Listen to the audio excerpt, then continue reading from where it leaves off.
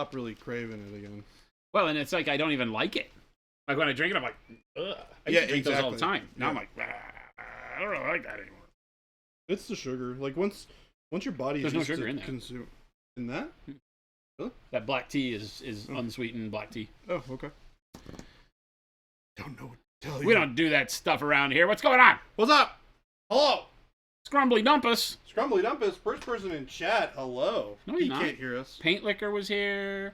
Mose was here. Oh. Tim was here. It says one viewer, and I haven't done this. What's going on, Paint Liquor? Mo, love your face. Tim says, tells... hi, Baby J. Hi, Baby J. And thanks, Scrumbly. He says, and I'm sure Baby J's model is nice too, or whatever. Yeah, sir.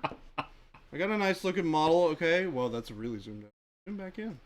It is nothing compared to my ABS 3D printed, massively ridged, crazy textured dropship. Nothing. Keep on going. Nothing. Keep on going. I have tried very, very hard to utilize the textures in a way that made it look like they're supposed to be there. Hey, you know what? It works. It works. B. Paul, what's going on, man? Thanks for finding us. Paul. Glad to have you. Welcome. Paint Liquor may be binging Battletech lore, like really going deep. Oh, really going deep. Look out. Applesauce, what's going on? Reporting for observational tasks. I'm back. Bose, Tim, Scrumbly Dumpus, Mad Science. I love Mad Science. Mad Science is like smacks the hood. It fits so many mechs in this bad boy. The meme is alive. We got Paint Liquor in here. Paul, Punisher. So many people here today. Y'all are excited for not quite Friday. It is Friday Eve. Friday Eve. The eve from which Friday flows. We got to figure out how we're going to paint the engines on the dropship. Maybe that's what we'll do today. I don't know. I have 50 million edge highlights still to do, and you'll notice there's a gray one. If I recall, there was something that you were going to have me do with them. You're supposed to paint the gray one. I told him yesterday I was going to have him paint this, mimicking my color scheme, and he had to do it start to finish in one stream. Thank you, Mo. FDM, yeah, Scrumbly it is. It's just the 3D printed ABS. Wait. But it is a very, very cool thing. It has the little hex traps in here. You can throw your mechs in. Well, I've put primer on it now, and it makes it harder to put your mechs in. But I swear to God, they fit. I guarantee you that Scrumbly Dumpus will have one of those printed by the end of the weekend. You can't get the file. Oh, you can't get the file anywhere? You have to order it? You can get the file for the one that holds 2 mechs. Oh. You can't get the file for the one that holds 4. For some reason. I don't know. But there you go. Now you have 4 mechs. That is very cool. That are positively retained in your Lance carrier. Boom. Not gonna lie, that's very cool. So then I can show up to kick ass and chew bubblegum with my mechs. And then it's a piece of terrain on the field when I get there. How great is that? I feel like it's pretty great, actually. I think it's pretty great. I feel like that's pretty great. I think that's pretty great, too. I'm just realizing that some of my mechs have 3D printed bases that so they don't fit. That don't want to slide in there very well, so I may have to figure that one out. Just sand them down a little bit. I'm sure it'll be fine. Yeah, we'll just cut them down a little bit. All right. It's time to finish. Scrumbly says it's actually, oh my God, it actually stores mechs. It's better than I thought. File? See? I told you. Yes, where can I find that file? Yeah. I know it. I knew it. Yeah, Scrumbly, they don't have a file for this one. They have one for the Demi Lance carrier that's like half as big and holds 2 mechs. The big one you have to buy printed. I'll tell him later. He can't hear anything we're saying. Oh, really? Yeah, he's at work and he can't have the audio on. Oh, I can't have audio on at work. Oh, yeah.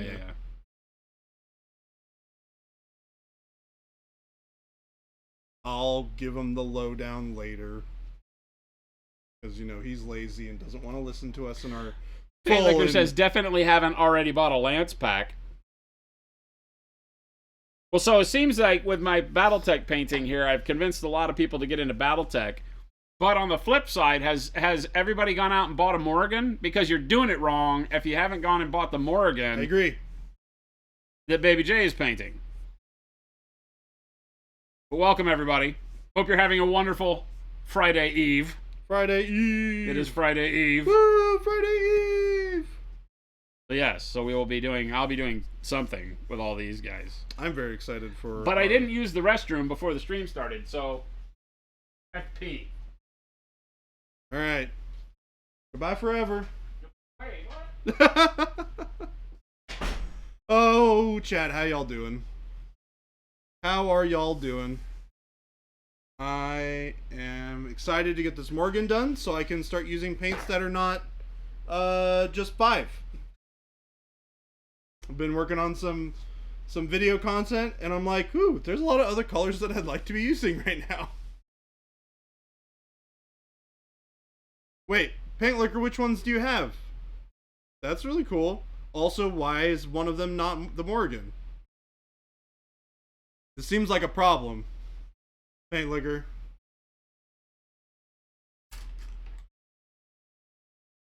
So applesauce, think about it this way, right?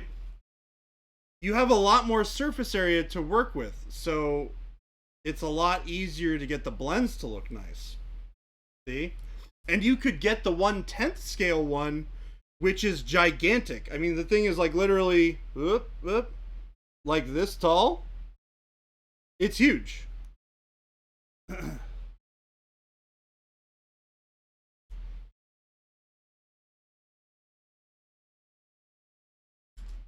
Yeah, you know, it's tough because I think, like Jason's mentioned a lot of times before, it's really tough to paint the same model multiple times.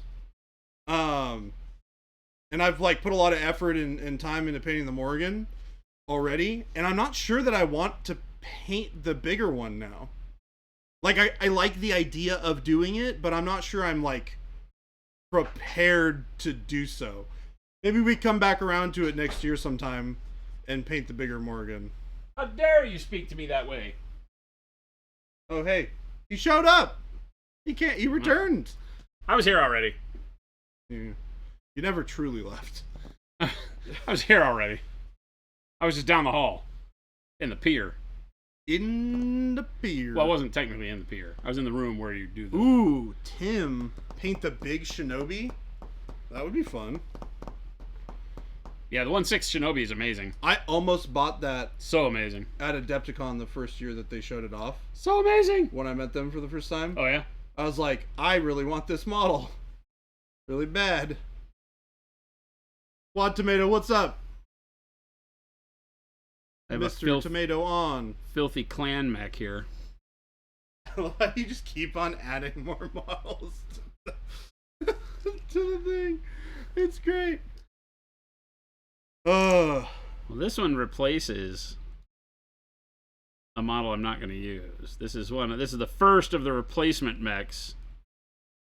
Right? They don't make a good model for the Arctic Fox.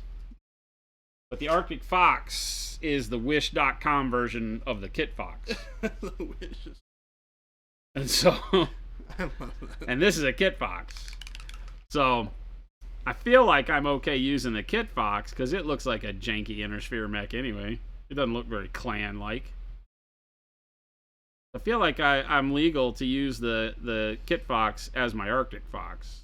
Because the Arctic Fox model is garbage. Horrible. Horrible, and I don't mind saying it. You don't mind saying it. It doesn't look good at all. Alright. Know where we're starting for the day. Let's get to it. There really are not a lot of things for me to paint left on this model. Maybe the whole stream won't even be dedicated to this model. Maybe we'll get around to painting some saucy boys. Applesauce, I've yet to paint skin and not sure I want my first time to be on a model as big as the Morgan. It'd be the best way to break yourself in. Hey, that's what I was saying. Look, more surface area, more room to make nice smooth blends. You can practice all your painting skin strats on that. It's a good idea. I like the idea.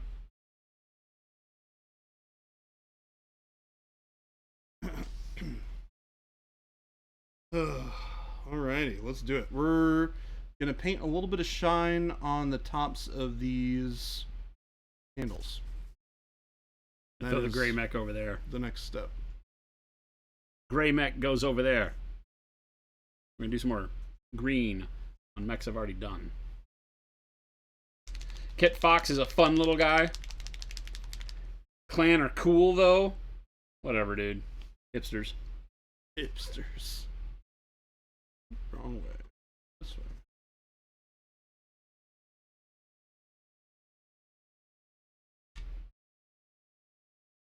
Being clan isn't cool. Just because you got the better mechs doesn't make you cool. Whoa, speak for yourself. I don't even own clan mechs yet, and I'm already pretty cool. So I don't know. I don't know where you're coming from with this kind of talk. Do I get a say? Nope. Oh. Nope. The one thing you don't get a say in. Because I said so, maybe?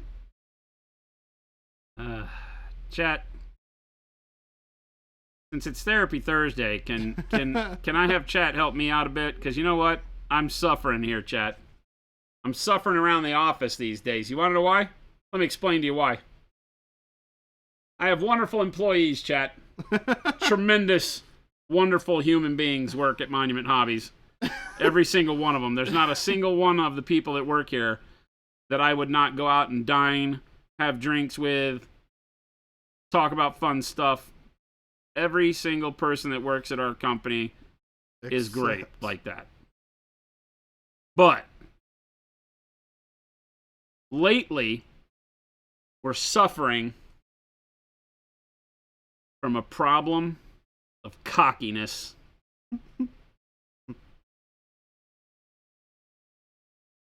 It started with new guy Phil. Yeah? Yeah. Started with new guy Phil.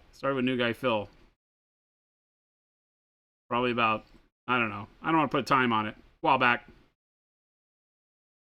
New guy Phil started getting comfortable.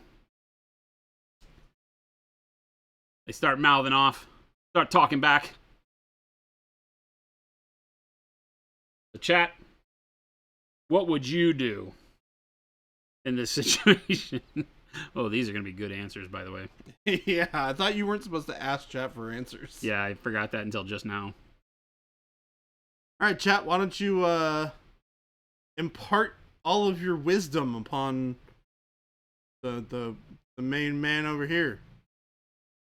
That's our job, to mouth off and talk back. Who's that? Mo's. Well, you don't work here, Mo. I'm talking about how to handle the minions, as you guys called them yesterday.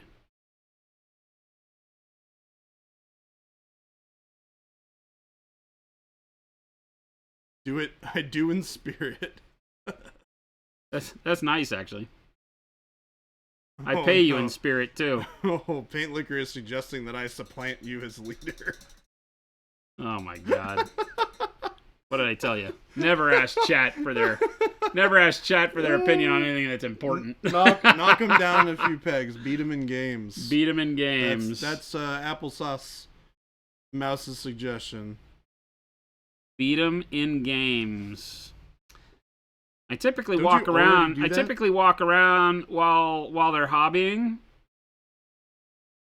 and mock their paint jobs. I don't really do that. Phil thinks I do that. Phil was painting a mech the other day and I walked in and I was like, "Why are you doing that? You're never going to get finished." He's doing these amazing like patterned paint jobs that look like Gundam on all of his favorite mechs in his force, which is admirable, but he's never going to get done. Right? Well, it depends on how many mechs he's got. If he has as many as you do, very unlikely. Very unlikely.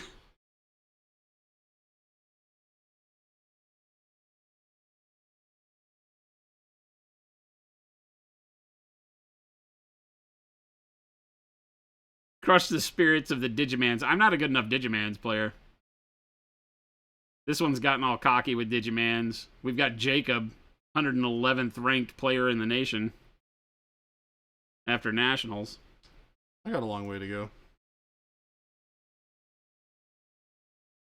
I can hold my own, though. Nowadays. What he says. I've never gone 1-3 at locals. Sure. I've played at a lot of local events now. And you've gone 1-3 how many times? Twice? Yeah. Get Fiddle, why are you guys perpetually out of stock on brushes? Because the brushes are too good, is the ultimate answer, and production is too slow. So those pair together not very well. Unfortunately. We should have more brushes in stock in the next few weeks, though.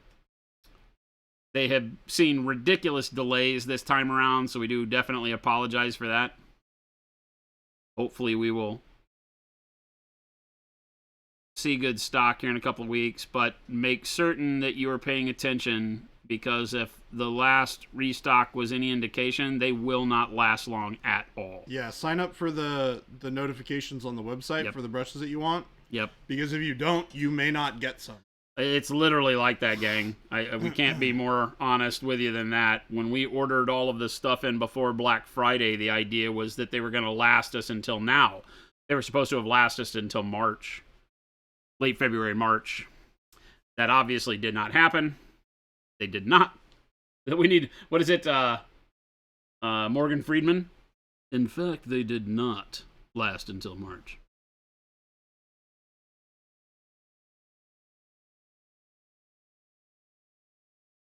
They lasted for exactly 3 weeks, I think it was. That sounds like a very short period of time. Yeah. So, and we've reached kind of peak output for the factory, which is the bigger issue.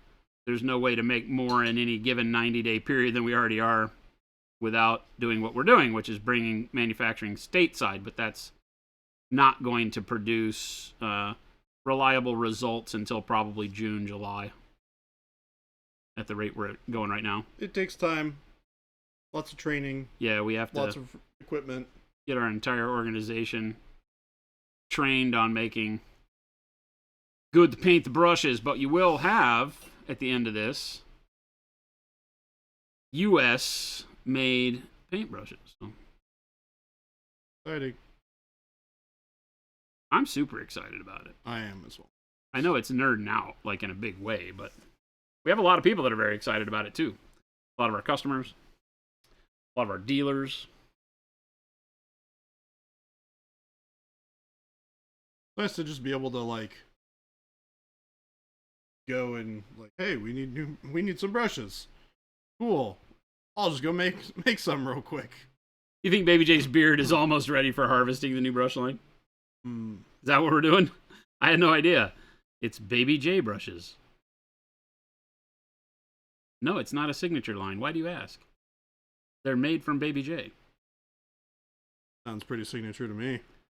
Well, yeah, like a totally new twist on the signature series. Hey, you know what? I'll donate to the cause. Like, if my beard hair would make brushes faster, y'all would have brushes.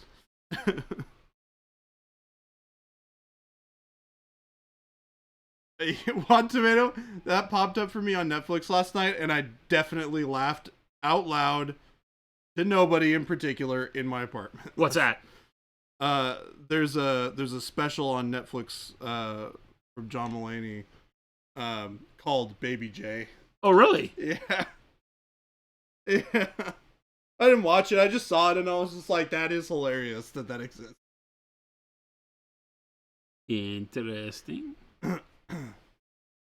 No idea who that person is, but I thought it was funny. They obviously know you. I guess so. Did you watch it?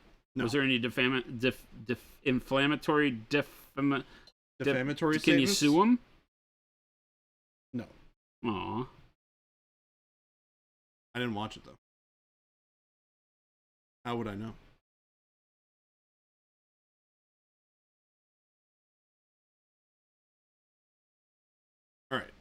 So, Jason. Yes, sir. I have an intriguing question. Okay. Whereabouts might somebody find Battletech models locally? Barnes & Noble. Funkatronic Rex.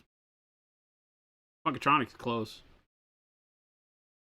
16th Street to Northern, which is where 16th dead ends, up north. Take a left, and it's at the 14th, 13th and a half, 14th Street. It's a strip mall right there after you turn left. Funkatronic Rex. Mike, good people, Rex. supports us. Tell him you work at Monument Hobbies. He'll charge you double. I mean, I've met the man. You met Mike? Yeah, remember we went down there when I came to visit. Well, that's right. Yeah. We went to all toured the you places. around. We actually admitted you were here. Oh, wow. Mm-hmm. You seemed excited about it for some reason. I did? I don't know. Yeah, I don't know why you would have done that. Well, I thought you weren't excited and weren't happy for me to be here. there was a time. In the time before. The before times? Yes. The times that were, but now are not. I think I even told chat how excited I was for you to be here. Chat, I think I did, chat, right? we need a confirmation on this. I think I even admitted it to chat.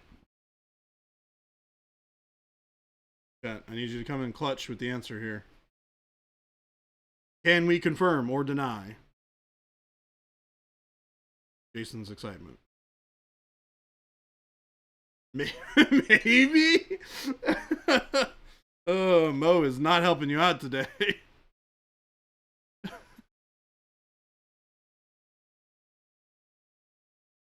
Might be able to confirm it. Not sure we can deny it, though. The Punisher comes in with the approval here. Confirmed possible. See? Gushing over his arrival. Well, how'd it turn out? Well, see, that's why I said in the before times. Yikes. Yikes. That's why I said before. Remember the before? Chad, I got to get my my A game back. Because seems like we're failing downwards.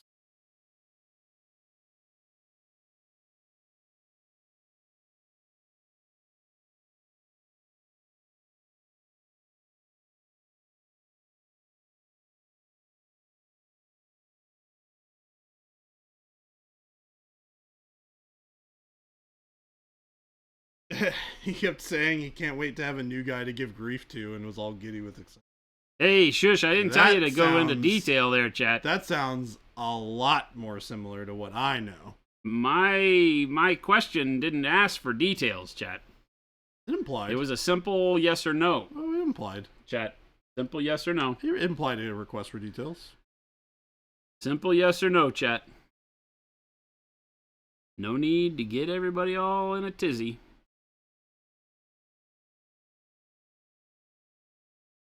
He said that too. Hmm? Oh, I'm just laughing at what. Laughing at what Mose is saying.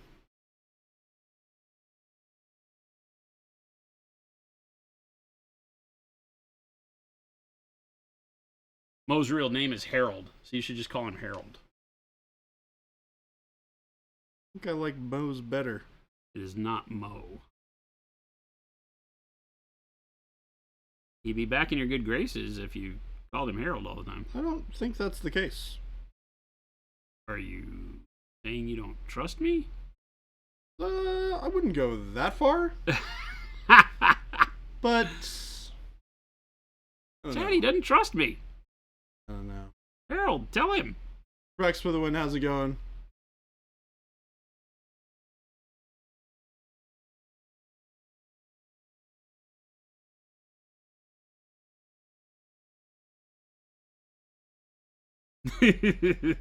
Yeah. Answer yes or no to this complex question that a simple yes or no is not sufficient to answer. Sounds about right. See, I got your Harold hanging.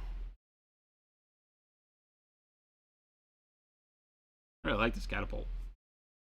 I think I will play the catapult in every land side that I make. I think you should, because that model looks great. Because you what? Oh, because it looks. I love the catapult. It's such a good model. I think the model looks great. I think the paint job looks great. I think the kind gentleman who happened to paint it looks great. You think I look great? Yeah. Wow. Look at that. Buttering him up, chat. What the hell do you need? What the hell do I need? Approval. Approval.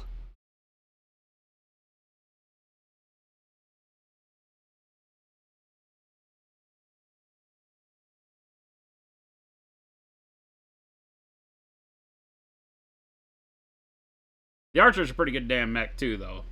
It's kind of the carbon copy of the catapult, except heavier.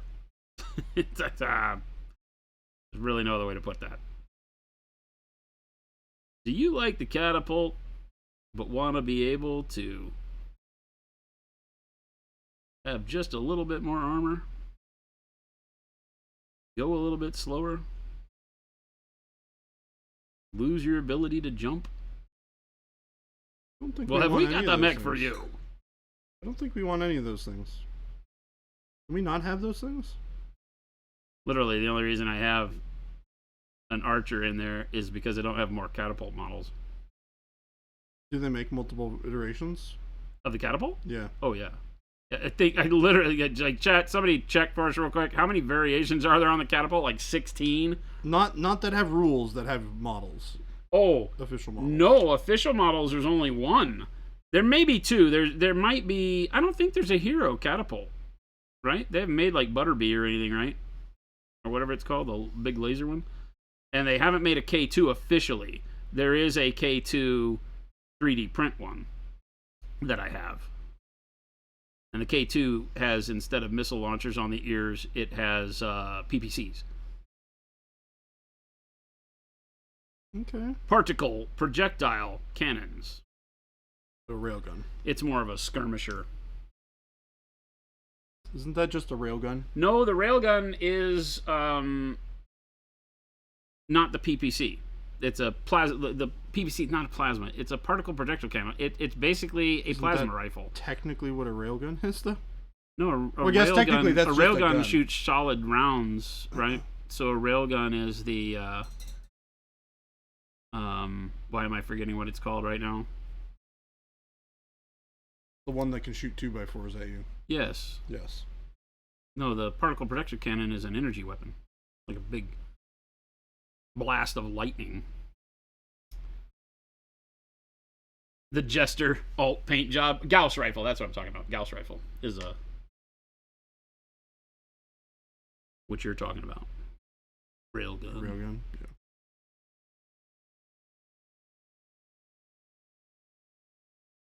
Railguns are cool. Big energy displacement weapon that just throws inert solid rounds downfield at such high speeds that they become completely devastating. Yep. It's a railgun. And the gun itself is volatile, not the weapon, or not the rounds, the ammo. So the ammo won't explode, the gun explodes. So it's a very unique. The rounds are inert, right? It's a very it's a very unique weapon in that sense, in that it has, I think they take up like nearly 7 crit slots, 6 or 7 crit slots. So while a Gauss rifle is a really neat weapon, it's a very scary weapon to take on smaller, on like under armored mechs, where it feels like that's exactly where you'd want to take it. Is where is it cheapest to get a Gauss rifle in your army? So you'd take a medium mech that had a Gauss rifle, right? Or a light heavy, so you didn't have to put a lot of your battle value into it, but you have a 15, because Gauss rifles do 15 points of damage each shot, which is a lot, by the way, because it's one location, no randomization rolls. Just here, have 15 damage. So they're great setup guns. They have very long range, like 21 to 23 inch range, I think. They're really long range. I mean, this sounds like a good thing to put on a quick mech that can run around. Right, but the quick mech is going to get crit earlier in the game most of the time, right? You're gonna get through armor a lot faster because you just don't have any armor. Yeah, but if you're running around, it's really hard to hit you, right? Doesn't matter. If you crit that gun, your light mech's gone. The gun does a tremendous amount of damage when it blows up. And it has 6 crit slots that give it 6 chances to blow up. You only have to destroy 1 crit slot to get rid of a gun. So if I roll a crit, it's in your left torso. There's like only 2 dice rolls that don't blow the gun up, and when the gun blows up, your mech dies. Because it does so much damage. So they're very, very volatile. Well, I guess I'm trying to figure out, like, isn't there some value to taking it on a cheaper mech that is really fast and can give you the bonuses to...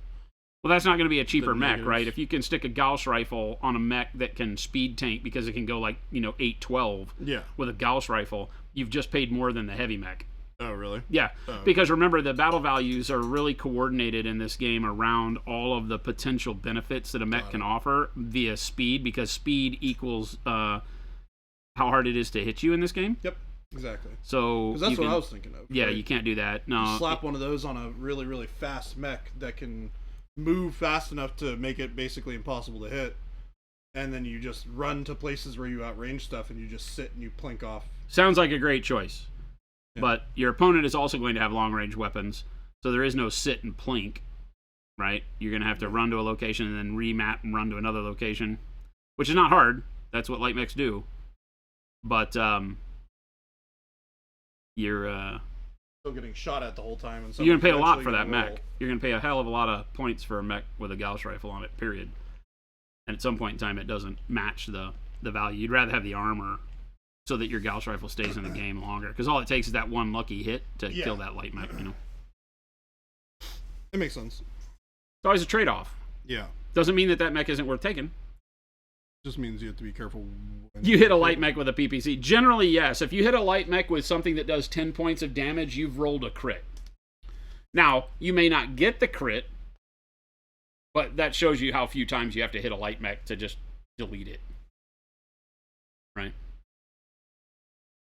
Because very few light mechs have 10 points of armor anywhere. Yeah. Most of them have 6 points of armor on their head.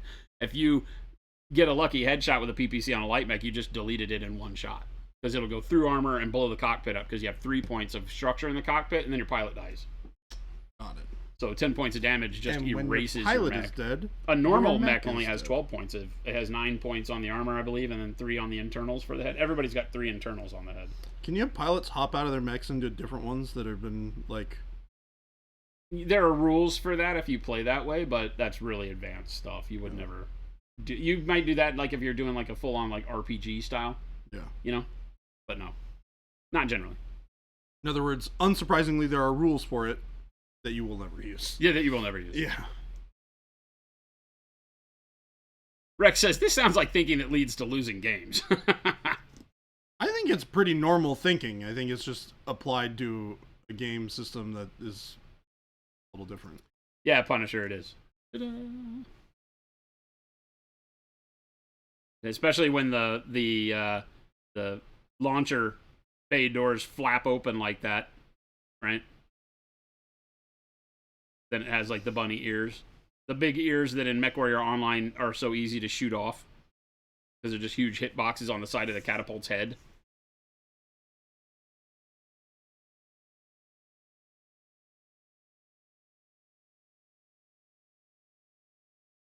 Rex, yeah. I mean, anything that's at a certain weight limit, right? The Gauss rifle itself weighs so much in tonnage that you usually can't have anything but maybe a small laser in addition to it. Once you get down to like light mediums and light mechs. Mm-hmm. I don't even know. Are there light mechs that have Gauss? Is the Hollander's a medium, right? Or is the Hollander a light? It has a Gauss rifle. I think there are a couple of light mechs that have Gauss rifles. But that's like, they don't move as fast because it's a lot of weight for the gun. So you have to size down your engine, size down your armor, structure, the whole nine.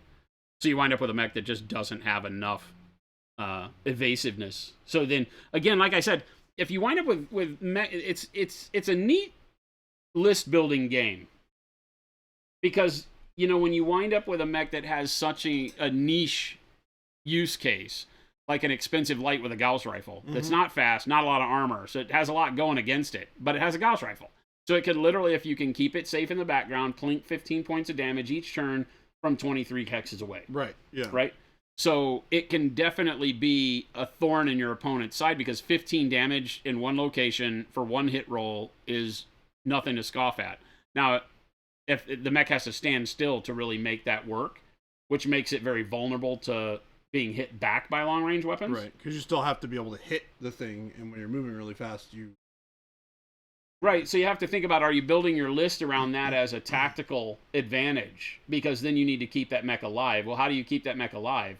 It means you don't have its gun operate for a couple of turns while the rest of your army gets into threat range. Yep. So that your enemy has to think about the rest of your army. Yep. Then you poke up the light with the Gauss rifle and start sniping once they're engaged with everybody else. That's what I would do. But when you have that long-range weapon, a lot of times your thought process is shoot as soon as you can. But if you're ranging them and the rest of your army isn't threatening yet, then what's the threat? The thing that dies so really quick. So now you've just wasted it. Yeah. So you just got to be smart when you do stuff like that and not try to build your whole lance or star around the little bitty guy with the big gun. It just isn't a great way to do it. No. It's a neat thing when it happens. That's great, but don't expect a lot from it.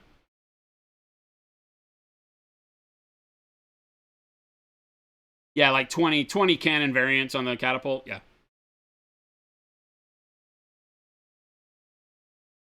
It's an old Star League era tech, so it's been around for a long time. Long time.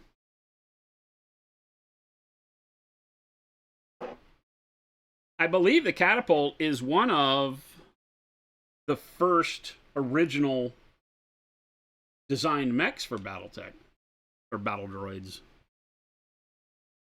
which is an interesting thing. I say original, right? Because so many of them were based off of Macross, Dougram, and other Japanese mecha shows.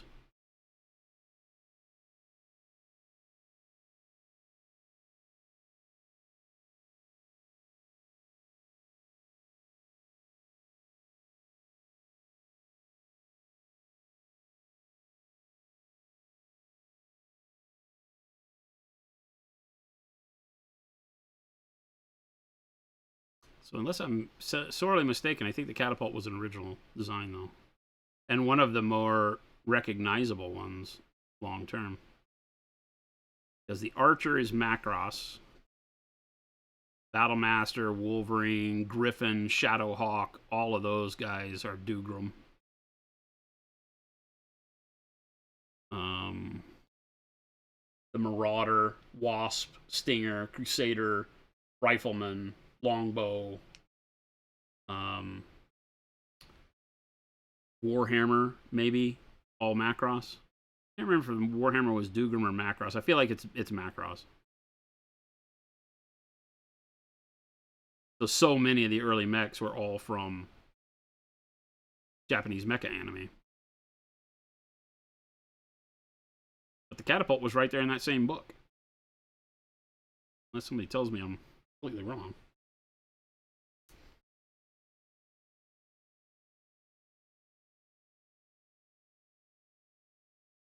The Warhammer with dual torso AC-20s. I don't even know this design. Warhammer has the big guns in the arms. And the SRM pack on the shoulder. I don't know that there's a Warhammer that has Nipple Fury. Is there? Are we talking about the same mech? Or are you talking about the Atlas? I have a Warhammer over here. It has medium lasers in the chest, right? Is there one that has AC-20s? That's crazy. I do not know this chassis variant. Warhammer's always been a mech that relied on its arms for its big hitting power, I thought.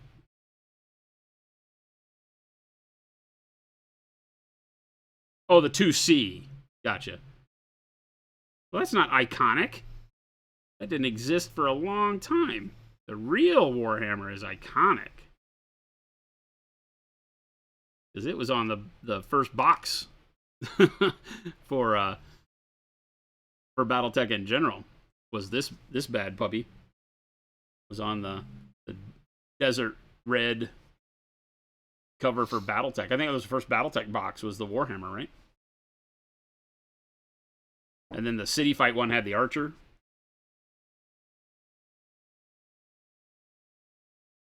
But yeah, the 2C's a bad mofo.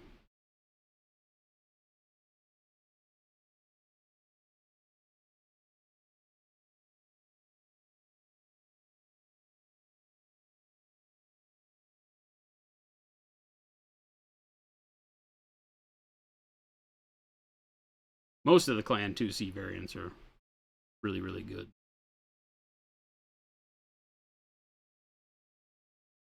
Hunchback?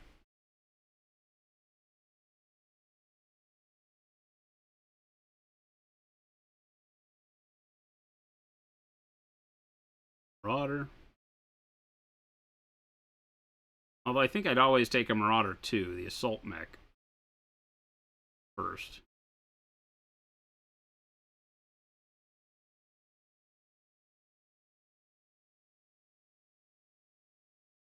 I have one of those. I didn't put it in the Force. Again, I'm trying to stay away from OP assault mechs in this Force. I just don't feel like mercenaries would have OP assault mechs.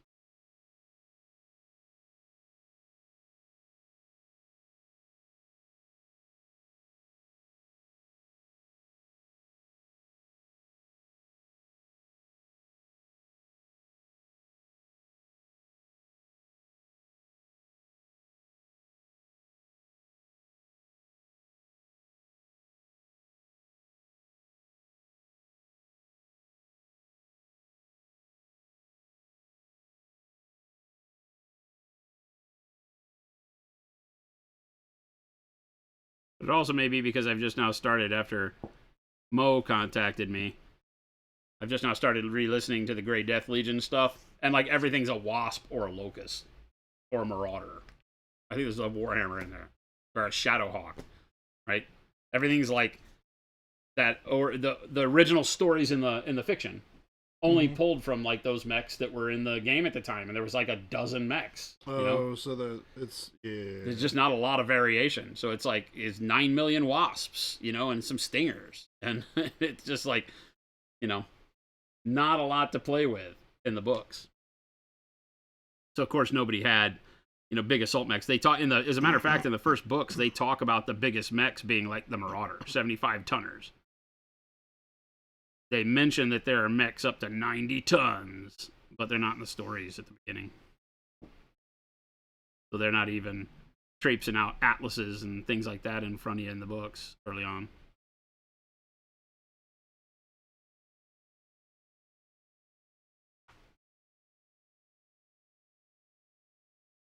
Maybe one or two they've salvaged from Battle Applesauce. Well, that's the thing, right? Is you can use that kind of, hey, we got this in salvage, or we got it as payment for a job, something like that. So right now I have 6 assault mechs in the battalion, and I want to drop that down to 3. Right, is my goal.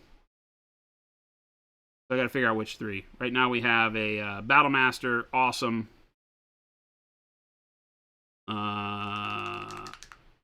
Zeus. Those are the 3 I'm thinking about keeping.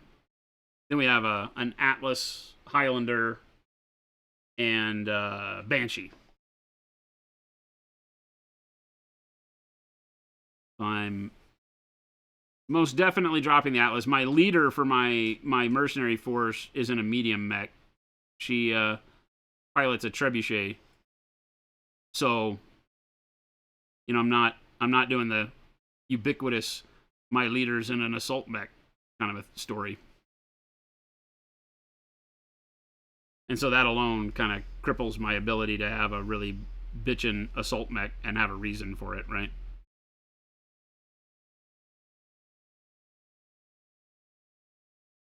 Not that you can't still do it. If you're thinking about getting into the game on your own, build your own story. I just think for mercs, if your leader doesn't pilot the assault, I'm not sure what the story is there. Because how do you just pick up somebody that had an assault mech? Like an assault mech pilot. They're not just a dime a dozen dudes hanging around on Galatea with their Atlas waiting for a job. Seems a little bit of a stretch.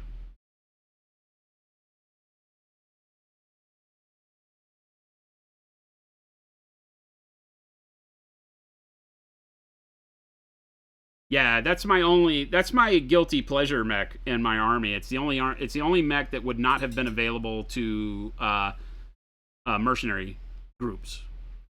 Is the Trebuchet 3C. It's the 2 LRM-15s with Artemis 4 and 4 medium lasers version. And 6.9, I think he is. No jumps, but 6.9, so it's a little bit faster. It's not the 5.85. So it's the only one. It's old Star League tech that would have been extinct by the time the clan invasions rolled around.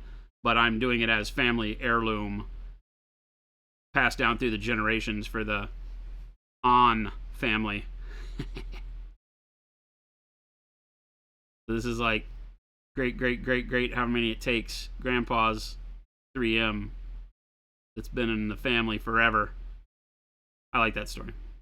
I'm sticking with it. Sticking with it. And it's a brutal mech. Like, it's no joke. It is really a guilty pleasure. It goes against everything that I'm building the force on. There, I'm not trying to build shitty mechs. Let's be honest. I'm trying to, have a force that's still fun to play and still has an ability to win. I just don't want it to be just all abusive mechs. It's very easy to build your force that way when you're a competitive player like I am. You can fall into that min-max mentality where it's just like, oh, okay, for every battle value and every tonnage limit, what is the most damage output, speed, and armor I can put on the table? And then you put your force together and you're like, oh, yeah, that's not nice. I'm trying to avoid that. I do have a lot of very good mechs in my force, but all of them are very ubiquitous mechs. Like the Wolverine on the table, very good mech, but very available. Same with this guy, the Griffin, very available for the time frame. Good mech. Do you play with pilot cards or just the generic pilots? So I do not know. Phil is doing the campaign right now, and I think that eventually we'd like to do it with pilot cards.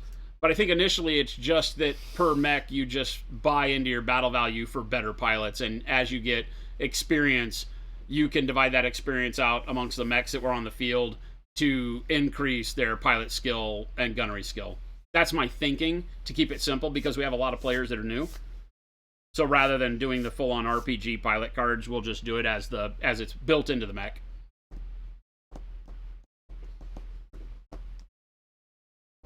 Because you can do the campaigns and stuff in a way that you only have X amount of pilots at the beginning. You may only start with 2 pilots and a medium and a light mech or something. Or maybe, I think Phil decided he's doing a Lance. And I think we're limiting it to 175, maybe? 175 tons? I don't remember what it is. Like 175 tons, maybe 150 tons, right? And you get 4 mechs that you can take. So it's mediums and lights is all you're going to be able to take. And a pretty good mixture at that weight limit, right? You can't just do a bunch of 55s, because if you're going to take mediums, you're just going to load it up with 55 tonners, right? And so I think we did it at 150, so you couldn't take like 3 55-ton mechs and a 20, So yeah, that makes sense. Or a flea, and 3 Wolverines. What's a flea? Let me introduce you to your death every game. A flea is just a mech that you would throw in there. It goes fast and does nothing, but it didn't take your tonnage up. It allowed you to maximize your other avenues. Allows you to play not down a model. Yeah, but the so we're gonna get a Lance to start with, but they'll be cheap mechs, and then you're gonna get money on top of that based on your background, role, and all that. So as a mercenary from a backwater town, I'm not going to get a lot of C-bills to start, right? So I'll get my mechs, not a lot of C-bills, and so I'll have an uphill battle to climb to win C-bills over every battle. But I don't think he's going to start us with like pilot cards, because then you'll have to be like, what happens if a pilot dies? Do you have to hire another pilot and that costs you your C-bills? Because that's generally how you'd play if you were doing that, and you don't want that to happen. Or not early on for people just learning the game, I don't think. Just have a pilot attached to a mech. If the mech dies, whatever, you fix it. maybe that costs you C-bills during the downtime, or you get another mech from salvage or whatever. Your pilots always stay. If they technically die from a headshot, you just consider it incapacitated to come back, you know. But you can do full campaigns where you have your pilot cards, you get XP, you skill them up, and then they die. And when they die, it's like hardcore mode. They're dead. So if you dump a bunch of points into one and he gets that rando headshot, rip that guy, and you start back at your basic, gunnery skill 4, piloting 5 pilot that you have to hire. Or maybe you can buy up and buy a more skilled pilot or whatever. But, that can be frustrating for new players. Because we all get emotionally attached to our cool things. We do. And your cool thing might be that pilot that hits every time he shoots and then dies because he got smacked in the face by a locust. You need to go write the names on all your mechs before you forget which is which. I have 36 different ones. Actually, that's not true. 34 did we decide? Because I have doubles of the Wolverine and doubles of the Crusader. So I have 34 different chassis here. Yeah. 34 different chassis out of 36 mechs. Which also seems a little weird, right? Like in reality, you'd have more. I'd have more Phoenix Hawks, I'd have more Griffins and things like that, and I'd only have a smattering of rare ones. Because of the way you buy the mechs, I didn't want to afford that. Because you would literally have to have spent a crap ton of money to get duplicates of any of these models.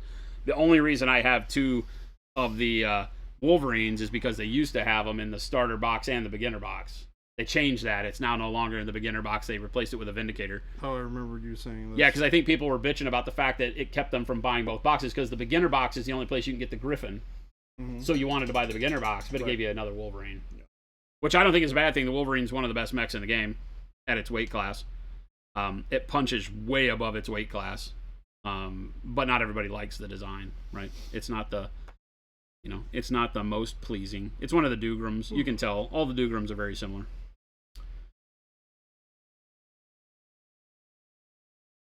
But I love me some Wolverine, so.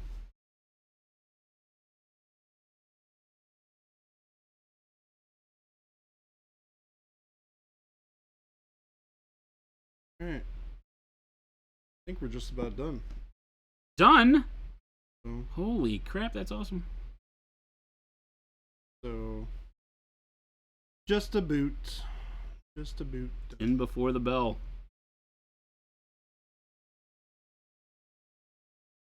At least done to where I want to take it. It looks fantastic. Thank you. There's always more that could be done. But at a certain point... You gotta pick a stopping point. Yes. At some point, you just gotta, call it quits. And... while I love this model, I'm not sure that I have the energy to continue painting it right now. Well, and you've painted multiple portions of it multiple times. Yes. Going in and refining and deciding you didn't like a thing and redoing a thing and doing all the things. Yep. Paintlicker's like, congrats to Baby J finishing the model. It's painful to do that. Now, is it finished like Horus was finished? Yeah. Or is it finished? Yeah. Yes.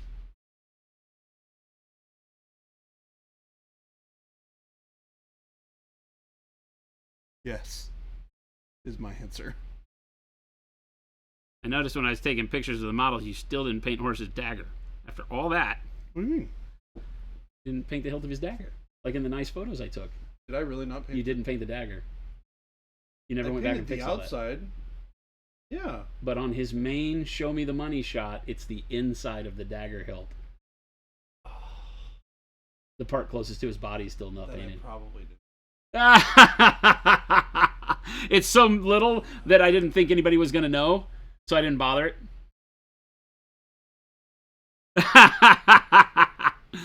You ended up getting the Clan Commander Lance. That'll be your next project, Paint Liquor. Awesome. Yeah, I had to buy... I didn't have to, but I bought 3 clan packs. Well, one of them I bought strictly to get the Kit Fox so that I can run it as an Arctic Fox Intersphere mech. But everybody wanted like $15 to $17 for this, and the whole pack was only $22. So I just bought the whole pack. I don't remember what else is in it. Nothing I care about, but... Do we have any sugary snacks around here? Like in the room? In the office. I think there's... Oreo packs. Okay. and Nutter Butters. You like peanut butter?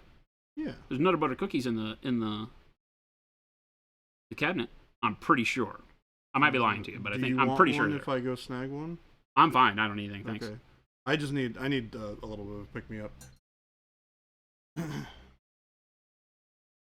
don't think I slept very well.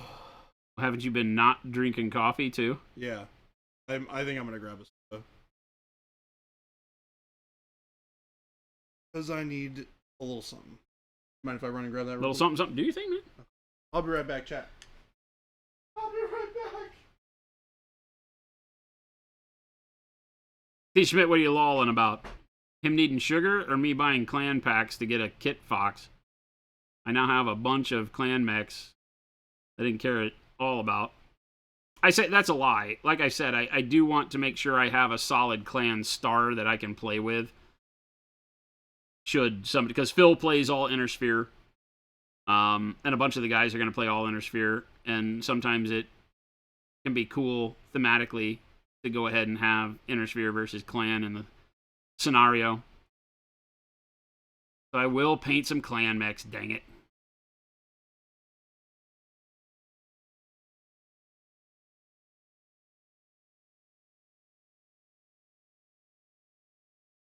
But it'll be a while. I'm not going to just dive right into clan mechs after these guys.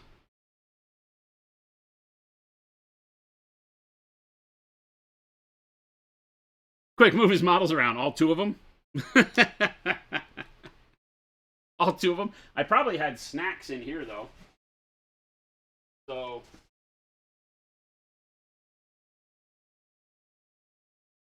you know what? We have... no, I'm a liar. Not, so I can't feel bad about it.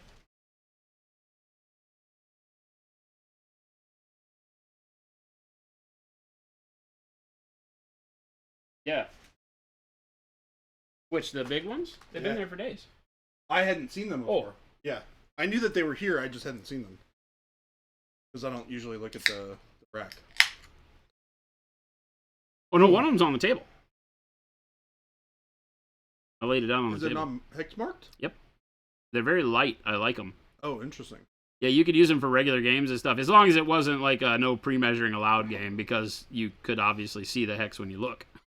Yeah. You know. But they don't look like hex maps walking by, because the hex is very light. They're really neat. They're from Deep Cut Studios.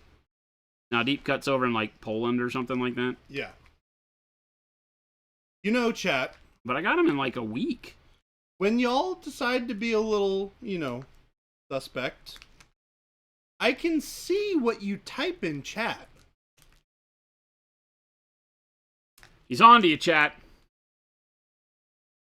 He's on to you. Oh.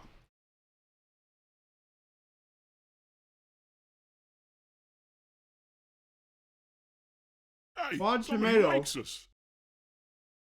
You literally type lies right under your comment. So, you know how you know I'm a great guy? I didn't move your models around. Not good enough, guy. Better man might have. I'm just kidding. Well, we know that's how you think, because you move my models around. Yeah. You just fall right into chat's traps.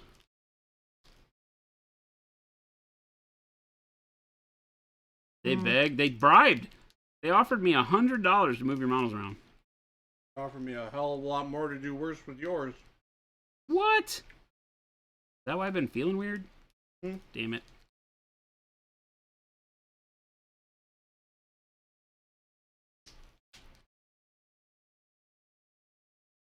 All right.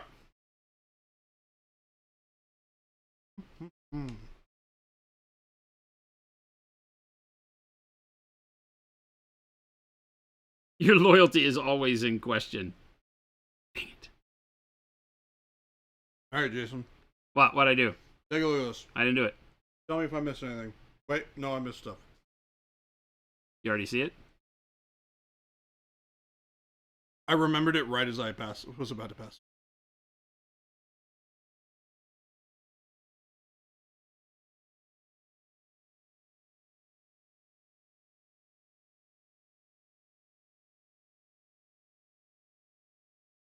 Sometimes you just need a second pair of eyes.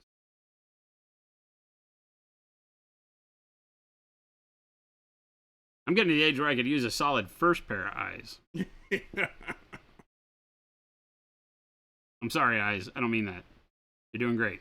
Keep up the work. Holding out. Well, as one might ask.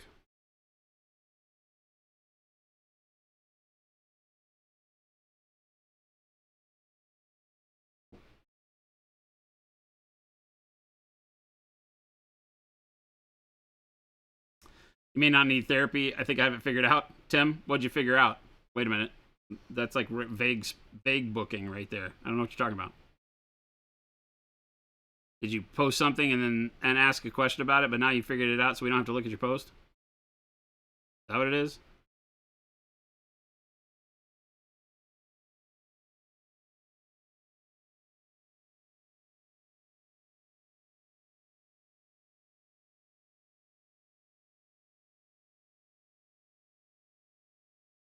I'm not sure I want to rely on the Umbrella Corporation for literally anything. In fact, if it were possible to rely less than nothing, I would. 2 pairs of eyes. You have 2 pairs of eyes? You currently do? No, I only have 1. I have 1 pair of eyes that's going through glasses. Which are your second pair? That's not eyes. Not even a little bit. It's just pieces of glass. Probably plastic, actually.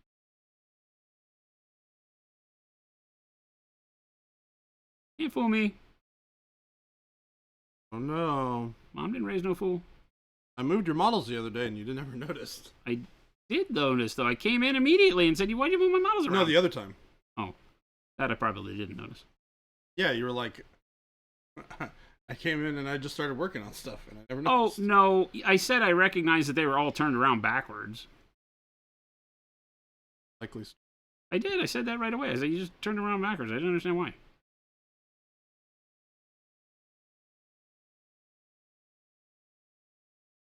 I said I came in expecting to find something fun, and all my models were turned around backwards, which didn't make any sense to me.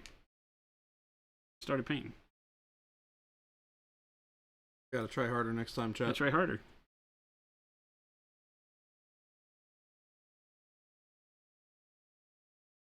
Thought I had him.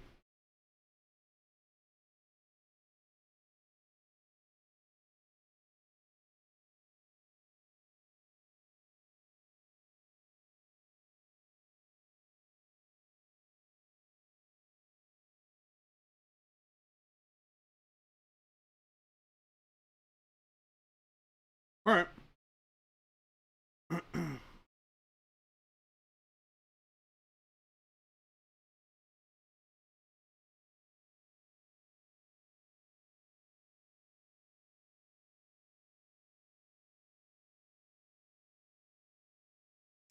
Mr. Greensleeves.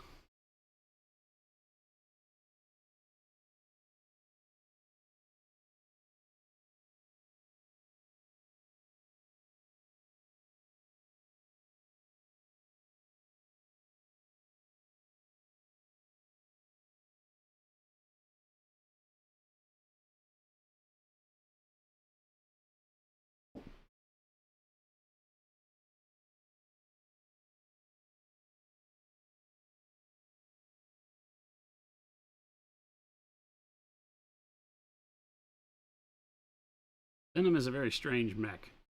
I still feel like this model's head is like some mistaken amalgam of parts. Parts? Yeah, like I just don't think, I just not real sure what they were doing here. I either painted it wrong, but I don't feel like it. I mean, I feel like everything I painted was windows. Look like it.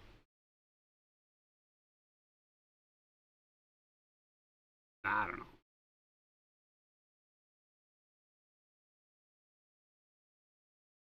That's what you get.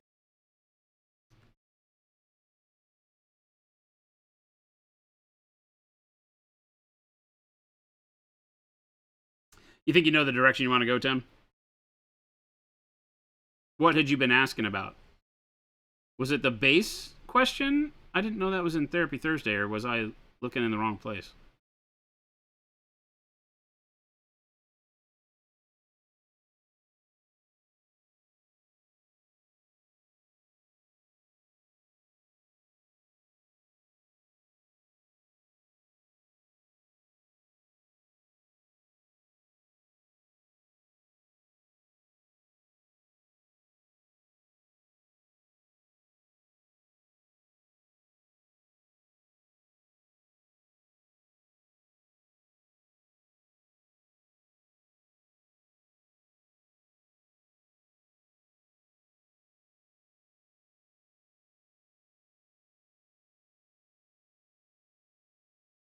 All right, guys, doing terrain elevations with the deep cut maps. We're printing out an absolute crap ton of terrain. Gonna be cool. I've seen some of it on the table already. I know Phil bought a ton of some hex terrain as well. We've been printing out a bunch. I got a bunch more STLs from Thunderhead. I'm asking the guys at Death Ray how much they'll print me a huge amount of terrain out for. Because we only have one FDM printer here, so we're not able to just go as wild as I wish we could, and I'm not going to buy a bunch more printers we don't need just to do Battletech terrain.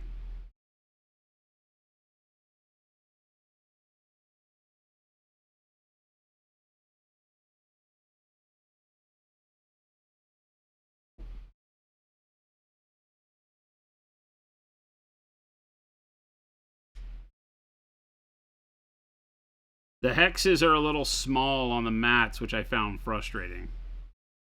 So it means that the terrain is going to be off by just a hair, because they're like a millimeter shy, right? It's the lost in translation. It's that Poland doesn't know what 1 1/4 inches means. They did it in millimeters, and it's like a half a mil off each hex. So over distance, it starts to accumulate and be a little bit of a bummer. Not the end of the world by any means, but...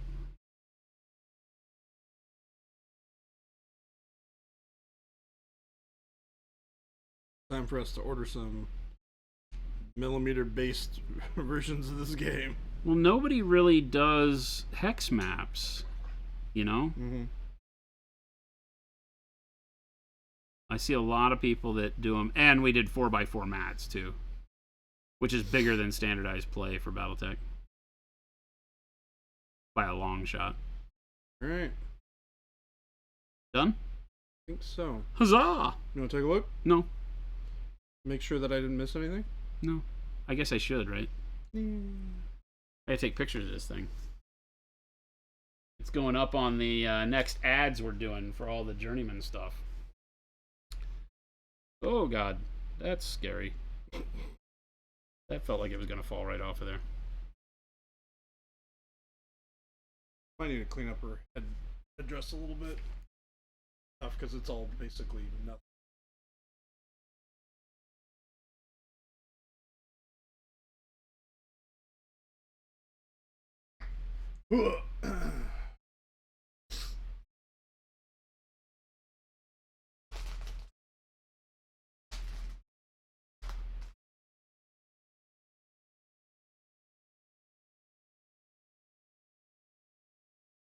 I like it. I like it too. I like it.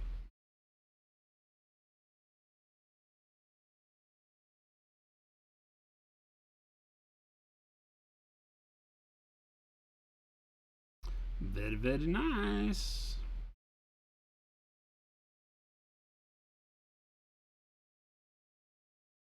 I might get rid of a little bit of the raccooning on her eyes. Yeah. On the underside, yeah. Where the cheek is. You get a pretty hard shelf falling off right here. And here. On the bottom side of the cheek. Mm-hmm. It only really makes a difference on this side. Because it goes a little bit darker on the left than on the right. Yeah. Right underneath. Well, part of that is the way that the lighting is supposed to hit, but I probably didn't sell it well enough. She has really smooth cheeks though, Yeah. as opposed to shelved. That's true. So you get So a that blend shadow that would go not along be- that a lot further. Yeah. It's a little rough right there just where that join line is. It just has a little bit of a masking. Underneath the cheekbone. Well, no, not under the cheekbone, right at here. Oh, Right. in her eye. Yeah, like if I poke in real quick to show people what I'm talking about here. Right. Oh, jeez. I'm trying to do that I one. see what you're talking about. This one, right? Oh, you know what Just- else I need to do? I need to paint her eyebrows. Just like, oh yeah, eyebrow. Um. But just like right there. So it gets rid of a little, I call it raccooning. It's a little bit of the mask that we create, because when we're painting, we want that mask of the eyes to work really well. Yeah. But it almost gives it a more masculine look because the way the brightness to darkness shelves off real quick Mm-hmm. makes it look like she has really sharp cheek line, Mm. which some models do, but hers is really smooth.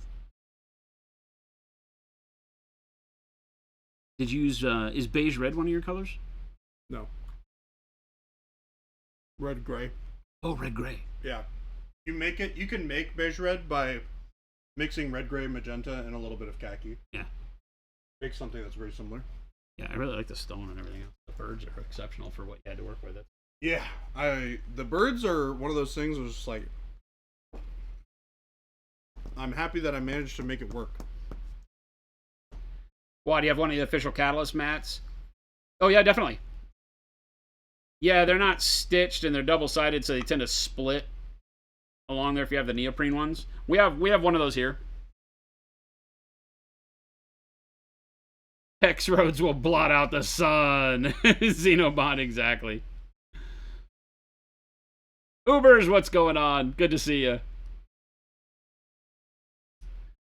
T. Schmidt says you have to share pics and possibly battle reports now. We are going to be doing some battle reports with the Empty Wallets guys. We have had for a while, a huge gaming table that's right over there. Literally right over there. In a box. Yeah. From Game Theory. Yeah, it's Game Theory. Can't remember what Origins. It's called the Origins gaming table. We have this huge freaking gray, awesome wood bar height gaming table that they made for us. It's in the box. It has never been unpacked.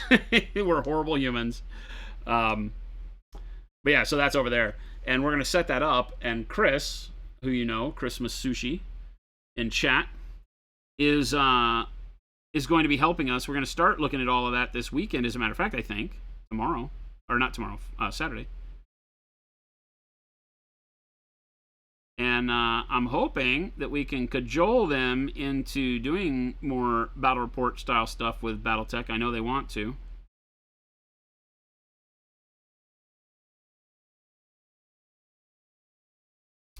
Some BattleTech and Pro Acryl.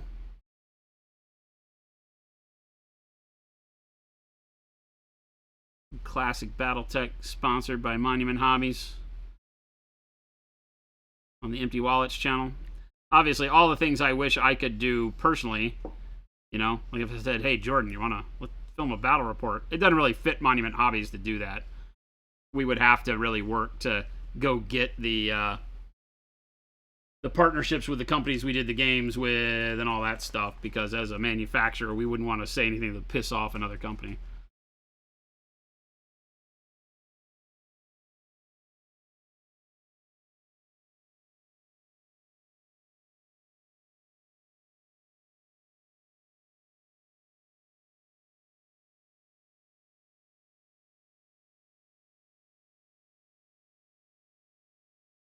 But yeah, we're setting up the studio here for a podcast broadcasting area. Obviously, we'll have the battle report ability. As we are coming out with our own games, we need a spot where we can be doing videos on how-tos and general information videos on the games themselves. So that'll be done in here. All sorts of neat stuff happening in the near future that you guys and gals will like, I hope. I'm excited. It's going to be It'll rad. be a lot of fun, man. You came on board at an exciting time, I did. Mr. Baby J.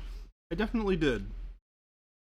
Not that it isn't exciting all the time around here, but exceedingly so right now because of all the various and sundry things we got going on. I think they're quite sundry enough.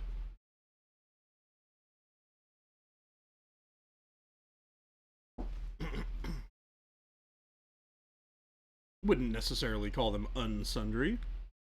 Oh, they're unsundry. Oh, they're unsundry? Okay. Oh, they are definitely unsundry.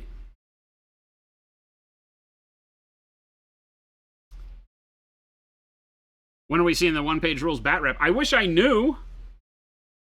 I have no idea what those guys are doing. I talked to them about other projects, but I don't know what the editing is like on that. It was supposed to be out already, like a long time ago. I don't know what's going on.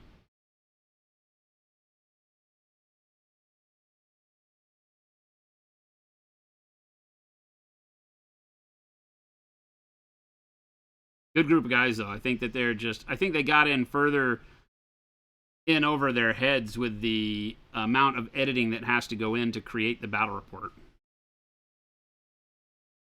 Because, no matter how quick the game is... Is this their first battle report? It's their first at this kind of size, yeah.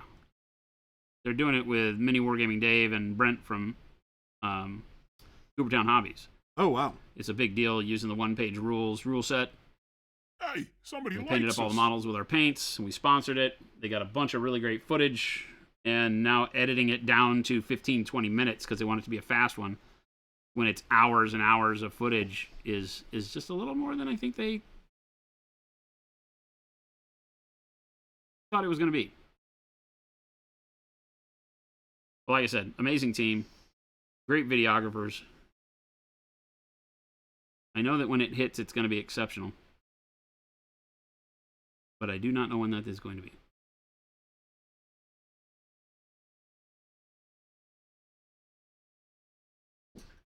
A Spooter! Spooter! It's Mr. Spooter.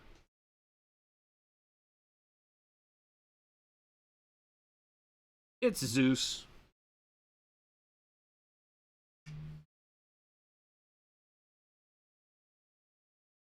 Artistic Etten, what is going on? How are you? Whoa. Welcome, welcome. Thank you for the follow. There's, in fact, a Christmas sushi in the chat.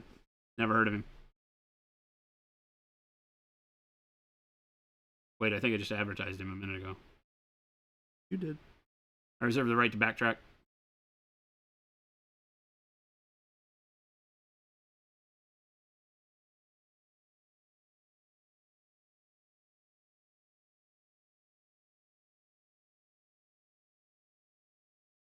Yeah, it's an exciting time to be a BattleTech player because with the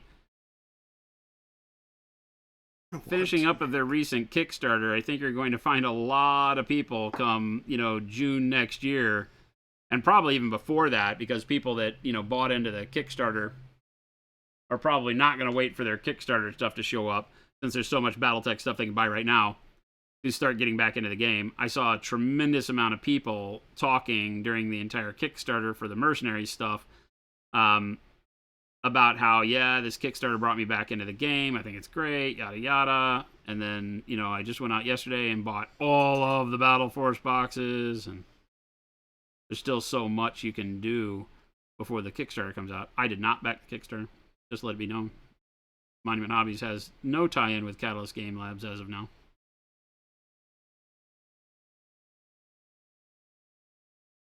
Like this. BattleTech is the game that got me into miniature wargaming. Way back in the early 80s. Like 12, 13 years old, 82, 83, 84, that kind of time range. It is the game that started it all. It was my one free hit, my gateway drug into this crazy world of ours back when it was really the only game in town. There was no Warhammer.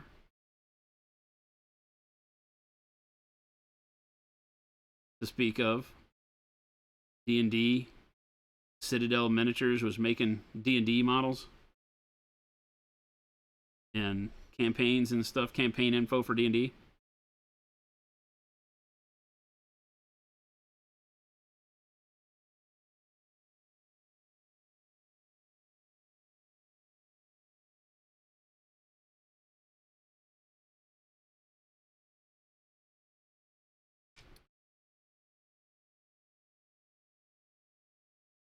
It's been near and dear to my heart for decades, it has had some very rough times. Hero Clicks, we're looking at you.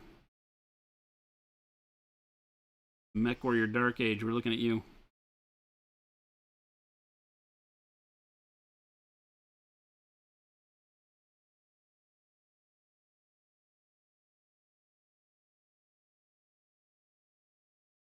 But fun nonetheless.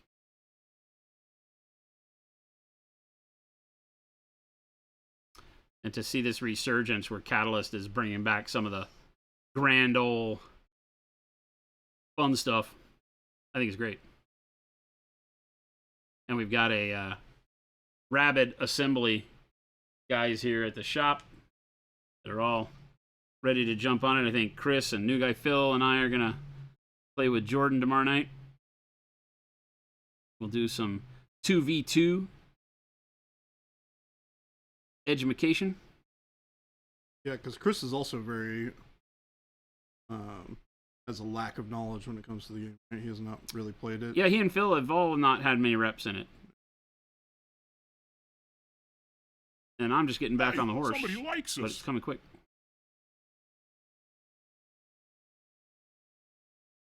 Riding a bike.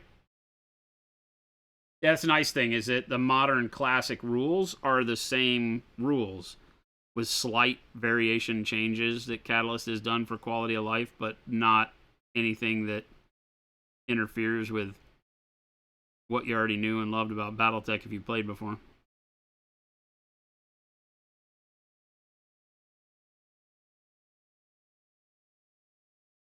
Great time to get into it. Cheap.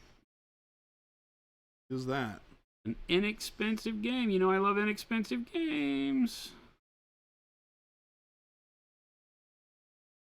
The big thing you will hear about Battletech more often than not is how crunchy it is. Everybody's like, it's just too much. Too much. It really isn't.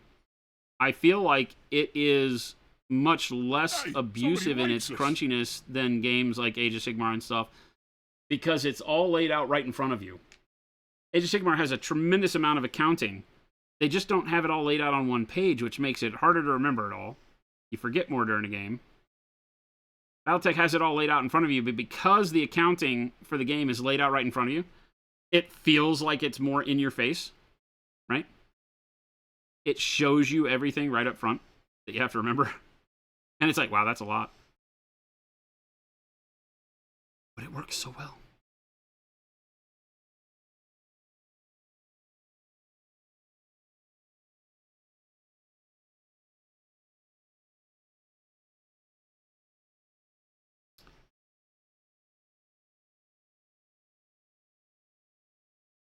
We'll have to get a group of us together and go curb stomp Mike at Funkatronic Rex.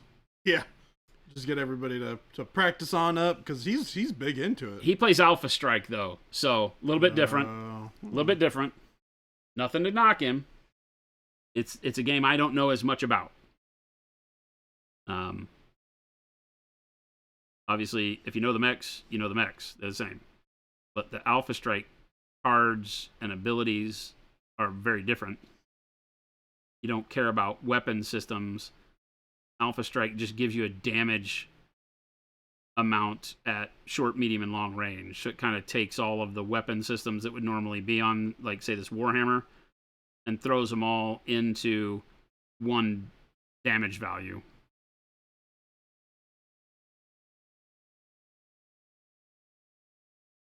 So it works a little bit differently. Each mech gets a turn to go and applies its damage value to an opponent at whatever range band it is, and it's kind of like assuming, okay, I fired all of my weapons that are available at that range, and that's how it gives you your damage output. So if you were in like a catapult, you would have a higher long-range damage output than you would. You might do 4 or 5 points of damage at long range, and then only like 3 points of damage at medium and short range. It just works a little bit differently. The mechs have a health bar as opposed to armor and structure that you have to chew through. It's I call it the World of Tanks version of Battletech. It reduces everything down to just a video game health bar style way of looking at it. But it is a way to play Battletech a lot faster with a lot more mechs. Give it that. I want to play with more stompy robots.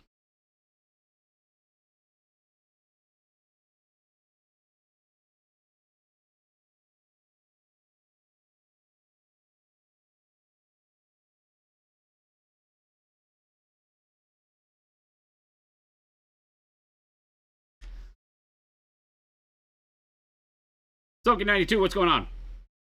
Waffle says, what are the coolest factions in Battletech?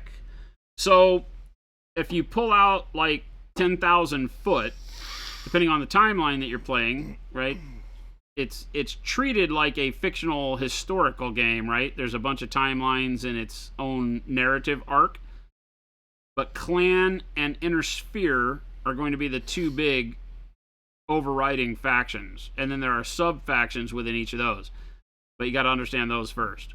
So the Clan is made up of a bunch of high-tech humans, almost superhuman, you could say, mech pilots and better technology. They fled the Inner Sphere part of the galaxy centuries ago because of all the warring factions, and nobody would listen to reason, and so on and so forth. So the leader, Karinsky, took off into the Outer Rim, took a bunch of mechs with him, a bunch of technology, was never heard from again. Turns out, they were out there figuring out how to run a super society. See you, Jess. Take it easy, Jess. They were out in the periphery trying to run, or figuring out how to run a super society. And then once they got it all figured out, hundreds of years later, they came back and waged war on the Inner Sphere in kind of a vengeance situation. So the Clan invasion is the big turning point. So you can play clans. You can be the superhuman mech warriors with way OP technology that beats the hell out of all the Inner Sphere stuff, but costs a ridiculous amount to run. Or it could be the Inner Sphere, which are... Oh, and did I mention that the Clan is a bunch of filthy clones? Filthy vat-born heretics? Did I mention that? I might not have mentioned that. But they're all a bunch of filthy vat-born clones who have become sworn in abstinence and have this warrior monk culture. So if that appeals to you and you're a filthy heretic, go Clan. He's saying this because I was planning on going Clan. No, I mean, you'll hear my honest opinion. I wish I could run Clan mechs because Clan mechs are really good, but they do cost a ton. So that's the give and take, right? A Clan heavy like the Timberwolf can be like 28 million C-bills. For that same price, I can buy like 300-ton Inner Sphere assault mechs, to give you an idea. So, when playing the game in a campaign sense, like if you're just playing casually, it really doesn't matter. Play Clan, better mechs. Playing in a campaign sense, Clan becomes very difficult because everything's very expensive.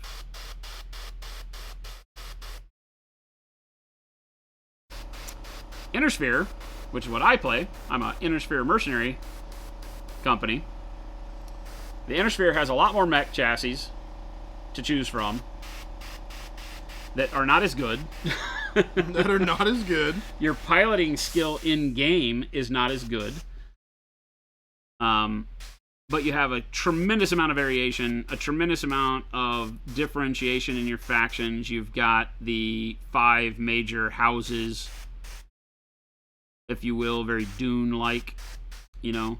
Imagine cool. House Atreides, House Harkonnen, that kind of stuff. You've got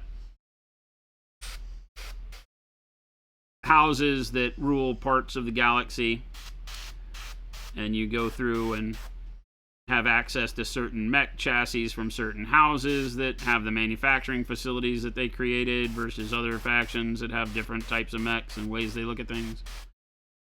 It's very in-depth, and you can either go in-depth with the story, or you can just buy what you think is cool, put it on the table, and shoot stuff. It's a very, very cool game in that regard.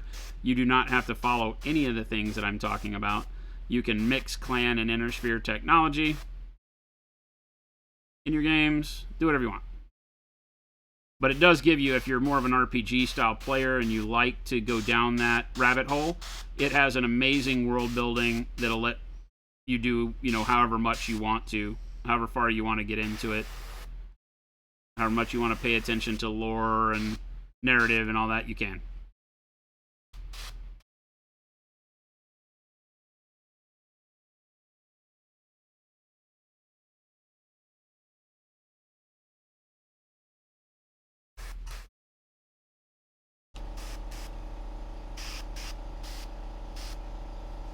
Clan on clan action. Yeah, you can fight clans versus clans. They were always infighting.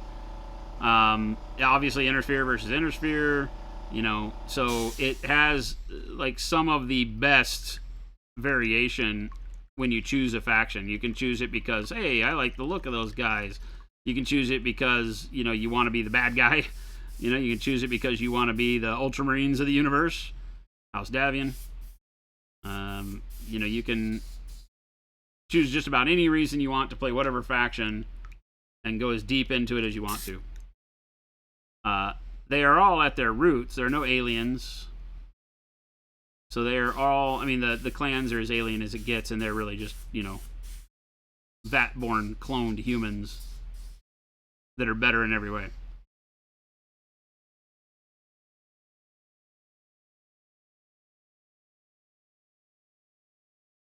But it is a very non-fantasy sci-fi game in that regard. It's humans, and more humans.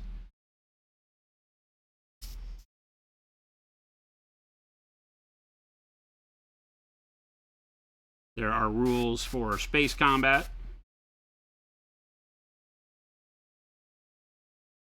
As large a scale ground combat as you would like to do. Combined arms combat. I'm only painting mechs, but there are a lot of vehicles, tanks, infantry. Anything and everything you can imagine, you can do in this game.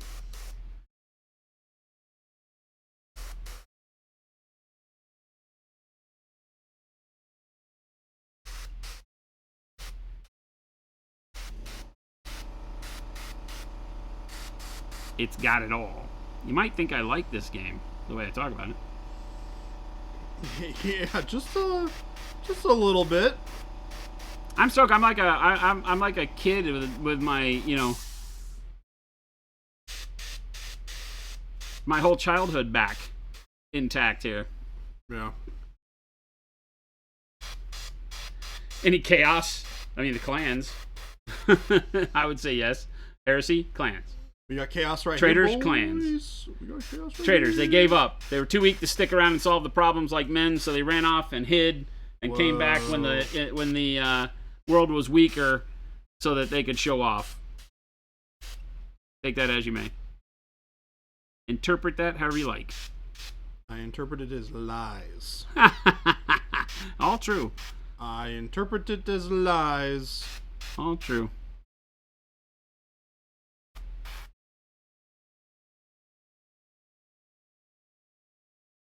Now, granted, when they left, the governments that they left were pretty heinous. So,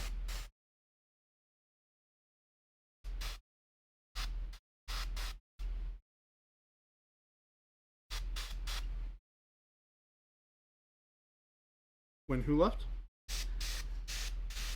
when Kerensky left.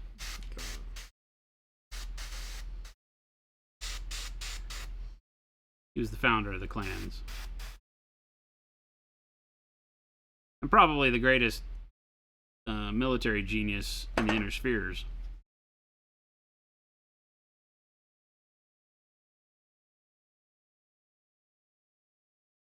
But he full tilt traded and split. Took his toys. Took a bunch of other people's toys. Left.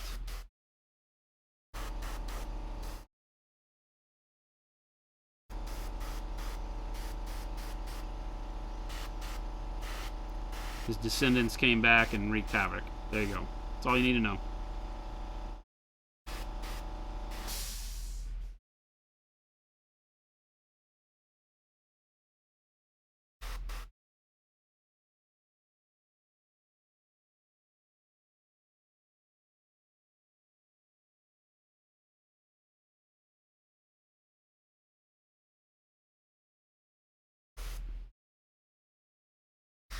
Starlink versus Amaris is really cool lore. It really is, yeah. The Amaris Civil War. He befriended the Emperor, right? And then the Lord Regent of the Inner Sphere. And then shot him in the head. Whoa.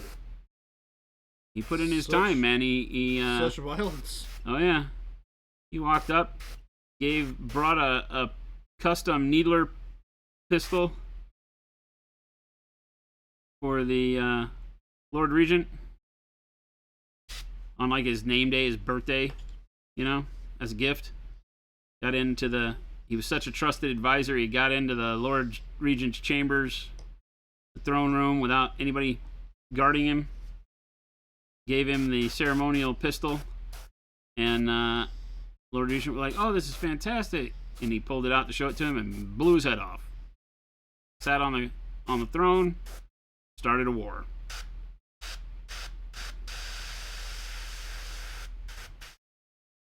It's pretty wild. Oh yeah, you like Game of Thrones intrigue? I got it for you in spades. Don't become attached to anybody in the Inner Sphere. They die. They die in droves.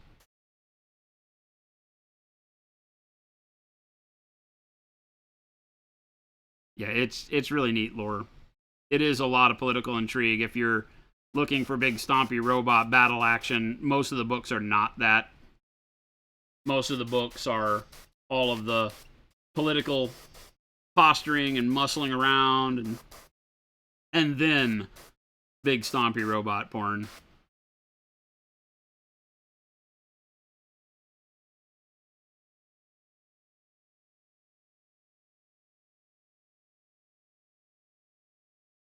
But boy, there are lots of people in the books where you're like, can somebody kill that person now?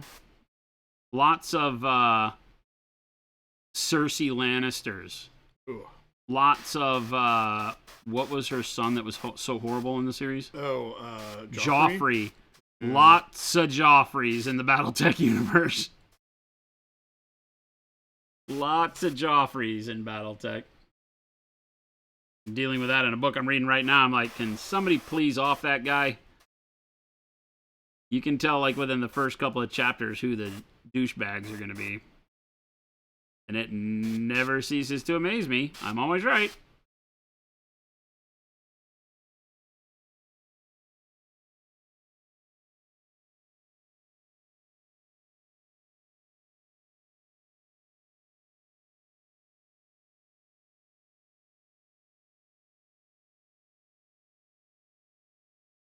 Alright. Time to blast some Horus Heresy models.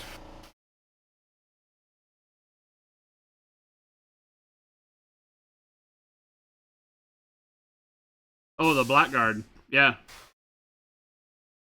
The Royal Guard that was coming to protect the now dead Lord Regent. Were the most fierce fighters in the Inner Sphere. And they had to nuke them. And they still kept fighting. Killed like a regiment of mechs.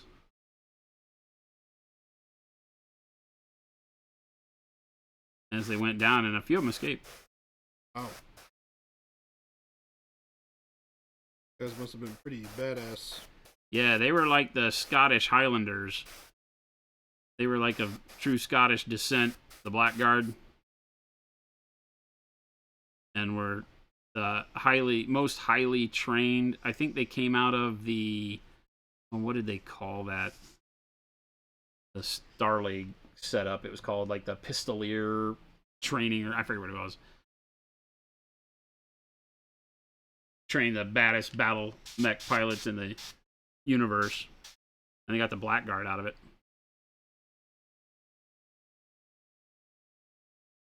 And they held off the entire coup single-handedly while everybody else escaped off planet. When somebody in chat was asking, are they mostly IS or clan? What are we talking about? The stories? The mechs I'm painting are all Intersphere.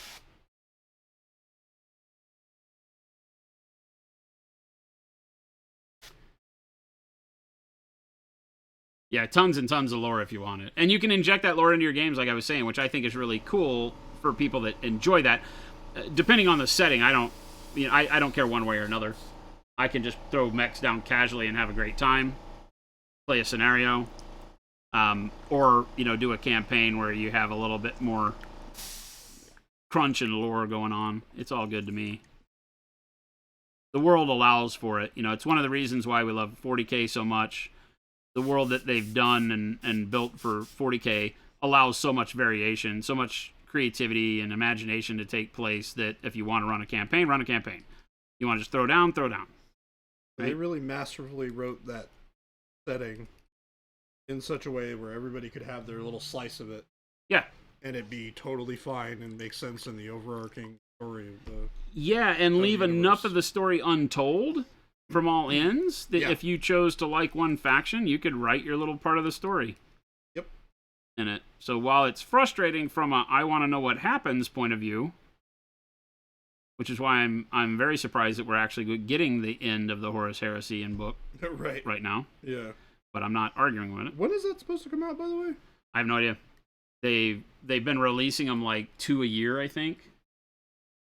So I have no idea when the last one is coming. Theoretically, sometime at the end of the year. You would think that Christmas-ish might be a good time. But who knows? Right now they're focused on all the stuff going on in 40K with the Lion coming back and Vashdor and whatever's going on with his key. And my guess is they're probably like, okay, cool. We're just about to the point where we're ready to shift over the stories. We need to make sure that everything lines up between the two. Yeah. This is the part of the program where we piss off Tim. Yep.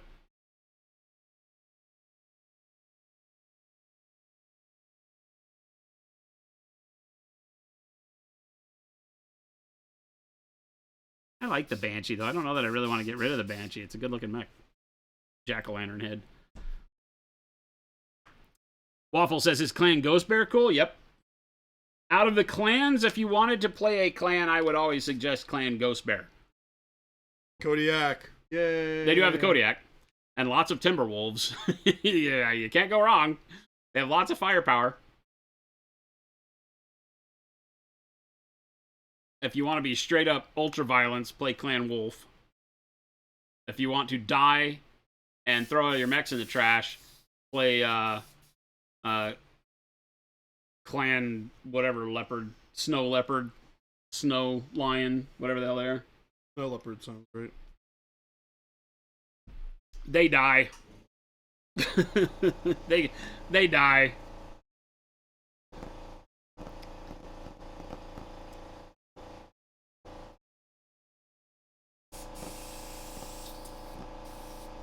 If you want to be the best, Jade Falcon. Smoke Jags. Yeah. Smoke Jag dead. But they're retconning them now so that they are back for some reason. But we can't have Comstar. I'm angry. Space AT&T doesn't get reborn. But Smoke Jaguar does for some unknown reason. Buzzkill. That bib-wearing sumbitch. How do things like the tanks and infantry and stuff affect the game flow? Like, does it make it take longer or whatnot? They're just like mechs, right? They're just units that have either more evasiveness, like infantry are harder to hit. There's an automatic +1 against light infantry just because they're small. But the vehicles and stuff are bought in lances and formations just like mechs.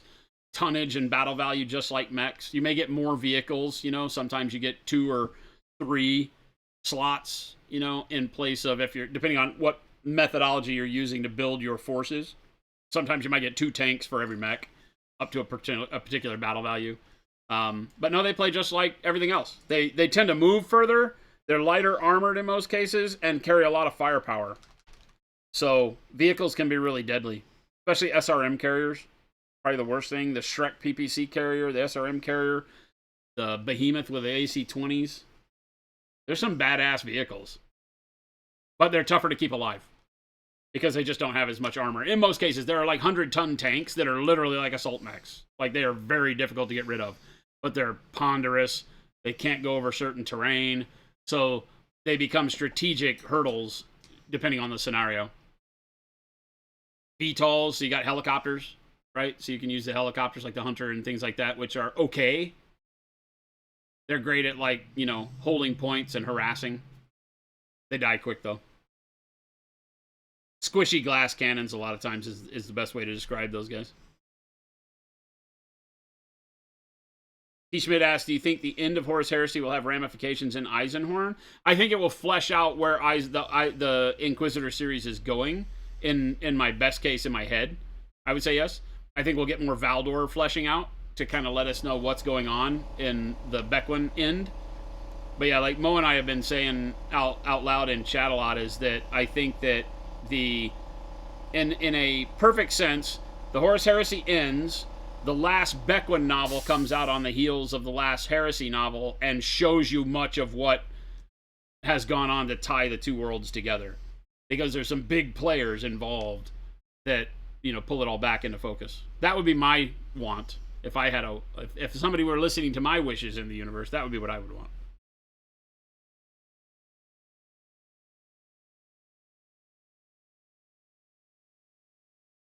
I would pay for a front row seat to watch Valdor kick Abaddon's butt.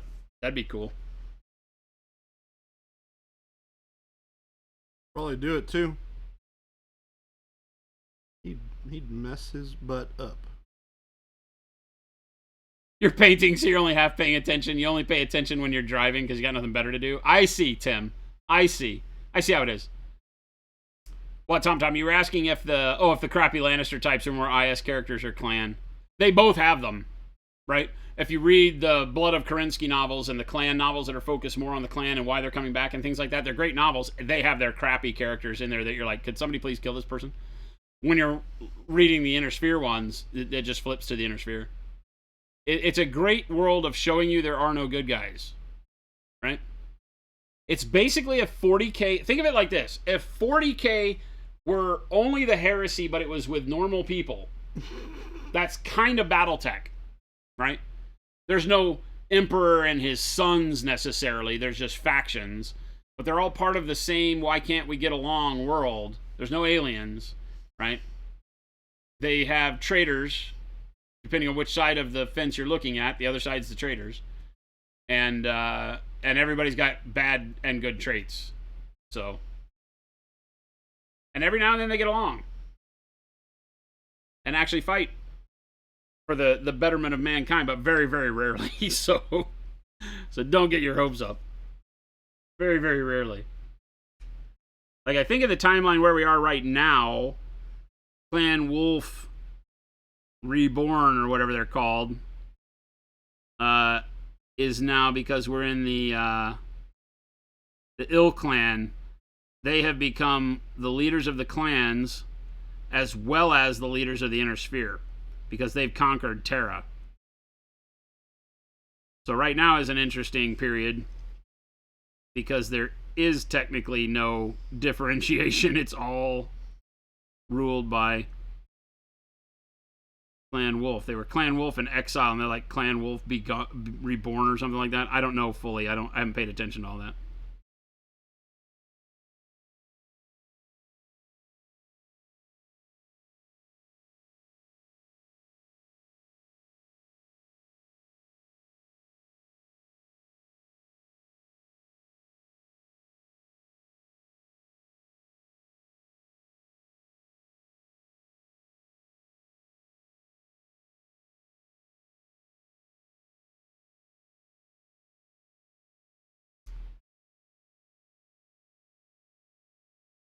But regardless, there's lots to like. Pick your side. Have fun, roll dice. Hope to God your opponent doesn't roll lots of boxcars. Ruben needs to roll on my dice for me. Boxcars are, believe it or not, one of the worst rolls to see your opponent roll against you is snake eyes when determining hit location. Why is that? It's called a through armor crit. And it means that they found a soft spot in your armor even though you could have not taken a single hit. Oh, what the heck? Yeah, they just get to roll a crit location on you. If they roll their damage, if they hit you, and then roll their damage location as snake eyes, they then get to roll to see if they get a crit. They roll on the location table again to find out where that crit would be, and then roll to see if they get a crit. So yeah, it's crazy. Like, you can literally lose, like, a weapon, like a major weapon, on a fully armored assault mech. Because somebody rolled snake eyes on you. Ugh. If they found that weak joint. Thematically, it's really cool. In the game, sucks. Yeah. It sucks. Like, excuse me, what? What just happened? So this person just rolled a really crappy pair of dice and blew up a lot of stuff? I don't like it. Yeah. Right off the bat. Welcome to your worst nightmare.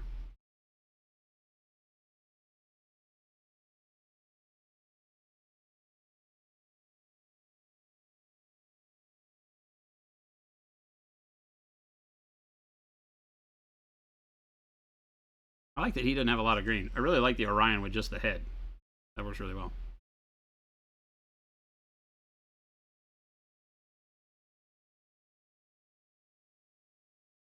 On Tuesday, you rolled 2 of those and then missed on the crits. Yeah, you got to roll an 8 or better. And then your buddy rolled Snake Eyes twice on a 4-up shot. Oh, to hit you in return? Oh my God. Payback. Like both of you were just standing still, and he's a clanner, and he can't hit you on force.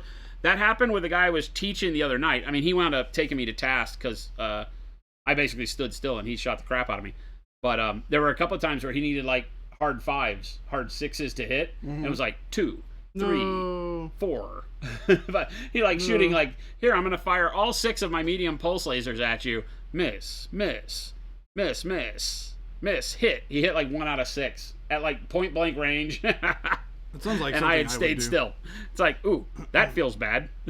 But you know what else feels bad?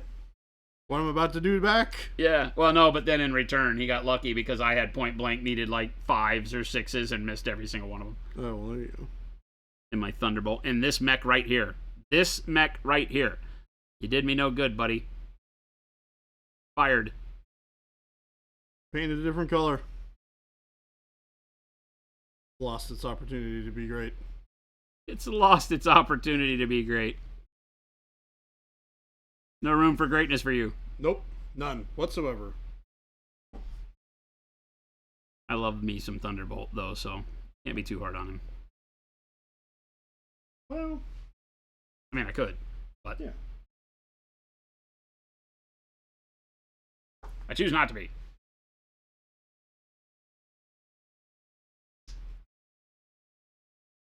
Can you triple crit center torso on Snake Eyes? What do you mean?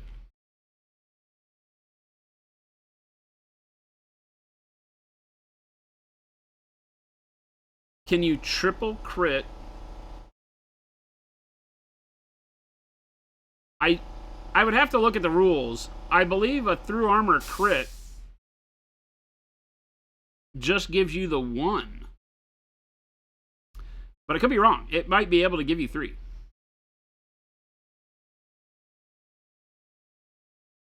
We'd have to look. Sounds horrifying.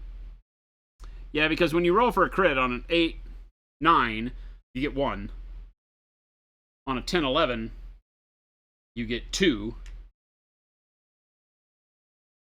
On boxcars, you mark 1 something automatically and then roll for 3. It's abusive. In other words, don't let your opponent roll double ones followed. But by I don't double believe through armor crits can do that.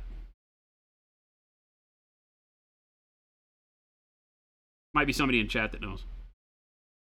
Bring chat, please help us. Hey, somebody likes us. Tarzan, what's going on? Thank you for the follow. Thank you for the follow.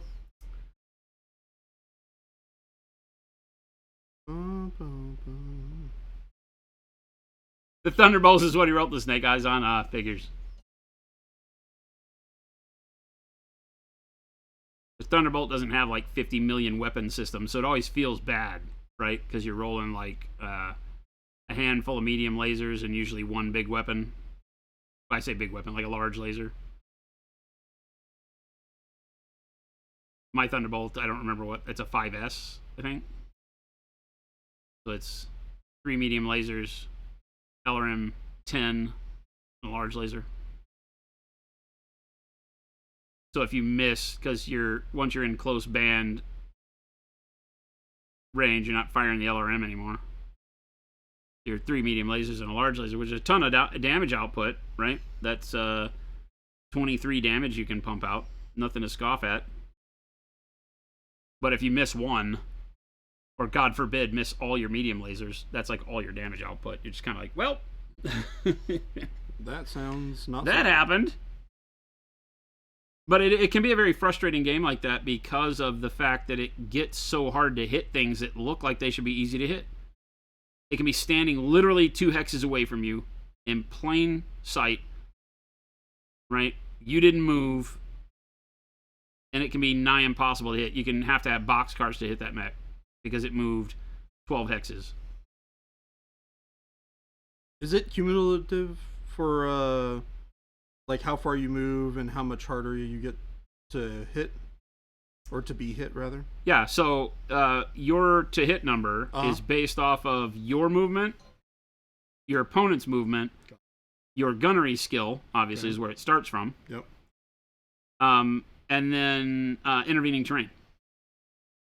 So a standard pilot has a gunnery skill of 4. So your to hit number base with no other modifiers is a 4, right? Okay.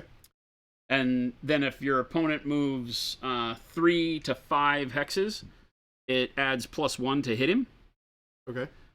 6 to 7 or 6 to 8. I don't remember what the number bands are right away because they're on my dice. I have cheater dice, so I don't have to worry about it. Adds +2, +3, +4, +5. I think +4 maybe the most. But so the distance they move keeps upping the bonuses that it takes to hit them. And then your movement makes it harder for you to hit. So if you ran, it's +2 for you to hit your opponent. If you walked, it's +1. If you stood still, it's +0. So it means that if you ran to get to a spot and you didn't have initiative, so you move first, you run to get to a spot. So now I know that no matter what you do, you're +2 to hit me, right? That's why initiative becomes so big in this game. Because you can be like, well, I can stand still. Right, I watch what you do. Move, yeah. But if you lose initiative, you have to move a mech first, and then I move a mech. Then you move a mech, and I move a mech. So I can be targeting a particular mech and just wait to see what you do with it, and always be able to react, right? Yeah. So you probably take your weakest mech, or the one you want to be hurt the least, and you wait till last to move it, for obvious reasons, because then I have to commit like 2 or more of my mechs before you do anything. Yep. But if you move, then I already know what your negatives are, and I get to move around your negatives. So if you ran, and then I can move a certain amount of hexes to make it even worse for you to hit, and put trees in between us. Yeah. But I can do it by walking. I'm only +1 plus the trees to hit you, right? And you could be like +5 to hit me, right? So you balance the dice is really what it is. It's a game of using that kind of strategy to balance and unbalance the dice for your opponent. That's really cool. Yeah, it plays really, really well like that. It is a game where you can get analysis paralysis very easy. Yep. So you still have to learn to just make your decisions. Just go. But it's a ton of fun.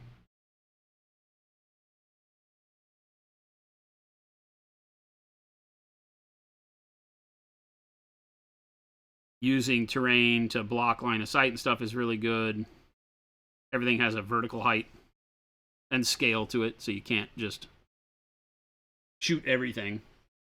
That makes sense. There's spotting, so that you can have a missile mech in the background and a light mech out spotting for it, and you take all into account all of the to hit bonuses from your scout mech instead of the mech firing, which can be really good because the scout mech can move a lot further with fewer negatives than a big missile carrying mech. So all sorts of really cool stuff that can happen. I am very excited to try it out. Yeah, it's very, like I said, it's a very narrow but deep set of rules. Oh, yeah. And we're playing tomorrow, right? We're playing tomorrow. Okay, cool. 4 of us are in, at minimum. Yeah, and if you jump, it's +3 automatically for you to hit. And if your opponent jumps, it's just a distance +1.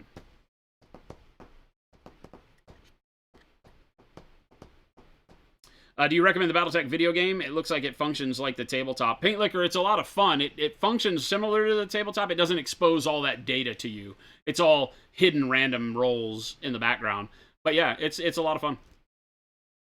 It is a lot of fun. It is based on a hex movement system. The mechs move their rated hexes. You can load out your mechs differently, like MechWarrior Online, so you can change weapons and things like that. It becomes very granular if you want it to be, to put different weapons on different mechs and kind of do that RPG thing. Like, I really like this mech, I'm going to make it the best I can. Then it gets curb stomped and you lose it, but, you know, whatever. It's a fun game. Yeah, and it is as close to the tabletop as you're going to get without, like, tabletop simulator kind of stuff. Wad says, is it typical to take just the default pilots, so 4 gunnery, 5 piloting for Innersphere, or do people usually take the more expensive pilots? You wonder if that was part of why we missed so much. Lots of running in trees meant that you were generally 8 or 9 to hit. So it depends. You have the ability to buy up your pilot, but it costs you... gunnery is like 250 battle value per number, I think. It may not scale exactly that way. Don't take my word on it. I think that it's very expensive.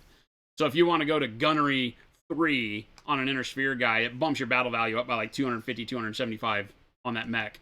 So it makes a mech more expensive. So can you do it? Yes. And it's part of the rules. You can do that. You can say, yeah, I'm running a commando, which would normally be 675 battle value, but I'm running mine as 900. Why is yours 900? Because I have a gunnery skill 3 pilot. Now, is this the best mech to put a gunnery skill 3 pilot on? Probably not, because it doesn't do enough damage to care. So you're probably going to take like 1, maybe 2 of your mechs and turn them into veterans and give them better gunnery and piloting skill. And the rest are just standard. It just depends. Remember that what you guys are doing and why it's taking you so long is because you're not playing scenarios either, right? If you're just in the beat 'em up mode, you're really just learning the game at that point, which is fine. But don't get frustrated with the game never looking like it's going to end, right? Because at the end of a good game of Battletech, very few battle mechs die, right? But the scenario gets fulfilled and somebody wins, right? And you risk a lot in order to either win or to stop your opponent from winning in a lot of cases. Like, you wind up making a lot of risky moves to do so, but you tend to not blow up just a ton of battle mechs in most situations. Alpha Strike, totally different. In Alpha Strike, you wind up blowing up battle mechs the entire time because they all just have hit points, so things die real quick. And it's more of it feels like a skirmish game. You play with more mechs than you do in the classic. You out of here? All right, man. Cool. I'm all out, locked up. Okay, cool. Good. All right, man. See ya. See you tomorrow. All right.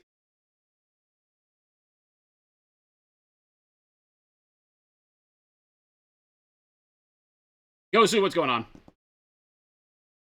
We're crushing. Hey, Gosu, guess what I'm working on right now? Gosu. Oh, so He it can knows do what's 3 up. crits. Okay, on box hearts can do 3 crits to one of the torso sections. Woof. Horrible.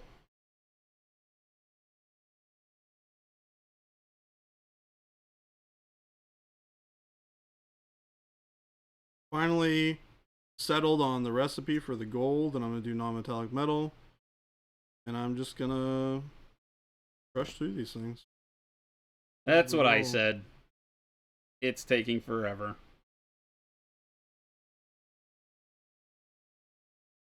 Like, literally forever.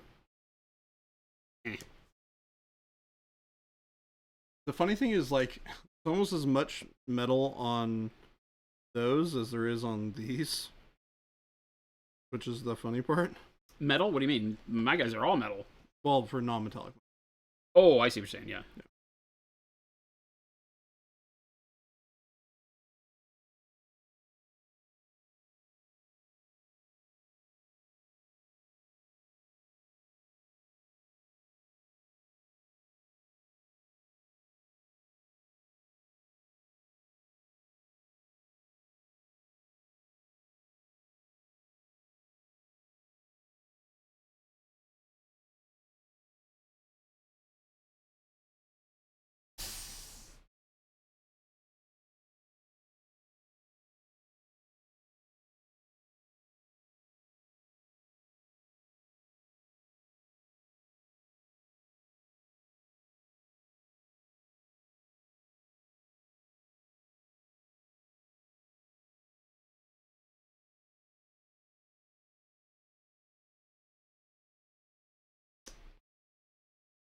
What book do you get more scenarios from? The campaign book has a bunch of scenarios in it. The main Total Warfare or whatever it's called book has a bunch of scenarios in it.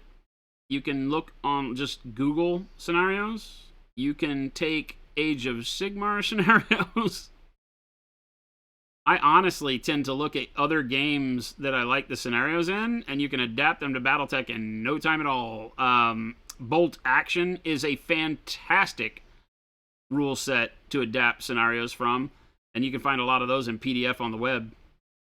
Right, the campaign battles for various aspects of World War II, just convert those over into BattleTech by giving battle value amounts to them, because the bolt action scenarios are really cool in that they're very thematic, less so about balanced warfare, which makes it feel more like a uphill battle for one party or the other. That gives it kind of a really cool feeling. A little bit of asymmetry there. Yeah, I would tell you, though, make sure when you're doing that your opponent understands what you're doing, you know? Or what they're going to have to do. Yeah, I think that those asymmetrical kind of things really require both players to be on board, totally into it. Because if you get a seek and destroy mission where the attacking force has got double the battle value of the defending force, you need to make sure that the defending player understands what their goal is and is competent with the game enough to be able to have fun in that scenario. Because it can get really crazy really fast when one opponent has double the mechs on the table, or just double the ability on the table than another one does. And there's a lot of unbalanced scenarios like that. I say unbalanced, they're not really, because like the defending player may just have to make it off the board edge with half their force to win. And that makes for a lot of fun, because the one player is not even worried about killing stuff. They're worried about going fast. And the other player's worried about body blocking them so they can't get off the board and trying to kill them. So those types of scenarios are really good. I really like the kind of capture the data scenarios. You can just take the capture the data scenario and tool it how you need, Find a point on the map, put a piece of terrain there. It's an antenna or something like that. I think we talked about it yesterday. Have it to where a mech has to stand adjacent to that hex with that data point on it for 2 turns. And cannot act during those 2 turns. Right, so it has to sit there getting a clean signal. And boom. There you have a scenario. Run that. You can do the data extraction with a lot of different really cool things going on. You can do it to where once you name one mech in your force as the hard drive, the data repository. So you've got one mech that has a hard drive on it, and all the other mechs can go out and scan the data, and as they do, it goes back to the hard drive mech. And the hard drive mech has to make it off the enemy's board edge with as much data as possible, right? And so you got to keep because that one gives you have to get the data from multiple data points, and then you have to keep that data retrieval mech alive, right? Because it has to be able to get off the board. So that one can be fun. Hell, take scenarios from your favorite freaking video game. Get the BattleTech video game. It has tremendous scenarios in it. There's scenarios all over the place. And because of the way the game plays, you can literally just make up your own at a whim and have them be tremendously fun. The least fun way to play BattleTech is the beat 'em up way. Shoot everything. You know, kill them all. That's the least fun that you will have playing BattleTech. You know what I'm really intrigued to read through and see what changed is the new campaign book for Heresy is adding a bunch of scenarios to replace ones in the book. Mm-hmm. Because the ones in the book are really bad. Oh, in the main rulebook? Yeah. They're really basic, yeah. Yeah, they're like, It's literally like straight up fight. Yep. Yeah, it's like straight up fight or... Kill the dudes. Yeah. Oh, wow. Kill points should not be Fun. a victory condition for miniature games, in my opinion. I think kill points can be neat victory condition bonuses. I don't think they should be the main thing. Correct, yeah. And even then, I don't really like them as bonuses because it's so much more... Well, these are combat games, so... That's true. Having kill points, I think, works and can be tie breaks and things like that during tournaments, I think is great. I would hate to see a game like Heresy fall victim to the Infinity rule set, which is, for a long time was less about killing and more about pressing buttons. Yep. Because that's not very narrative for big militarized forces. No, it's not. Being able to say, hey, I did this, and I had X amount more effective units at the end of the game. So not necessarily getting points for what you killed, but getting points for what didn't die. Yeah. Can be pretty important.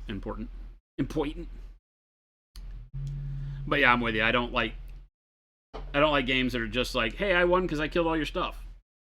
Yeah, I really prefer to have there be some sort of really in-depth scenario going on as well.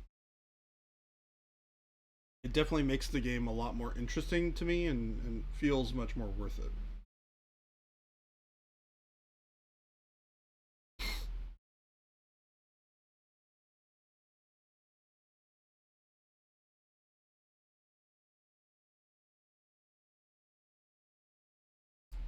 Much agreement.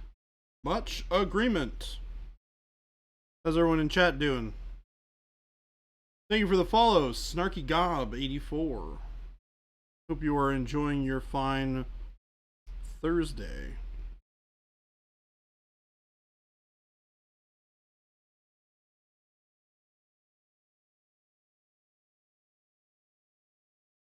I'm going to turn that off because I do not need it anymore.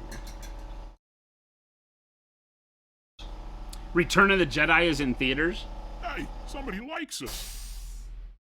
Return of the Jedi is in theaters now? I would actually think about going to the theater to watch the whole trilogy if that was a thing. Ooh, that would be fun. You know? Did I tell you that I have like 17 tickets for a movie theater saved up in my app?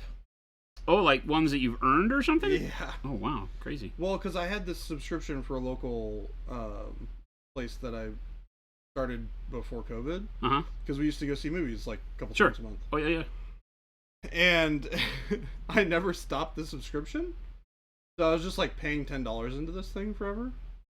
And now I have like All the tickets. 1 million tickets. I have all the tickets. Yeah, so I'm like, but the big bummer is there is only one of them in like relatively close. And Oh, it's the like, type of theater? What is it? It's Cinemark. Oh, Cinemark. Yeah, we don't have that much down here. Yeah, there's one in Mesa. One in Mesa, but that's pretty deep. No, it's not far. Like half hour. Yeah, that's nothing here. Yeah. That's easy for a free movie. We're in Correct. Mesa. I've also never been to Mesa. Haven't been over there yet. Yeah, that's easy. So Easy life. I was thinking about going to see. Goes who's like, yo, Baby J, let me get some tickets. Yeah.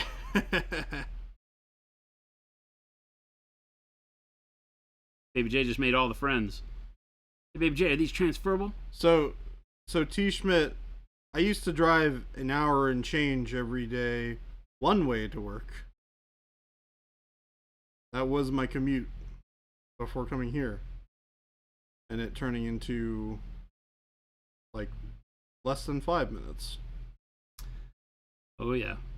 It's nice. The only reason it takes him more than 5 minutes is if he goes to Starbucks. Not anymore. I told you I'm done. I'm done with that. You're not going to Starbucks. I have not been since. We will definitely. Our local Starbucks will burn it out of you. They're not the best places in the world. It's like when I am surprised that the Osborne one treated you so dirty. Well, yeah. I mean, I ordered my drink like 15 minutes ahead of time, which should be plenty of time. And then, I got all my stuff ready, got ready to go to work, and then I went down there, parked my car, walked inside. Yep. My sandwich had been done and was completely cold because they did it really fast. Oh, you got a breakfast sandwich, yeah. And then I look and I don't see my drink anywhere.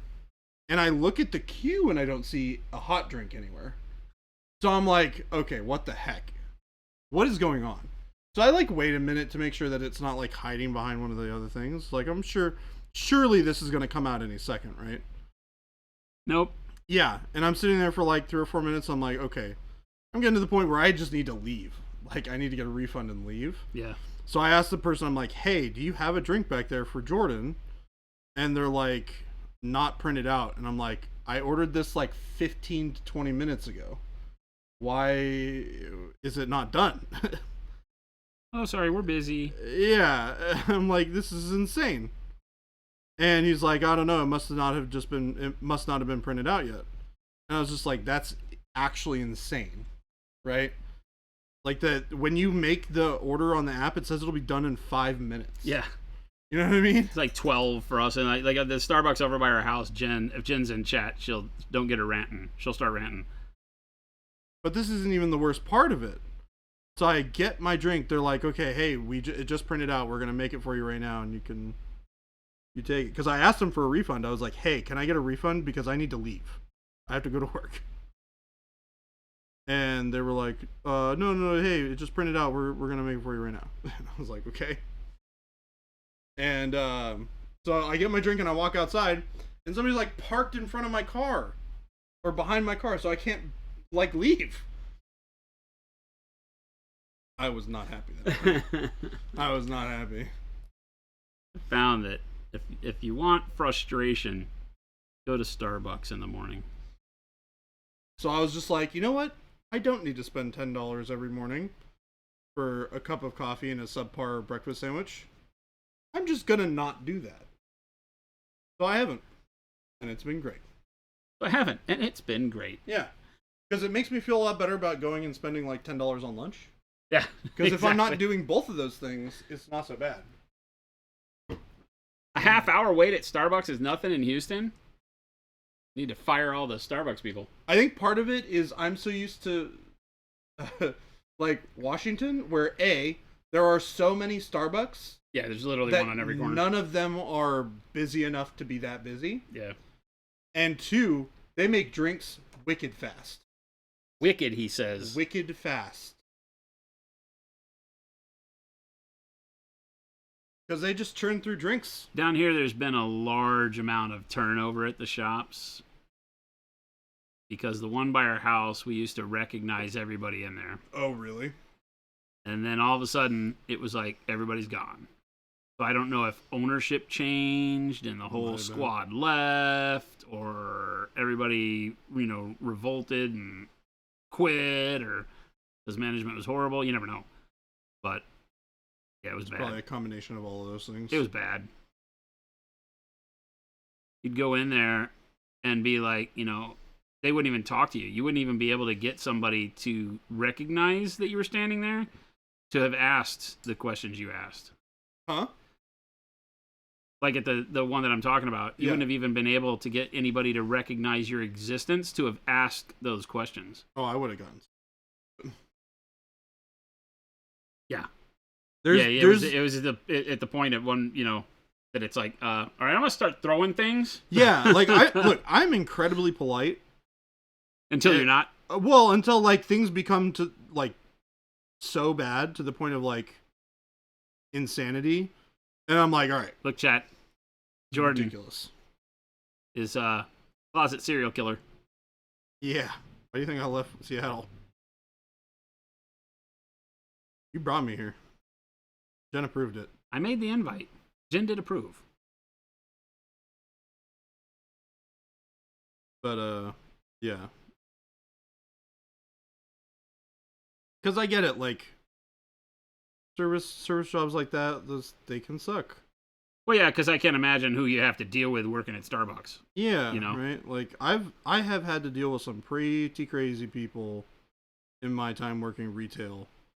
And as a result, I've gained a healthy respect for people who are currently working those kinds of jobs. Yeah.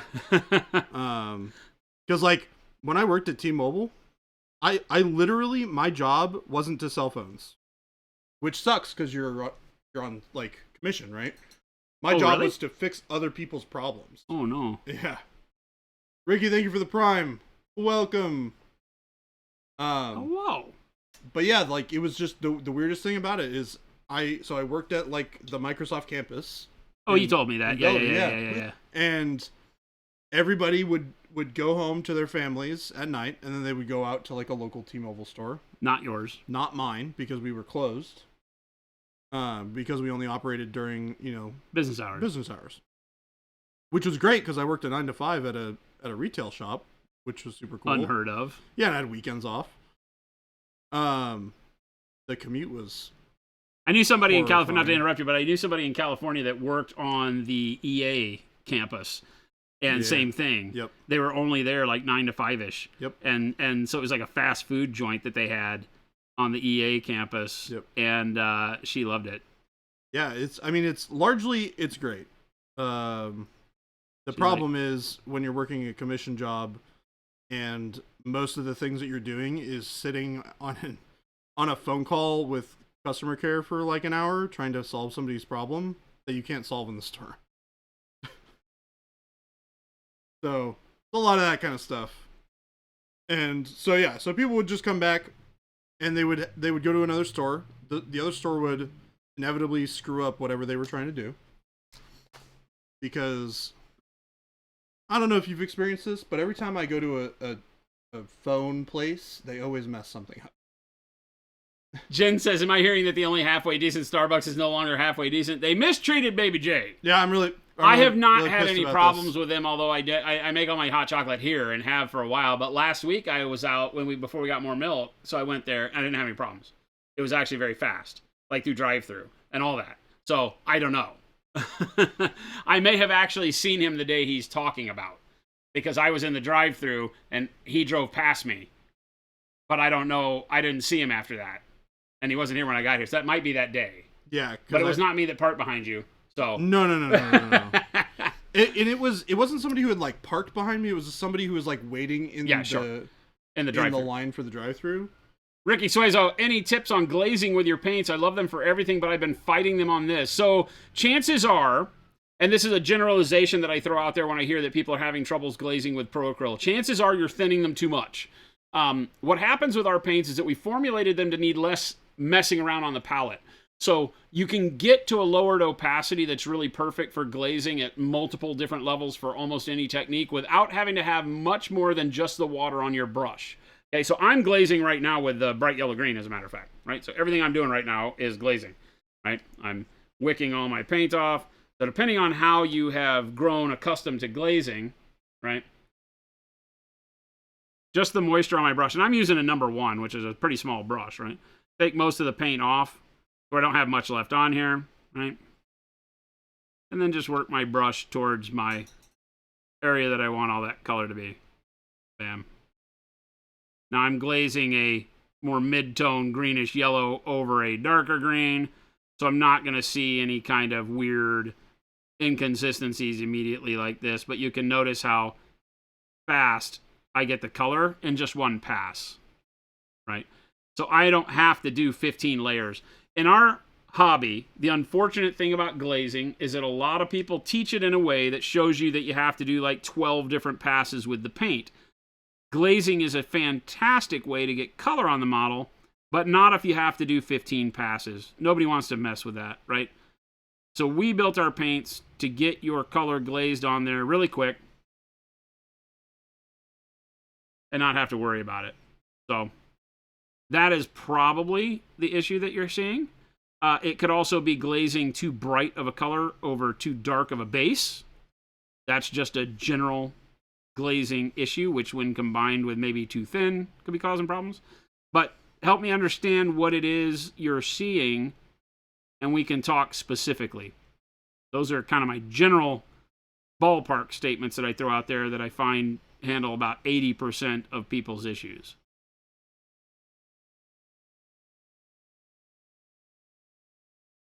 Because our paints glaze like an absolute freaking dream, whether you're doing them on the brush or through the airbrush.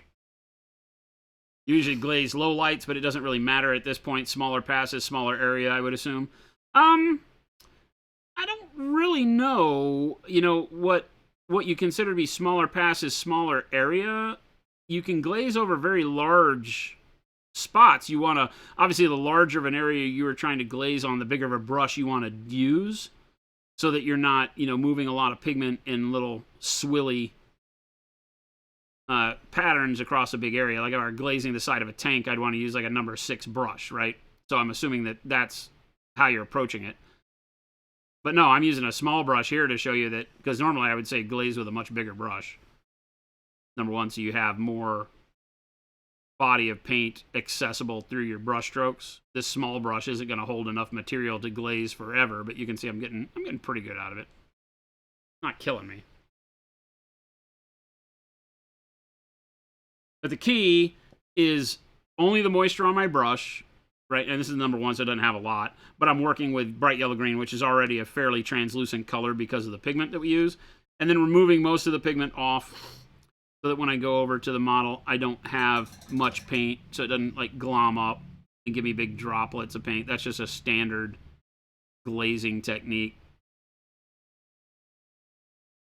Less of a glaze, more of an edge here than I'm doing. Right, but once most of the paint is gone, then I can come back in and I can use that to glaze my mid-tone or highlight back on.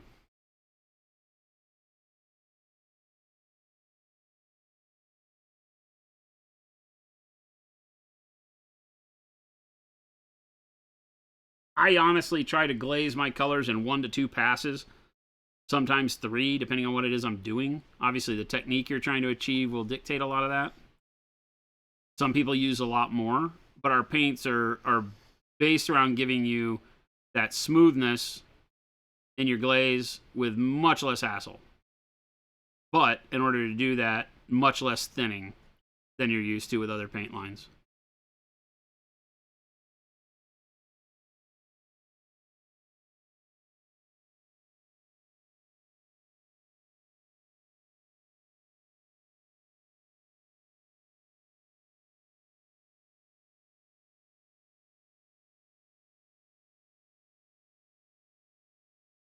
Awesome, Ricky. If we can get some light bulbs going off, that's great. And that's what this stream is all about. Coming in and asking questions. Not just with Acryl. Like, glazing in general is one of the strongest methods you can use when painting models. But it's a double-edged sword, because if you, like I said, if you have to waste a bunch of time because you got to put 50 layers of glaze on a model to get it to look right, then there's better ways to do it in most cases. But yeah, if you have questions like that, or we are happy to assist and answer them for you. Always. The in fact, Discord, we really enjoyed doing so. The Discord is a great place. It is a 24/7 tool, just like the stream, where the entire community will jump in and give you a hand as well. So there's a lot that you can get over there. ! Discord in chat will get you the link. That goes for everybody. There it is. Thousands of amazing artists just like you guys and gals over there, ready and willing to help at all times of the day. Oops. It's pretty amazing that Jordan and I really don't have to do a whole lot over there. Yeah, because true. Chat tends to have answered it by the time we get to it. So yeah, I hop in there periodically throughout the day and I'm like, oh, I wonder if there's any questions that people need answering. And then I'm like, oh, well, everybody's already answered them pretty much. Look at I that. might add like a little bit of a piece of info to like add a little bit to something somebody else has already said, but because we all sort of have individual thoughts and feelings and processes for doing stuff. Those are looking really good, by the way. Thank you. Pretty easy because of exactly what we're talking about. I can literally just come in here and in one pass do a little bit of edge highlight and then glaze into my edges, and I get a nice kind of hard surface sheen going without investing a lot of time. I'm already putting way more into these models than I really expected to do. I was expecting you to be done already, to be honest. Yeah, I didn't think I was going to do... The green really reinvigorated me when we did that the other day. Yeah. And it was like, okay, well, I need to put more time into the green. We did... Everything on the green other than this color I'm doing right now was done with our transparent paints and one quick filter over the top of the base coat. So that made that really quick and made it to where I felt like I could afford more time on the rest of it. So shame on me. Here I am.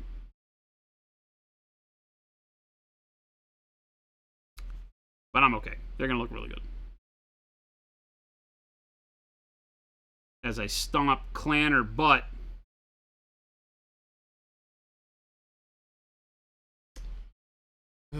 All across Phoenix. True. You're the man with a plan. Well, I'm the man with the big talk, is what I am. That's true. The Timberwolves are going to have their way with me, is the problem with this whole scenario. Is that it isn't going to turn out the way I've described it. It's going to be like that banjos play. I bet you wonder how I got to this point. Wasn't what you thought.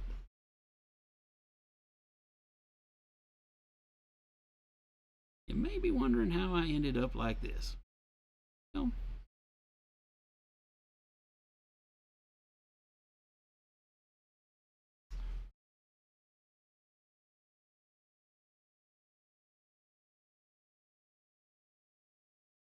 I might sit down and watch some Expanse tonight. Uh-oh, look out. Sounds like a party. Battlestar Galactica, perhaps? Oh, God, now you're getting out of control. Whoa, now, calm down. Are you old enough? Do you need parental supervision for that? No. No, in fact, I do not. I'm old enough and able enough to afford my own one-bedroom apartment. I do not need anybody's permission to watch Are you those following shows. the age restrictions on this entertainment you're talking about? No. No, I'm not. Because I don't need to. I'm a grown-ass man. You're not the boss of me. I am a grown-ass man. But you are, in fact, the boss of me. Well, that's true. I have that going for me. Hey, look at me. I mean, if you'd like to relinquish that power, Nope. sure we can find somebody able-bodied to pick it up. Nope. From you, you know what I mean? Nope. Nope. Nope. Jordan's already trying to take over the company, guys. I just, hey, I'm just saying you deserve a little bit of vacation from time to time. Hey. Don't, under the guise, he's trying to take over under the guise of it's all about you, Jason. It is, in fact, all about you. That's the whole point. I'm just trying to help you, buddy. Yeah, buddy. I'm just here to help you out. I'll make life easier for you. Anybody buying this? Is anybody buying this line?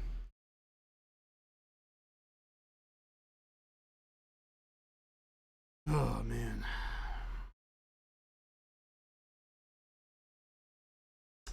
Have you so this is gonna be out of left field.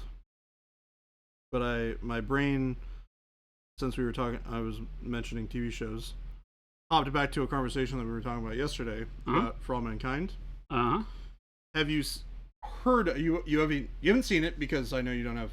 I don't have Apple Plus. TV. I did try to watch The Last Ship. Oh, the one that they were talking about the other night. Yeah, somebody mentioned that one in chat. And I don't want to offend anybody. fair enough. I thought I couldn't make it through one episode because the acting was so horrible.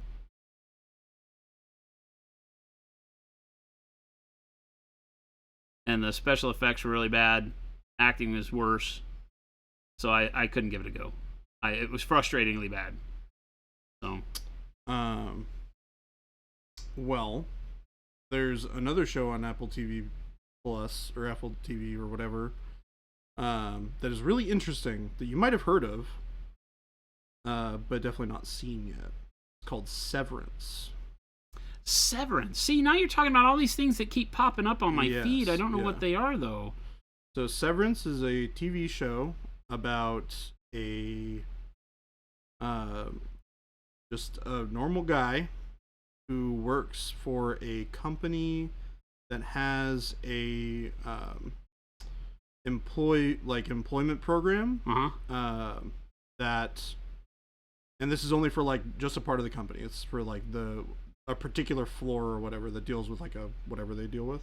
Okay. That they go through what's called a severance procedure, and the concept is your brain. You go up the elevator, and you effectively clock in for the day, and your brain forgets everything outside of work. Okay. And your work brain turns on. And your work brain does not have any of your experiences of you being outside of work. Okay. You're basically like a whole different person. Seems odd. So, but when you leave, you do get it not back. remember having worked. But it keeps your life separate. Yes. Okay. So the idea, that's the why they call it concept. severance. You're severing. But I'm assuming it doesn't work for somebody. No. They start piecing their work and other life together? It does, but it's a little bit more weird and insidious than that. There's a lot of weird things that go on in this. I like the premise. Interesting. It's a great show. It's very odd, in a good way. And Mo, yeah, I know you said that the first episode sucked. I did not expect it to suck that bad. You said your exact words, and I'm not paraphrasing. You said the first episode is kind of WTF, and then after that it gets better. That's what you told me, right? So I attacked it in that method, knowing that the first episode was going to be kind of WTF. Now, by WTF, I thought you meant like, what the hell's going on, not what the heck am I watching.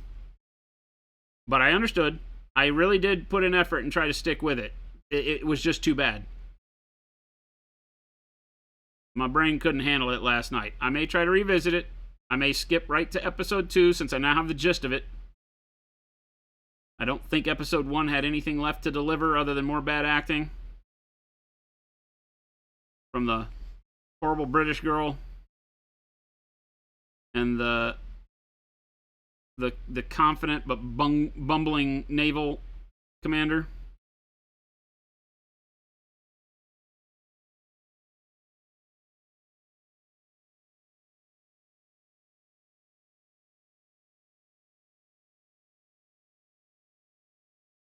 But yeah, Severance, good. I highly recommend a stint of Apple TV Plus for like a month or two.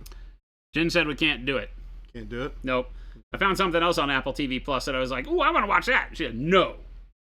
Why? Just didn't want to do it? She told me no. She knows I don't watch TV, so it's a good answer. Okay. Because as much as I say, "Oh, but I really want to watch this," she knows me better than that. Yeah. She's been around way too long. Been around the block with this one before. What was the other thing that you were interested in? I don't remember. See, that's exactly why we can't have it. Because I'm like, I don't remember. There's another show that's also on there that's incredible, called Ted Lasso, which is one of my favorite TV shows of all time. What is it? It's like a feel-good comedy. You lost me. It's silly. If I want to feel good, I don't watch TV. It's pretty good. It's pretty good. It's like a fish out of water story about like a coach for like a football team. Yeah. The soccer America. one. Yeah. And he gets brought over to that one actually looked really cool. I gotta admit, it's incredible. It's actually incredible. It's I say it's comedy. Okay, well, see, now we might be able to get Apple Plus because Jen's friends have told her we need to watch this. Yeah, I don't like comedy. As a general rule, like I don't like watching comedy TV shows or comedy movies because I don't like comedy for the sake of comedy. Yeah, it always feels forced to me. Yes, this show is funny because of the situations and the characters being silly. Yeah. But not because it's out of character for those characters. They're just We've seen some previews of it, and her friends have said that it's really so good. I think that's so it. good. If she's still here, she'll yell at me and tell me if I'm right or wrong. But yeah, the third season is finishing up right now. I think it's got probably 2 or 3 episodes left. And it is chef's kiss spectacular. Yeah. T. Schmidt, do yourself a favor. Take advantage of all those recommendations from your sister to watch Ted Lasso. Download Apple TV Plus tonight and watch the first episode. And if you're not 5 episodes in by tomorrow, I will be shocked. Lunchbox, love me some Ted Lasso. It's incredible. It's so funny. yeah, because he's like a football coach that goes to coach English rules football. Right? Soccer. Yes. And he knows nothing about it. Nothing about it. Yeah, it's the thing that I've been able to do. Absolutely nothing about it. Yeah. And he doesn't learn anything about it. He's just good with. She says she with watched people. the first episode of Ted Lasso and it didn't hook you, so you're reluctant to continue. Oh, okay, no. wait, chat. Wait, chat. I want everybody to commiserate with me here, chat. Because what she has just admitted is that she's watched the first episode of a show that's on Apple Plus. Jen. Where you can test the first episode of a show to see if you like it on Apple Plus. She would not let me do the same thing. With the show I wanted to watch the other night, I said, we can watch one. She goes, I don't want to watch one just to find out that I'm enticed to watch more. Called out live on stream, babe. Right there. Right there. She said I couldn't do that, but she's done it without me. It's good. I can't remember what the show was, though, so I don't have a whole lot of ground to stand on with this Apple Plus thing. So I can't remember what it was that I wanted to watch. So there's Foundation, there's Severance, there's For All Mankind. No. There's Ted Lasso. There's C, which is the one with Jason Momoa. No. Those are really the only ones that I can think of off the top of my head that are like worth watching. Was it the For All Mankind? Maybe it was the For All Mankind. For All Mankind is incredible. It's really, really good. It might have been the For All Mankind, but I don't think that doesn't seem right. It seems like it was something else. I don't remember. I genuinely think that you would enjoy For All Mankind. My life is not my own. You gotta tell her. Jen, I implore you to let this man give it a shot. C was a pretty cool show. It's got Jason Momoa in it, so it already lost me. I started watching it. It was okay. It already lost me.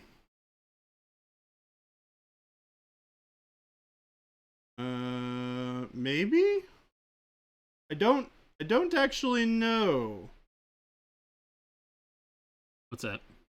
Oh, they were saying that there's one with like a show about aliens and stuff. That might be a newer one.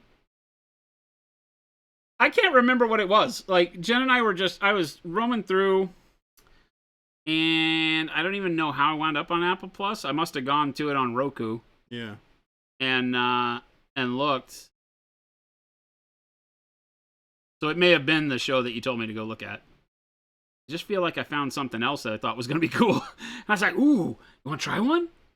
I got the no. I got the band hammer. I will admit, Apple TV has a lot of shows that I would never have expected to be really good and turned out to be really good. It's like a really fresh and pleasant surprise. I was really hoping, because she just got a new iPhone, I was hoping that she got the free Apple TV Plus like I did with mine, but I didn't take advantage of it in time, and it lapsed. Oh. Right? As a matter of fact, I think it lapsed January 1 this year. I might even have something like that right now that I could just potentially give you guys. Because I seem to recall either it being like Cox or something. When I signed up, they were like, enjoy a free year of Apple TV Plus or something. Yeah. So, I don't know. They do that. They do that weird, give it away free. Get you hooked. First hit's free. It's older, but it may have gotten canceled. I don't know. I have to look it up. Delta, I'm painting Sons of Horus. Malagris right here. My Terminators. My Sons of Horus Contemptor. But in Jen's defense on that whole thing, I just am bad at TV. She's lived with me long enough to know that I start all these series and get really amped up about them, and then I'm like, that sucked. Like, that sucked. I would be surprised if you thought any of the shows that I've recommended. I'd be very surprised. I have anything outside of the three, excuse me, I have not recommended Foundation for you to watch. No, you asked about it. I asked if you had heard about it or watched it. You got to understand, like, Foundation for me is like those books were a large portion of my correct growing up in sci-fi. Yep. And they are not as I'm not as invested in those as I am in Dune. Right. So there's a lot more leeway there. So I might be able to watch Foundation and give it a pass if it does have some really bad, translation from the storyline, but it does have one of my favorite actors in it. Whose name I don't know. Oh yeah. It's the guy. Welcome to my life. I don't know any of these people's names, know. but It's it's the guy who plays one of the bad guys in like a recurring bad guy in Fringe. He plays a role in Chernobyl. What else is Chernobyl was fantastic, by the way. He plays Anderson Dawes in The Expanse. Moriarty from Sherlock. Oh yeah, definitely. Yeah, this guy. He's tremendous. One of my favorite actors. He's great. When you say Moriarty from Sherlock, that's great. He was great in that. Are you talking about the Benedict Cumberbatch Sherlock? I am. I don't remember him being in that. Oh, I don't know. I thought you just said Sherlock. He was in Sherlock. No. Somebody else said it.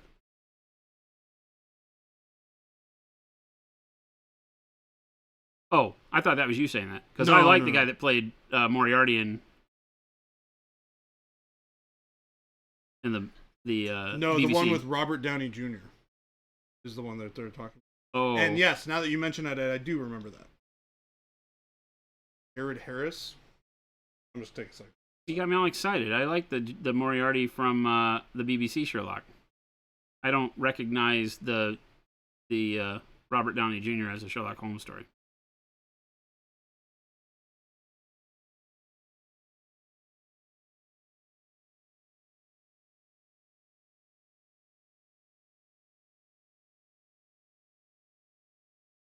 Holy mechs.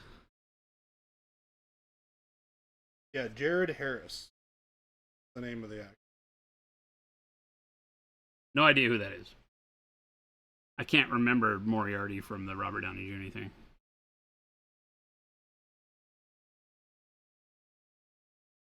That was a fun but forgettable movie for me.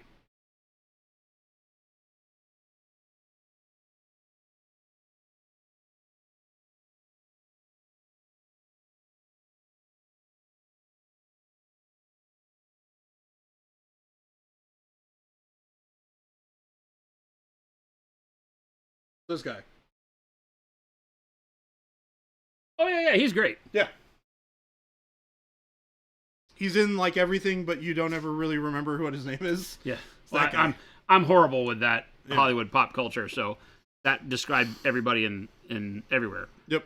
Except that the other night we're watching. What were we watching? We're watching The Voice, and Reba McEntire is the guest coach on The Voice. Mm-hmm. And we're sitting there, and I'm like, look over at Jen, and I go, since when does Dana Carvey know anything about music? And she didn't get it. And I was like, no, legit, Reba McEntire is Dana Carvey. Like, they've never been seen in the same place together. Like, what are you talking about? And then I show her images on the internet, and she's like, oh my God. So every now and then I get this really random ability to be like, oh, that person looks exactly like so-and-so. Yep. And for some reason, the names will pop into my head right on cue and the whole nine. But if you'd have asked me about any of the people I was just talking about, I wouldn't have anything to say. Yeah. I'd be like, I don't know. What are you talking about? But I was just sitting there watching blindly on that thing, and I was like, why is this Dana Carvey?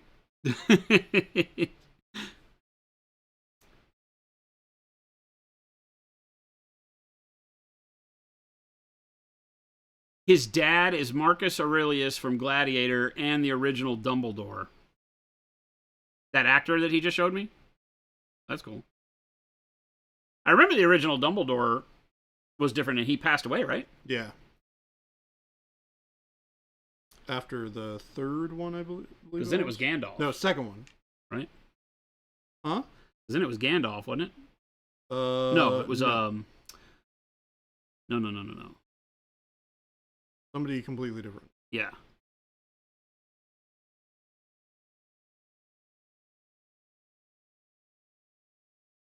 Who I actually really enjoyed as Dumbledore, to be honest. I don't know enough of Harry Potter in general to have had any feelings about who portrayed the characters. I thought that most of the characters in those movies were really good, though. Yeah. I never read the books. I didn't know anything about Harry Potter. I don't even know if it necessarily had anything to do with like a replication of the book. I just liked that portrayal of the character, which was a little bit more aloof and like whereas the other one was more like slowly methodical and like wise old man type thing. Yeah. Which is a different kind of vibe. But I think that the second one did a great job. I think they both did really well. Not just different characters. Yeah, it's just a different portrayal of the character,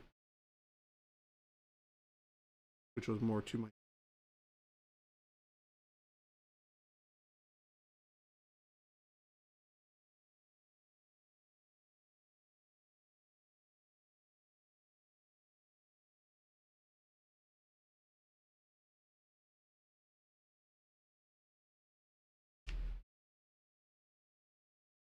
Dumbledore suddenly got hella Irish. True.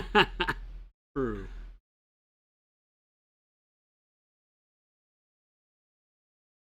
Always tough, right, when you have a character in a franchise like that you have to change. Yeah. Whether because of age, they do a lot of the things where you have to change an actor because they need to remain a kid in the show, but in real life they've gotten too old to play the kid anymore. So they change him, and it's like, sometimes it's a good thing.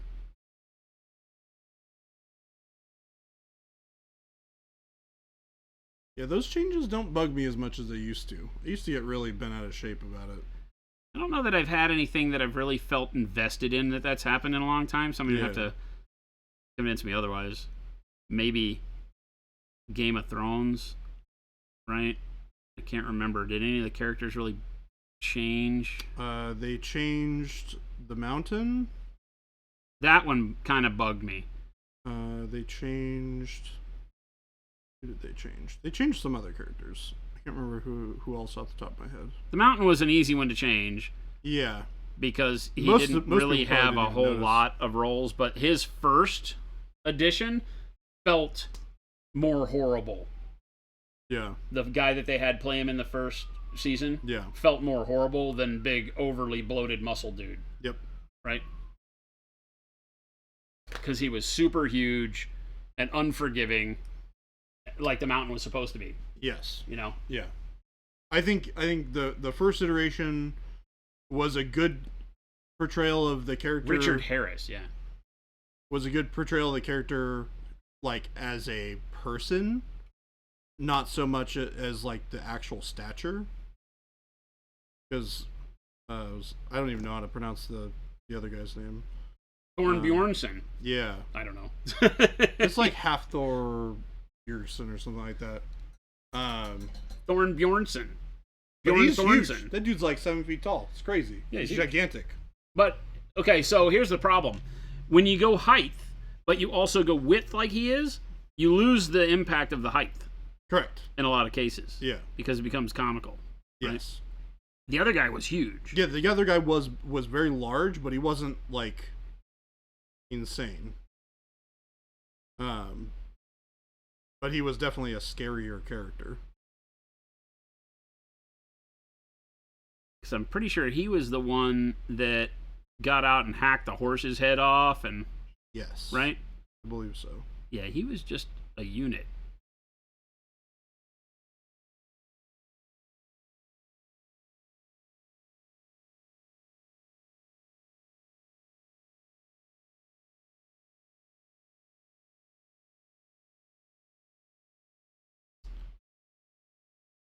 Oh yeah, they Beric Dondarrion. Oh, that's right. Oh yeah, Dario Naharis they changed. Oh yeah, the Faceless Man. No, Dario Naharis isn't the Faceless Man. No, but they changed him too. No. Yeah. I don't think so. Yeah. From the time they found him in the cage to the time in the inn. Oh yeah, maybe. Yeah, maybe. I think they did change him. Right? Yeah. Yeah, they changed him. I don't think so. Yeah, they changed him. I'll have to look it up later. Yeah, they changed him. He went from being the guy that had the fucked up teeth, excuse my French, but he had the weird teeth and he had a totally different face. And then I know he changed his faces. Sure. But he went to the softer face dude that was in the city with her the whole time. Applesauce Mouse, go back and watch. I'm pretty sure they did. I don't think they did. Really? Yeah, I genuinely don't think they did. There's the crooked tooth guy in the cage with the other guy. No, I was pretty sure they changed him. Yeah, Jaqen never changed. Really? Yeah. All right. I'm losing my mind.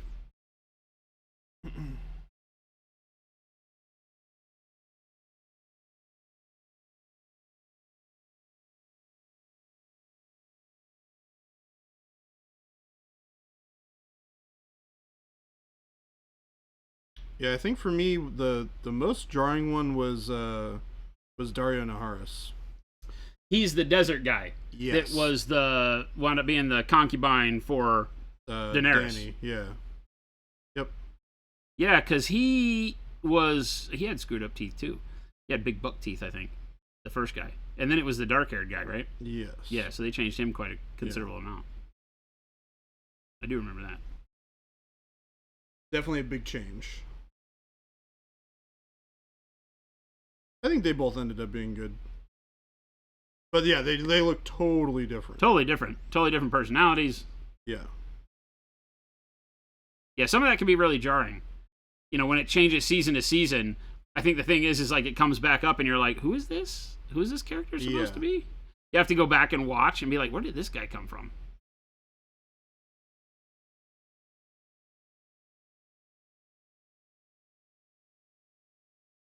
Well, I think part of it too is that the way that they start that season, they kind of just like throw him in there and expect you to know who he is without like them saying his name.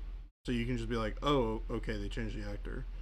So you kind of like run on for a minute being like, who the heck is this guy? Is this Dario? and then they eventually say his name and you're like, oh, okay, that's weird. That's a very different iteration of this guy. Yeah. Why did they change him? Didn't they reuse a bunch of the kids in other roles? They didn't change their roles, but didn't they come back? Like, didn't some of the young Starks wind up playing other roles in the same show?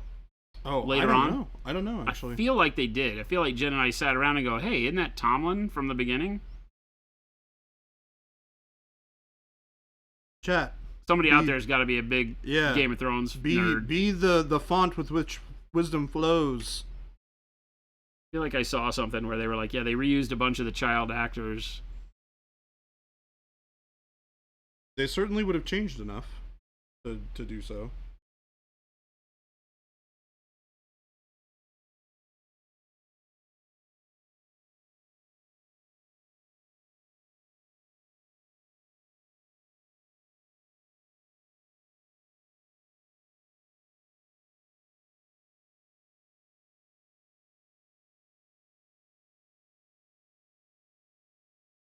It was like somebody that died in one season came back as another character in another season kind of a thing. I feel like. Tommen actor was one of the Lannister cousins killed by Lord Karstark. Oh, okay. We can watch Game of Thrones again to find out. We always joke. You want to watch all seasons of Game of Thrones again? And Jen and I both look at each other and be like, hell yeah. I did that. We've watched it a ton. I don't mind. I think watching it again is always great. It's a great show. It is a great show. It always gives you something to pay attention to, I think, Yep. It's I don't know that by now I've watched it so many times, I don't know that there would be a whole lot that I've missed, but always something pops up. Yeah. I mean, because now you watch it differently, right? If you watch things multiple times, number one, they have to be good, or otherwise you're just kind of losing your mind. Yeah. But number two, you get to watch them with a totally different eye the second, third, fourth time, right? Correct. But it is a big investment. Fire it up, babe. Guess what we're doing tonight? Or for all mankind. She's not going to give me Apple TV. She's just not going to do it. What if I give you Apple? I probably still wouldn't watch it. You would learn the hard way, just like Jen, that I will not invest the time into it. It's not even worth it. Fair enough. I am a horrible TV watcher. TV matters nothing to me.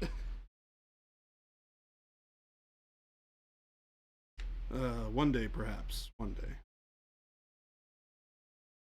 I have yet. It probably is just that I don't find things that really captivate me. They do, and then, it seems like they change writers or,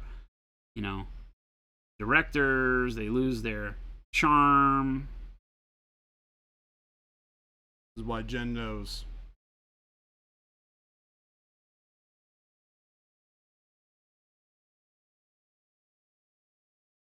Yeah, I'm a horrible TV partner.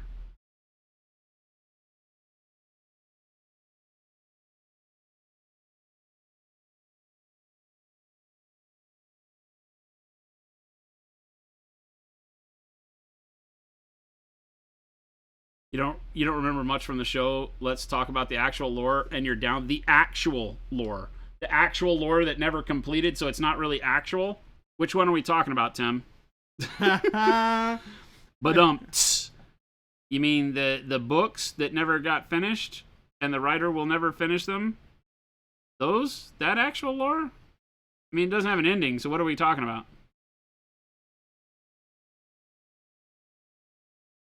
I'm with you, though. The show's, went donkey butt for a little bit there.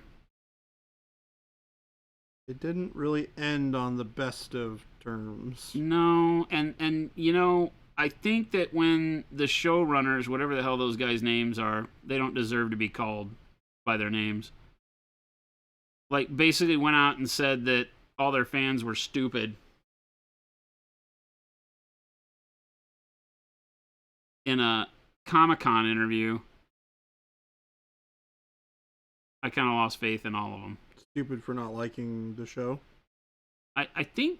Or the direction of the show, I should say. Yeah, I can't remember exactly what the premise was. They said that they thought magic was stupid, so they weren't going to do any magic, and this, that, and the other. And, I mean, that's fine until you have to include magic in the story. Yeah, but they were at Comic-Con in an interview panel, and just being really full of themselves.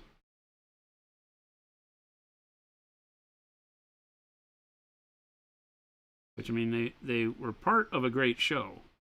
They did not make that great show great. As a matter of fact, we argued that they were the reason why it didn't end as great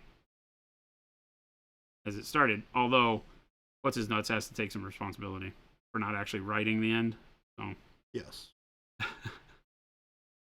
And to be fair, they gave him plenty of time. And money. Turns out you need to write better contracts, HBO. Yeah. That guy took him to the cleaner.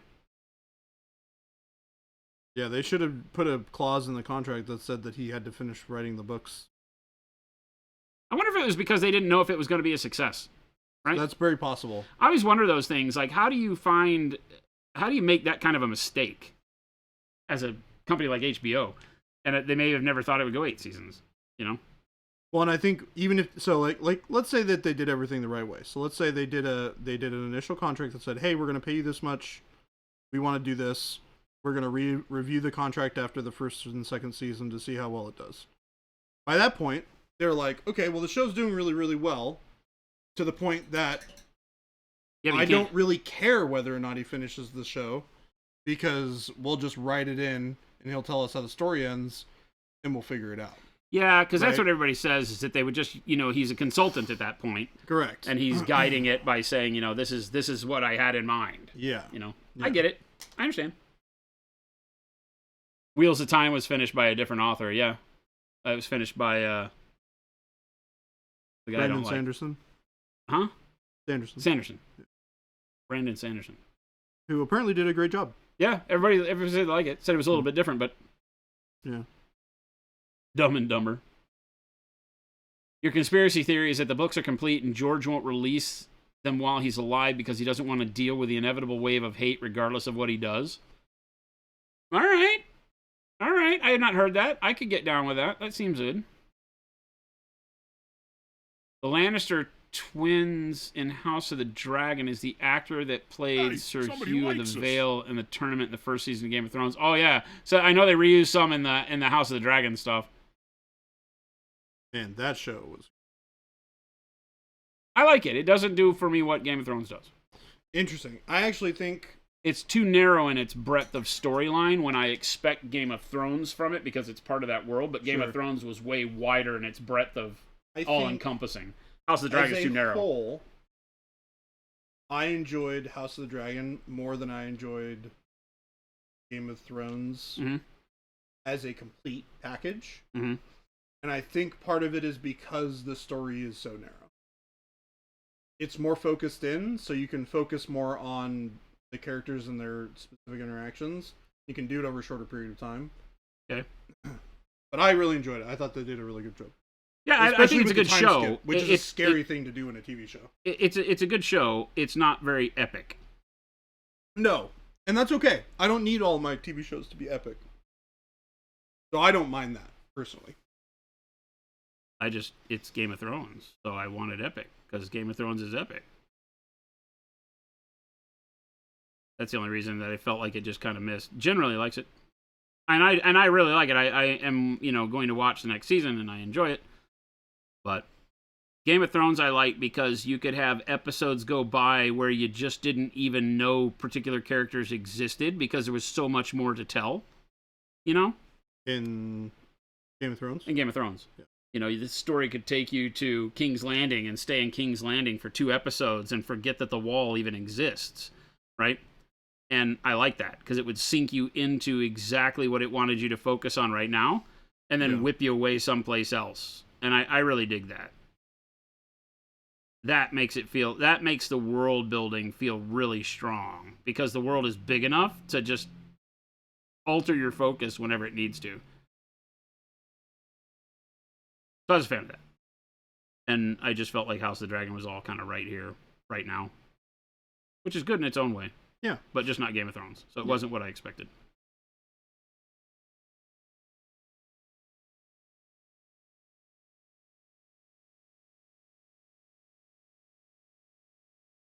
Tim, take it easy. See you, Tim. I'm sure we will see you bright and early tomorrow at not early in the morning. HBO Battletech series win. I'm gonna call you MC because I'm not. That's 940, 940. Am I right? Am I Roman numerals? 940. No. It's M is first, and M's 1,000, right? Evan. I don't remember what Roman numerals are. C's 100. So the M before the C doesn't do me any good. That's 1140.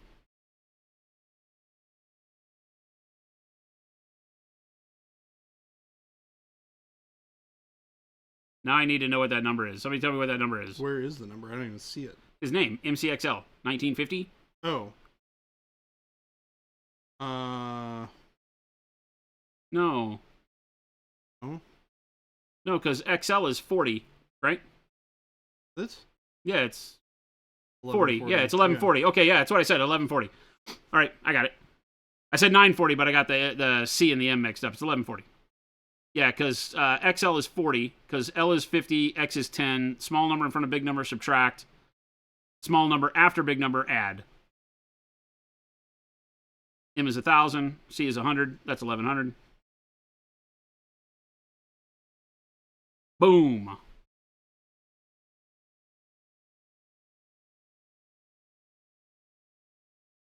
Yeah, these are actually very basic paint jobs. I'm really enjoying them. When I put the green on, it kind of changed my focus a little bit and made me spend a little bit more time, because I'm okay with it just like this, right? They're just dry brushed and then put the green on and look good. But now putting the yellow green on the top, I'm really Changes it enjoying the yellow green, giving me a little bit more punch of vibrancy on them. It gives them that better feel from the 3-foot test, right? When you put them on the table, if all you've done is desaturate and kind of dry brush up close, like we're seeing them now on the screen, they'll look okay. But when you put them on the table, they kind of become blurs, right? Because nothing's crisp enough. So taking the time to do what I'm doing right now with the bright yellow green is helping a lot.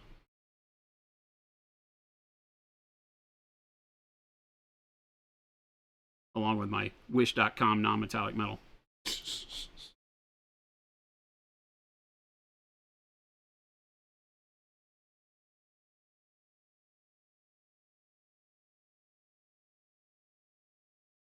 It's still going pretty fast, considering we're doing 36 minis, and this is now 2 weeks. Today marks 2 weeks of painting mechs. So in that 2 weeks, we have 36 minis to this level, plus a drop ship that's not on screen right now.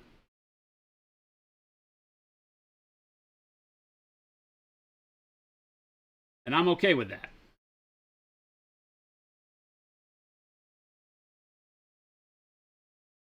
It's not 2,000 points of Lumineth in 7 days. That just sounds like.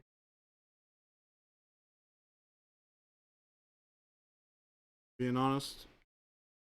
Oh yeah, it's neat. It was fun. It was definitely a blast to do it. It was good to have everybody here hanging out while we did it, and it's fun to be able to do those kinds of things. It's a beatdown.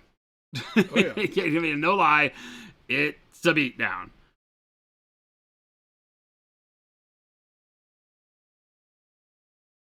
Got brown base coated on most of these guys. XL is extra large. Also correct. Also correct.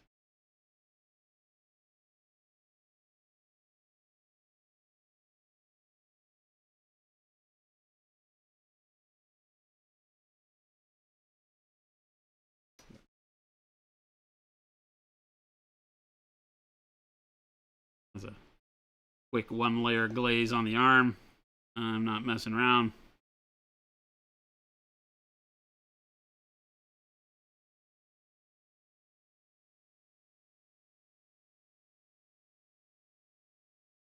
Drying out over there. Pretty dry, yeah. Really dry these last few days. Yeah, it has. Or like regular Arizona.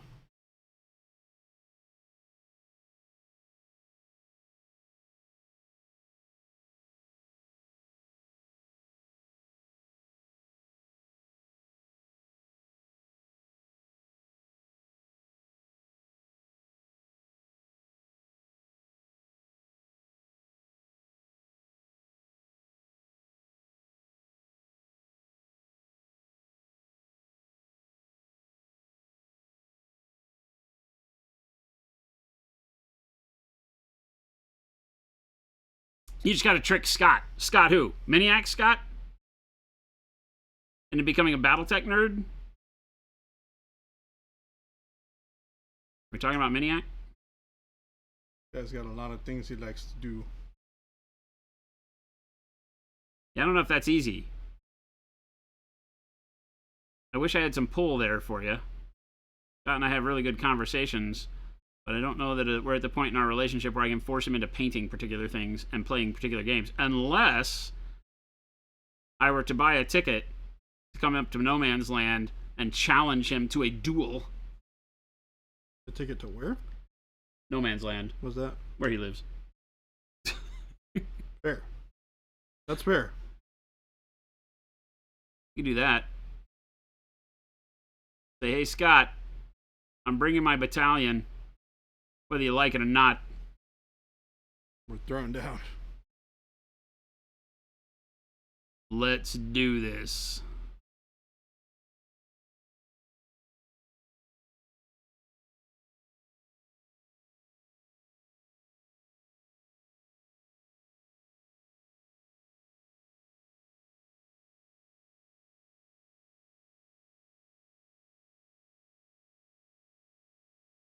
It's fine. That's fine. That's just Crusader number 2. I don't really care. I do care. As I bring it back onto I do care. I do care, damn it. I can't lie to you, Mac.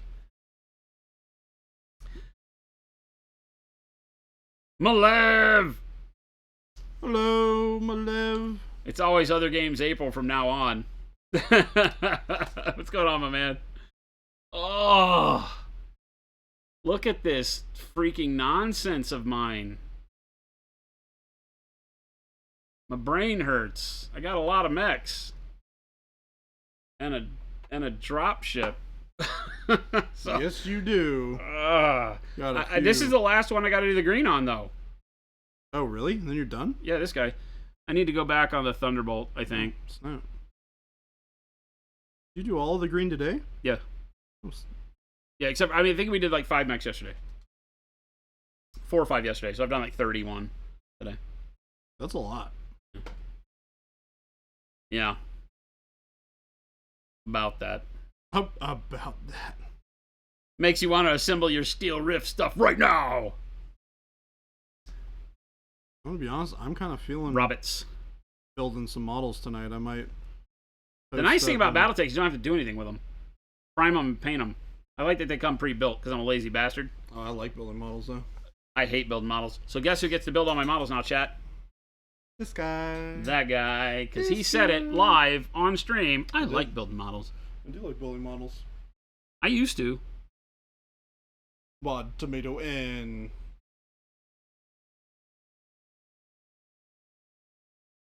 you hate building modern Games Workshop models? Gosu, what did I mess up? Tell to me now. Oh, that you have to build my models. Oh, yeah, I guess that makes sense. You built my Horus. It even got all the parts on it too. There has to be some benefit to having a studio artist.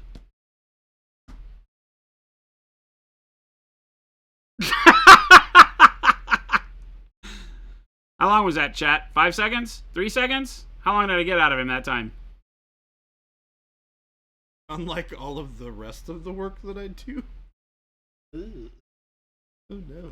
He's going to have a complex here pretty soon, chat. What have I done? We're going to do his 60-day review, and he's going to go, I don't feel appreciated. You guys hate me! Ah! And by you guys, You mean me. I mean you. Yeah, I hear it. I hear it in your voice. I know. I know. I'm a horrible human. Well, I don't know if I would say that. Nick Pie, what's going on? Can we do his review? Yes. We're doing Jordan's 60 day because you are the most important part of doing his review, chat. How's he doing? It's not 60 days yet though, so we can't have it now. Yeah, I mean to be fair, they are a relatively important part of how this is all this. Chat, you may have hit on something. Yeah. We might have Jordan's pre-review live on stream. Yeah. And then Jen and I take that pre-review and use it as our some of our deciding points when we take him out for lunch. Yep. We'll see how that goes. You imagine? We should prank him. Don't tell him, but we're gonna prank him. Don't tell him. We'll be like, the next stream will be like, solo again. Thanks, chat. Solo again. Chat said, hang him. Burn him. Witch. Burn the witch. He turned me into a newt. I'll let you know after the April challenge. He turned me into a newt. Goes to how? Wait, I'm sorry. Paint Liquor. How's your model going? Huh? I corrected myself. Yeah, he's bribing you for a win is what's happening right there. I see what's going on here. He's bribing you for a win. He's buttering you up for a good vote.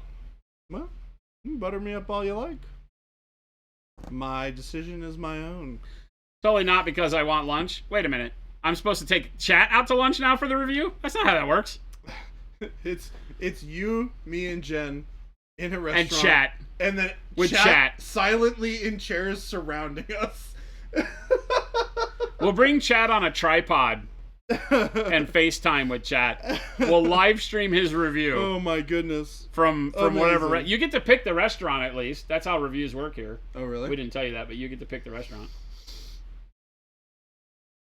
More people than we employ picked sushi last time, so that was kind of odd. Started with Jacob, and then after that, I think he told everybody, they'll buy you sushi. And everybody said sushi. Don't worry, I won't pick sushi.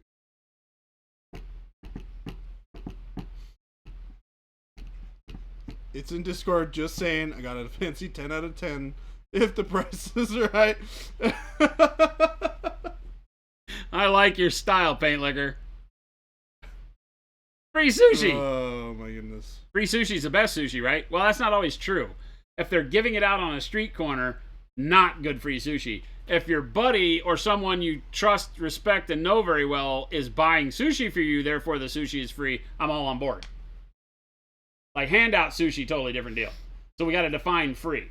You got to be careful in life because people, especially like chat, people like chat, those guys, right? They'll be like, hey, you want some free sushi? Careful. Be very careful. Be very careful. Because it's like 3-day-old gas station sushi. Chat comes to you, they're like, hey, you want some free sushi? Yeah. No. Yeah. No, chat. Yeah. I do not. Well, I mean, I don't know that you say no because that can be abusive. You can be like, I have some questions. Yeah. Let's address... Strangers have the best sushi. Oh my god. You know, garbage can sushi's good if you get there quick enough. I'm not sure that's true ever. Like, ever. In ever. I don't think garbage can sushi is ever a good thing. Ever. Gas station sushi of any age Let me is be suspect. clear Yes, here. suspect, but not inedible. Ever. So Wawa, back east, actually had pretty good sushi. Not gonna lie. Back east. Yeah, back east, Wawa, Pennsylvania. Big up to my boy Lumberjack Tim. PA hardcore till the day I die. I almost Government sushi. Government, like the free cheese line. We're in like bougie government line. You get your EBT card and you get sushi. I'm not gonna lie. I almost bought sushi from Fry's the other day. Malev says, I mean, a lot of things are technically edible. I mean, No. Hey, in a pinch, Malev, that's all you need. That's all you need. A little bit of nutrient. I mean, the Remembrance Day from edible food sometimes is a little hard on you. I'll put it this way. Blow an O-ring. I am resourceful enough that I have better options available to me. I'll just eat the person next to me. Yeah. Cannibalism strikes it as... Yeah. I will use my resource And Bear gathering Grylls skills has entered the chat. to the best of my ability. And I will avoid at all costs. Nick Pye says, I wish I had a Wawa. Good sandwich bar there, too. Border Jumper says, say that to the cheese and Ranger bar out of an MRE. Well, okay. So some of the real MREs are still pretty good. I like the breakfast ones. Yeah. The ham omelet is pretty good, although liquid eggs are a little rough on the vision. Sometimes you just don't gotta look at your food. Yes. Right? I understand. And the nice thing about an MRE is it's all built to clog you up, so you don't even really have to worry about Remembrance Day. You're not gonna well, you might blow an O-ring, but it'll be after the op is over when it doesn't matter anymore. An O-ring. You're gonna need one of those $1 million space shuttle O-rings after doing some of those though. The way it works. Oh, it's too good. That's a poop joke. I gathered that. That one I picked up on. Yeah, exactly. Salsa. Oh man. How you feeling? Just super indie from a small company. Malev, what are you talking about? If you're going to get Scott to play a robot game, should it be Steel Rift or Alpha Strike or Real Battletech or all of them? Alpha Strike most likely. I know Malev is saying Steel Rift, but unfortunately, and I love the Death Ray Designs guys, Justin and Dallas are good people, but Austin, not Dallas, Texas. But the reality is that Alpha Strike is probably the better traction game, right? Because it will be the one that more people are interested in, and it's more readily available. The rule set has, been around for a long time. It's very dialed in. Alpha Strike is very accessible, very easy to play. Lots of mechs on the table, which I think works really, really well for getting new people into it. Classic BattleTech is meant to play with 4 mechs. And so, 4 mechs on a table doesn't feel like a big game, but it plays like a big game. And that can be kind of an unbalancing factor in people's heads because it's such a different experience than other tabletop games. BattleTech with 4 mechs can take hours. It can take as long as a full-blown game of 40K competition-wise, if not longer, depending on the scenario you're playing and such. Whereas Alpha Strike lets you play with more of your toys on the table and plays a lot quicker because it gives every mech hit points, from 5 to 27 hit points. And those hit points are done away in chunks of up to 7 or 8. When a mech shoots you, it can do like 5, 6, 7 hit points. And so mechs can go away in like 2 volleys. Yeah. Because it's just health. It's just health pips. There's no overlapping like criticals and structure and all that kind of stuff. That's scary to me, to be honest. What's that? That's kind of scary to me from a perspective of like a gameplay thing. Well, again, it's meant to have more of your toys on the table, so you might start with 2 full lances. Yeah. Or a company of 12 mechs. Yeah. So having mechs go away quickly is part and parcel to the way it plays. It feels more like a what we will call a standard war game at that point, right? Your units are you're not as attached to them. Whereas in standard lance on lance BattleTech, you're more apt to be attached to those mechs and those pilots and use them in ways that they kind of limp off the field at the end. They've given their all. You haven't lost anything. Nothing's died. And so you have to be in the right mind state for classic BattleTech. It is its own experience, apart from just about any other tabletop battle game you can play. Because there are games that I've played where nobody's lost a mech. Or you've lost your light mechs, and all the rest of the mechs are still alive and kicking, but somebody won the scenario. So I don't think that classic BattleTech may make for the best viewing experience outside of campaign play, because there's a narrative that can happen during campaign play that would make it really interesting if people are following along. It becomes more like why you would watch a D&D campaign, though, right? Except that it's a war game with some D&D going on kind of feel to it. So that could be very interesting. But Alpha Strike, I think, is the one. You'll see Guerrilla Miniature Game do an Alpha Strike. You'll see all the big guys that have followings that are wanting to show people games that are viewable playing Alpha Strike, because it happens a lot quicker. It still gives you the feel and flavor and narrative of BattleTech, but it doesn't require you to have all of that extra time sunk into calculating,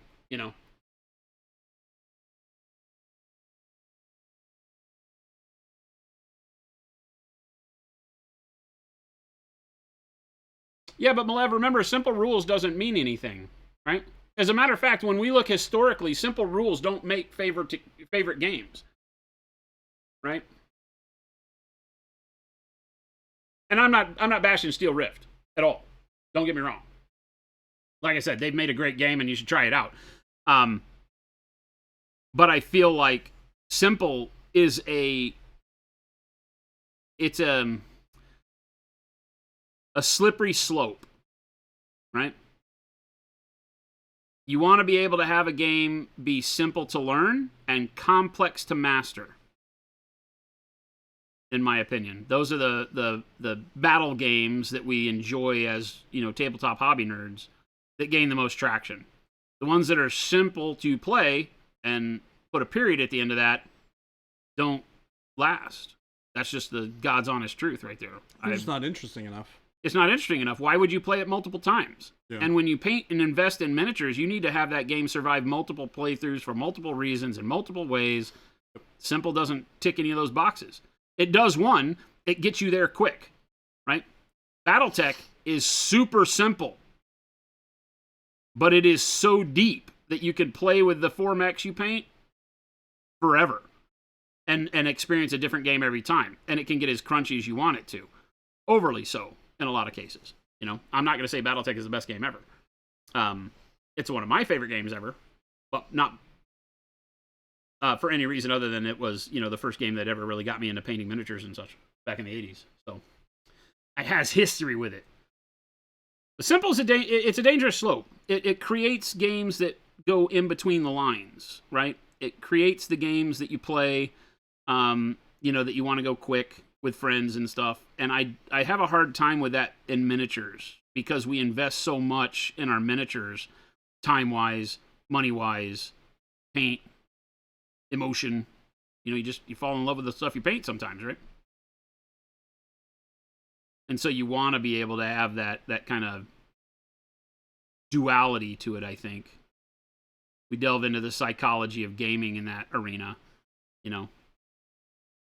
And miniatures are different by their very nature than standard board gaming. Not just because we're obviously pushing miniatures around, but if you play the game of life, you're pushing miniatures around. But because the investment we have in those miniatures, both in our head canon, you know, maybe as I'm painting this mech, I've got an idea for my pilot's name and why he likes, you know, a Highlander and, you know, who he's descended from and build up all that nonsense. And so then I want to be able to make sure that the game feels like it was worth all of that time and expenditure.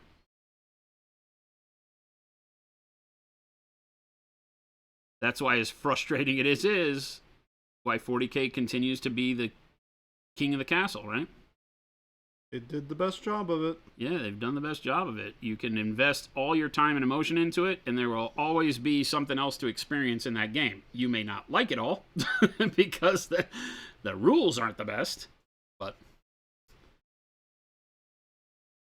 I think the nice thing about the rules, too, is that, like, while the rule set may not be the best, it's good enough.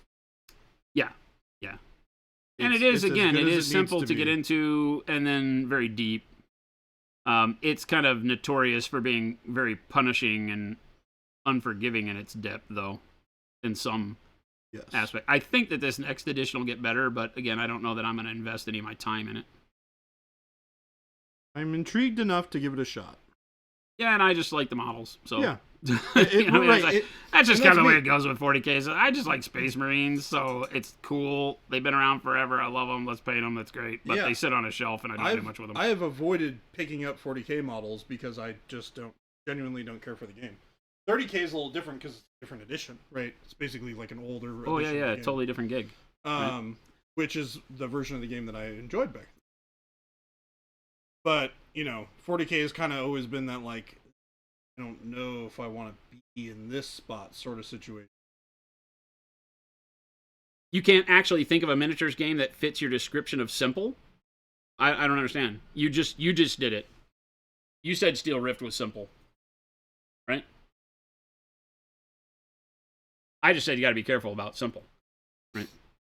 You also have to be careful in the other direction of overly complex. Right? You don't think that every blue and pink peg in your game of life doesn't have a complex and varied backgrounds? I mean, you do you, buddy, but no, I don't believe it. I don't believe you.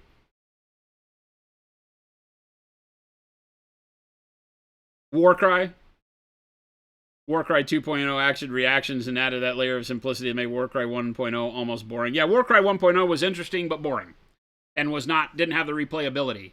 Warcry 2.0 rule set is really cool. Again, it's not a very big game, and it won't ever be a very big game. It won't ever be a game, you know.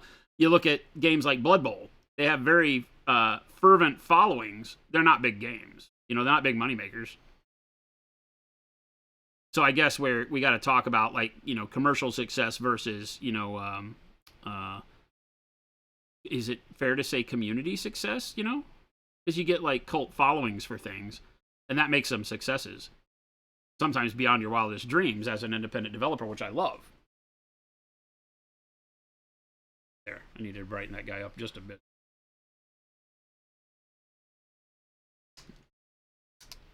And not everything has to be a commercial success. I mean, it does to be available to more people over a bigger time. You wish that everything that was fun could be a commercial success.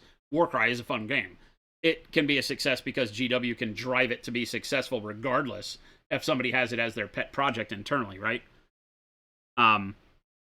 Warcry, made by any other company, would no longer exist. I don't think.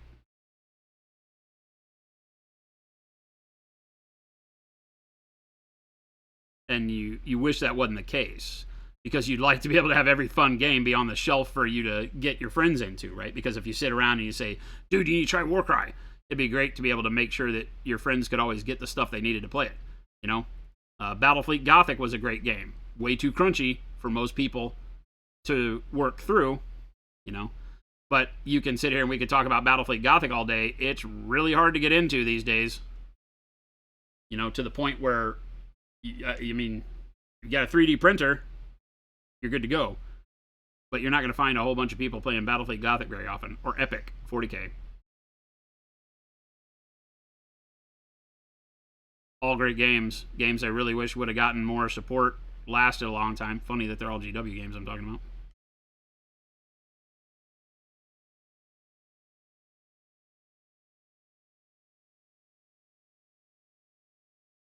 I'm really happy with how Titanicus has turned out so far. I really like that game.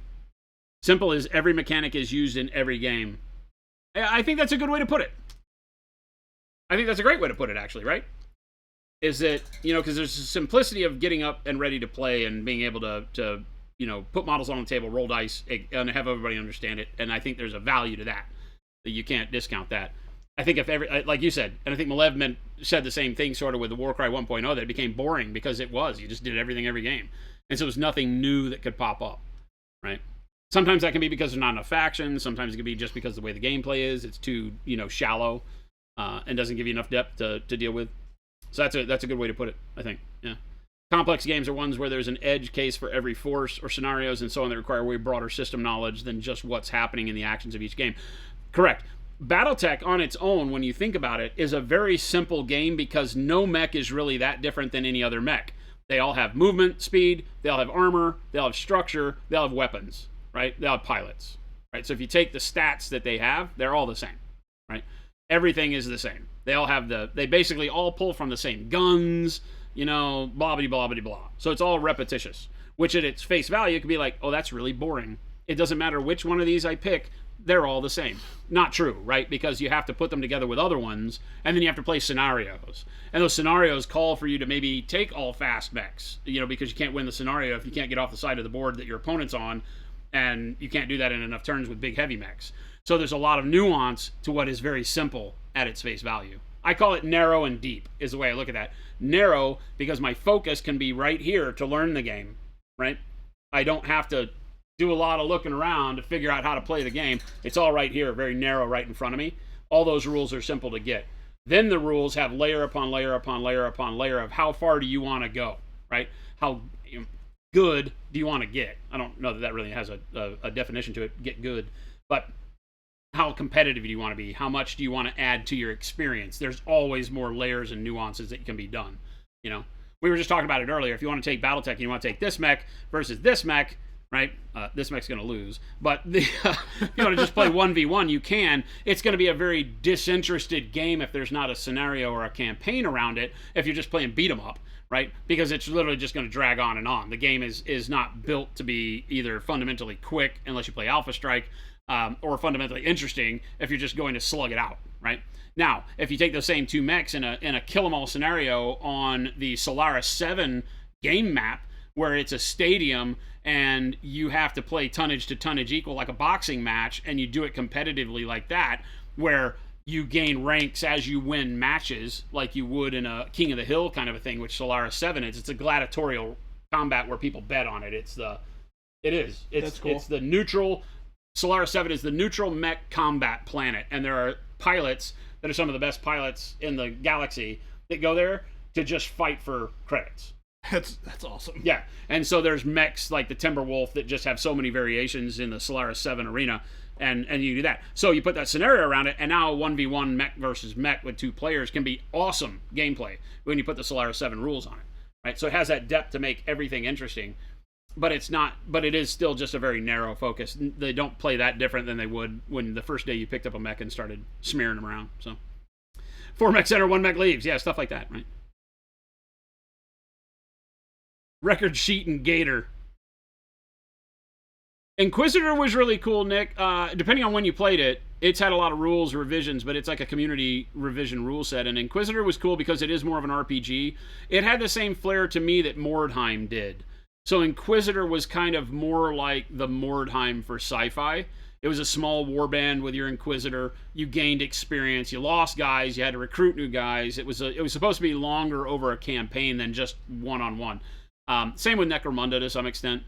Mordheim, I think, is one of the best games that they've ever made. It doesn't exist anymore. So. And Inquisitor was the one that had the 54 millimeter Space Marines, right?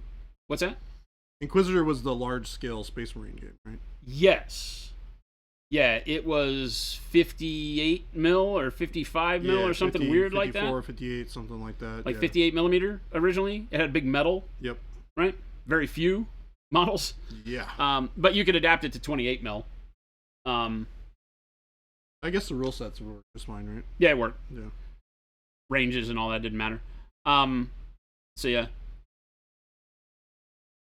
You see every mech of chess on the table every game, and it's very repetitive but has incredible depth and complexity. Oh yeah, chess I think is the best thing. I mean, chess is the best tabletop war game ever made.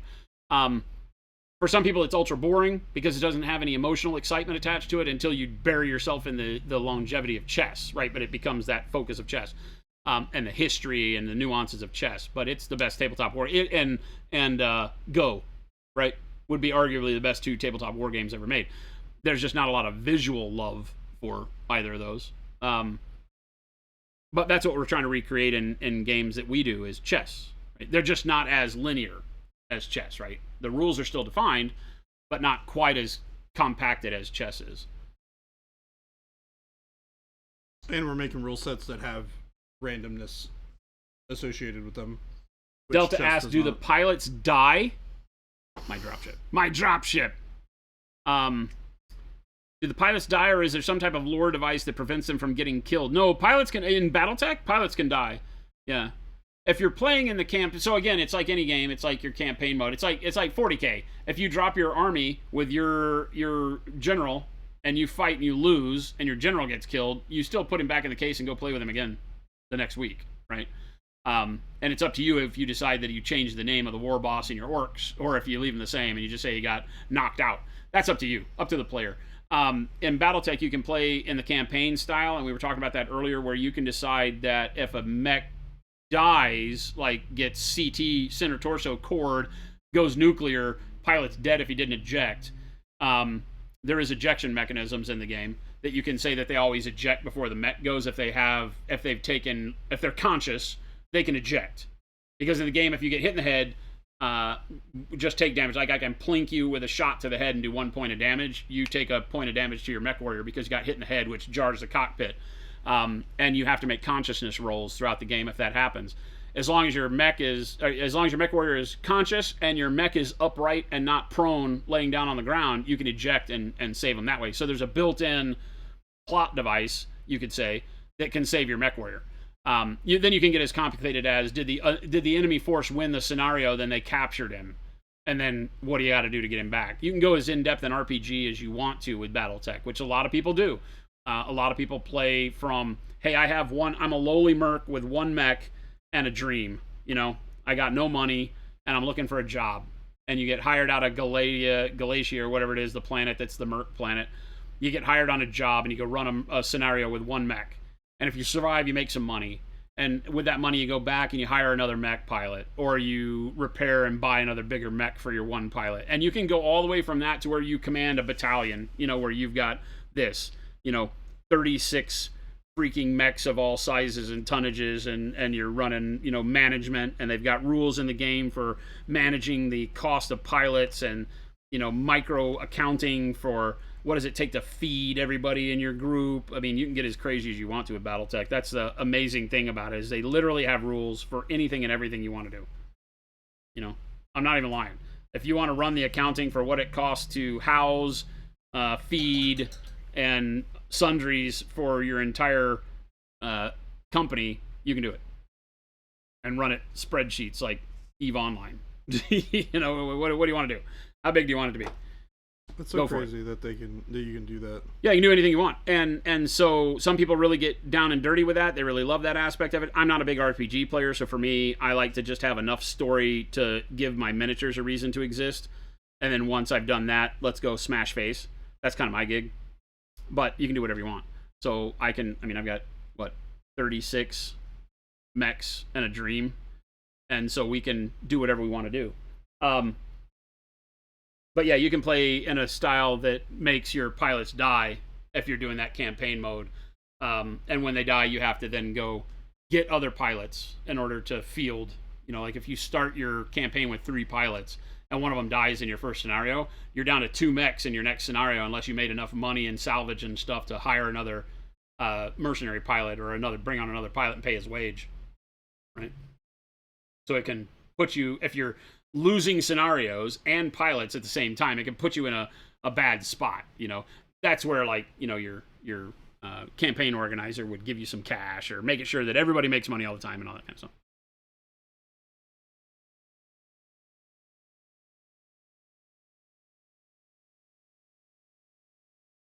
Yeah, BattleTech campaigns can be really cool. But you can, like I said, you can make it as crunchy for you as you want or not. You can play with models that are just rule of cool. You can blend clan and inner sphere. There's no rules. Whatever. Do what you want. It's really you and the group of people you play with that decide how you want to play it. It has avenues to do it however you want, which I think is great. Bank error in your favor. Collect 200 C-bills. You better collect more than 200. But yes.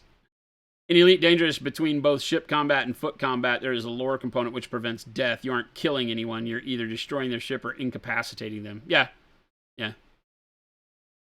Yeah, kind of the same thing here, but you can lose pilots if you choose to. Like in the campaign that we're playing, I've kind of recommended to Phil, who's running it, new guy Phil, that we don't have pilot death because it's an accounting thing that you have to put in. You have to account for how much did that pilot cost? What was he a veteran? You've invested. If it happens on scenario 3 and you've put XP into that pilot and he gets killed, well, now that's wasted playtime that you did before. It feels like, right? Because you have a character that got to high level and then got killed. Hardcore mode feels bad if you're not ready for hardcore mode. And so in this campaign, we have a lot of people that's first time playing. And so why would we penalize those people? Let them have fun. Let their pilots who became veterans continue to be veterans and grow throughout the campaign. Regardless if your next mech's knocked down or you're unconscious or whatever, come up with some story of how he survived, right? The head fell off right as the mech exploded, I think for me, if it would be allowed, I don't think I could let my pilot survive if he just got straight up blasted through. Well, if you choose to do that, yeah. You get some massive headshot. Yeah, if somebody just gets me, I cockpit you in one. Yeah. Well, that's what Ruben did to me, and my dude's dead. That's what Ruben did to me that night. Is I had my Thunderbolt, which is one of my favorite mechs ever. I had my Thunderbolt on damn near full health. I think he'd taken maybe 10 points of damage total on a 208 armor mech. So nothing, scratches. Marching across the field, he had a catapult stuck in the back of the board. Ruben likes to throw his LRM boats in the back of the board, right? And I think he just he ran up to me. Maybe he was an archer, and he ran up to me and took minimum range shots and headshot me twice. Boxcars, followed by boxcars. I have heard about this. Yeah, boxcars, followed by boxcars. The first boxcars critted or took away my armor. Second boxcars, hit me and crits and kills my cockpit and kills my pilot. Full armored mech, brand new. Hadn't even used any of my ammo, and I died. I was none too pleased. You hadn't even used any of your ammo? I mean, I might have shot my LRM once, but yeah, it was turn 2 or 3. Stupid. Oh my God. Characters dying in D&D is a thing and can be great for the right group, awful for others. Yeah, and there where you have a group to play with, I think the camaraderie helps it along. I think in a campaign where it's 1v all kind of a scenario, it makes it a little tougher if you've invested a lot and there are other players out there that haven't had that same hamstring. Because your group just has a little bit of an issue when a character dies, and then that player maybe gets a new character and injected at the next town or whatever that's of lower level, depending on how the dungeon master and the group play it, right? But here, when it's just you, and especially if you have your commander get pinged, and he's because your stats make you play better for that mech, because you start with a particular piloting and gunnery skill. As you get XP, you increase those skills, which makes it easier to survive crazy piloting checks and makes it easier to hit everything if your gunnery goes lower. So if you have a gunnery 2 piloting 3 mech warrior who gets headshot, crit, and dead, you've put most of your playtime into that one character, and now you're left with that late in the campaign a bunch of probably not vets, Yeah. and a new guy. Yeah, that's And everybody else who didn't have boxcars rolled against them, has got their vet who's a 3/2, and that's going to make it really hard for you to survive scenarios because everybody else is going to be hitting you easier and all that. So, I always like to err on the side of get rid of realism and all the nonsense out of it, and still have great stories to tell, but give people the tools to play with and have fun, without making it too much plot armor, because it does feel weird. Give you the chance, like you said. Yeah. You have the chance to kill that guy. Yes. Are you going to kill him, or are you going to write a story about how he survived? You're like, no, man, that was so epic, he's going to die. He's going to die. Yeah. And then that's you. So, I mean, I love that. I think that works really well. I just can't justify it to myself. Because when I'm playing the game for fun and I'm, having a good time with the experience, oh yeah, that dude is very much dead. You hit the cockpit in one.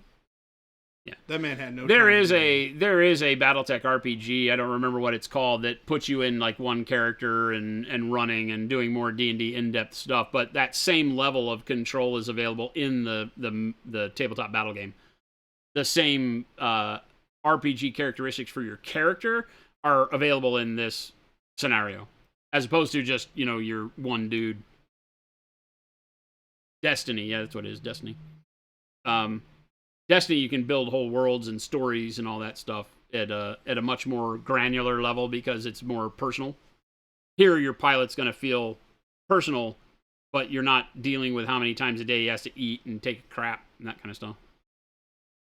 That sounds like heads only have 15 health, right? Heads have 12, right? 9 armor max and 3 structure in most cases. I don't know of many mechs that have more than 3 structure on their head.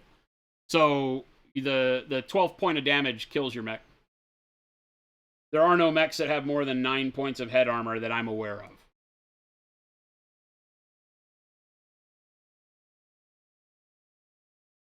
Even the super heavy armored mechs as well? I'm pretty sure that's correct.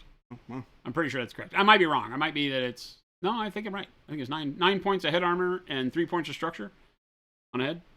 Look at a sheet real quick, T-Schmid. Yeah, getting PPC'd to the head is bad. Any weapon that causes 10 points or more of damage directly in one location that headshots you is most likely a kill. AC-10s, PPCs, ERPPCs, Gauss rifles. Gauss rifles are just instant death. They don't even have to roll for the crit because they just 15 points of damage, just your head's gone. There's rats. Bummer. That really sucks for me. Anything they put that much pinpoint damage, that's why they're so volatile. I mean, not that you're going to head every mech. You got to roll boxcars. Not easy, but happens.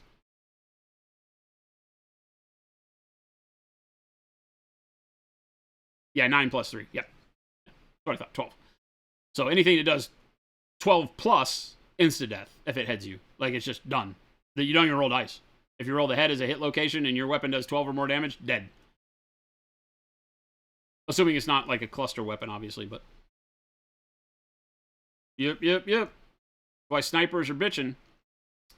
Things with multiple Gauss weapons are pretty good.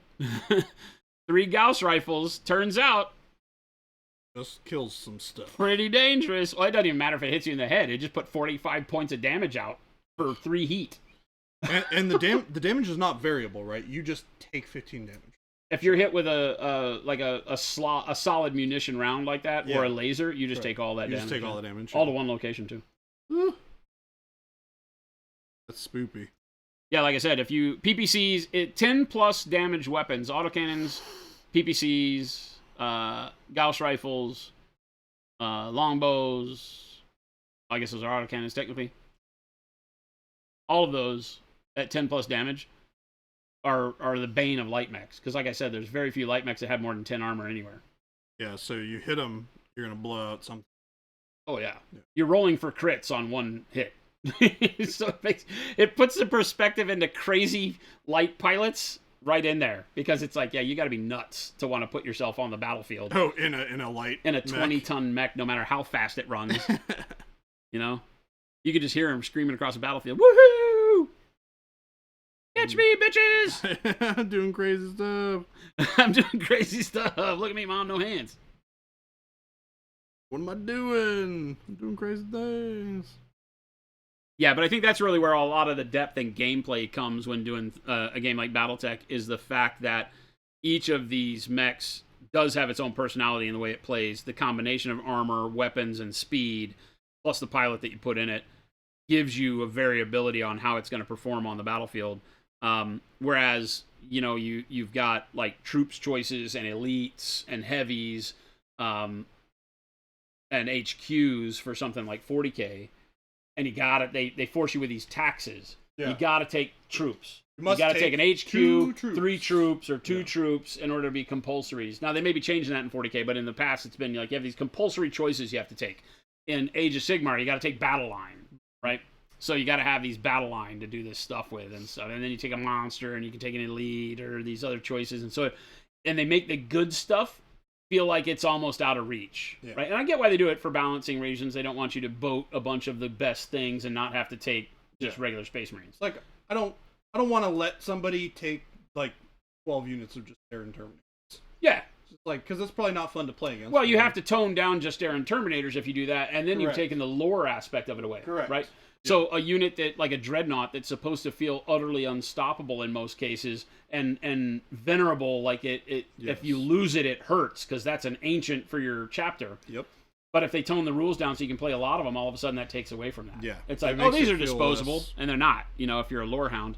And so that can be a bummer. So it's a delicate balancing edge with that. Battle mechs, it doesn't matter. You've got them. There are no troops choices. There are no HQs. You don't have to take lights. You basically are just given an allotment of either C-bills, battle value, or tonnage in the scenarios that you can take, right? You've got 28 million C-bills. Spend it however you like. Yeah. Fight me. So you may bring a clan. One Timberwolf is 27 million C-bills.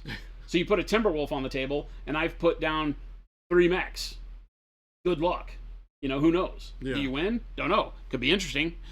You know, battle value, same way, right? Your Timberwolf is 2,700 battle value. Yeah. Right? 2,800 battle value. Right. I can put 3 mechs on the field for 2,700 battle value. They're going to be lights and light mediums, so you're going to absolutely wreck them. But if we pull a scenario, or if we're looking at a scenario that's me go get shit across the battlefield or get off a battlefield edge, you lose. Yeah, I will not win that one. I'm going 9-14. Yeah. You know? And you can't play in an environment where there's no scenario in a game that has models that are specifically designed for doing scenario things. Specific things, yeah. But that's why it, again, becomes so cool, is that you're not locked into particular taxed scenarios. You don't have to take particular mech sizes. You don't have to have anything. There's no rules that say... There might be a scenario that says that you can't take assault mechs specifically because they balance the scenario around weight, you know? That the ability to take anything over 55 tons on this platform that's floating in space is impossible, right? You're raiding an old jump ship, you know, and so in order to put mechs in this 0G jump ship, you can't take anything over 50 tons. You know, it just won't be stable. Sense. Yeah. You know, so if they create a narrative around it, it makes sense. So it limits you, and there's kind of that tax, you know, but everybody's playing by the same rules, so who cares? Except, like, you know, unlike when you play Age of Sigmar or something where some Age of Sigmar have battle line that are, like, atrociously good. Like, holy crap, your battle line is better than, like, my best unit. I have heard about that. Yeah, some of the armies just have it. They're trying to make that better. But same with 40K. Some 40K troops choices are just ridiculously good. It's like when they give you specific things like Raven Wing, and you can all of a sudden make biker troops. Oh, into battle line? You can make them into troops instead of fast attack. Yep. Right? Or you play Raven Guard, and you can take jump assault troops as troops. So now something that would be an elite or a fast attack for another group that only has 3, you now can take 12 of that unit. That's why I really like how 30K has addressed a lot of that, because instead of saying you take this as a troops choice, they count as troops choices, or they gain the ability to score on objectives. Right. So you still have to take them in like an elite slot, which is like the most important slot. 40K started doing that too. They've given like objectives secured to non-troop choices for specific abilities. That way to make they it better. can make it so that doesn't have to become a troop choice. Yeah.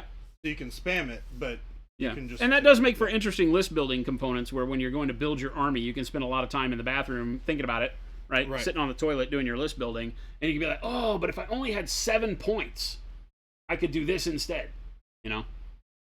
Is it just me, or is my camera really dark? Doesn't look any darker than mine. I'm looking. If you look at the backdrop, it actually looks lighter than mine. Right? Let me just grab that. Maybe it's just because I haven't. All your lights are still on, right? Yeah. Yeah. No, it's normal. Yeah, they feel like it looks good.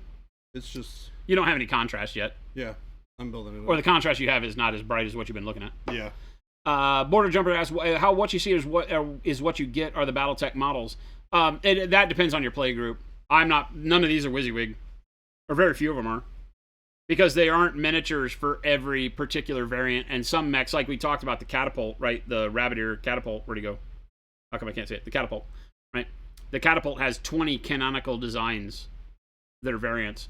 So, this one mech couldn't possibly, and they only make the one loadout from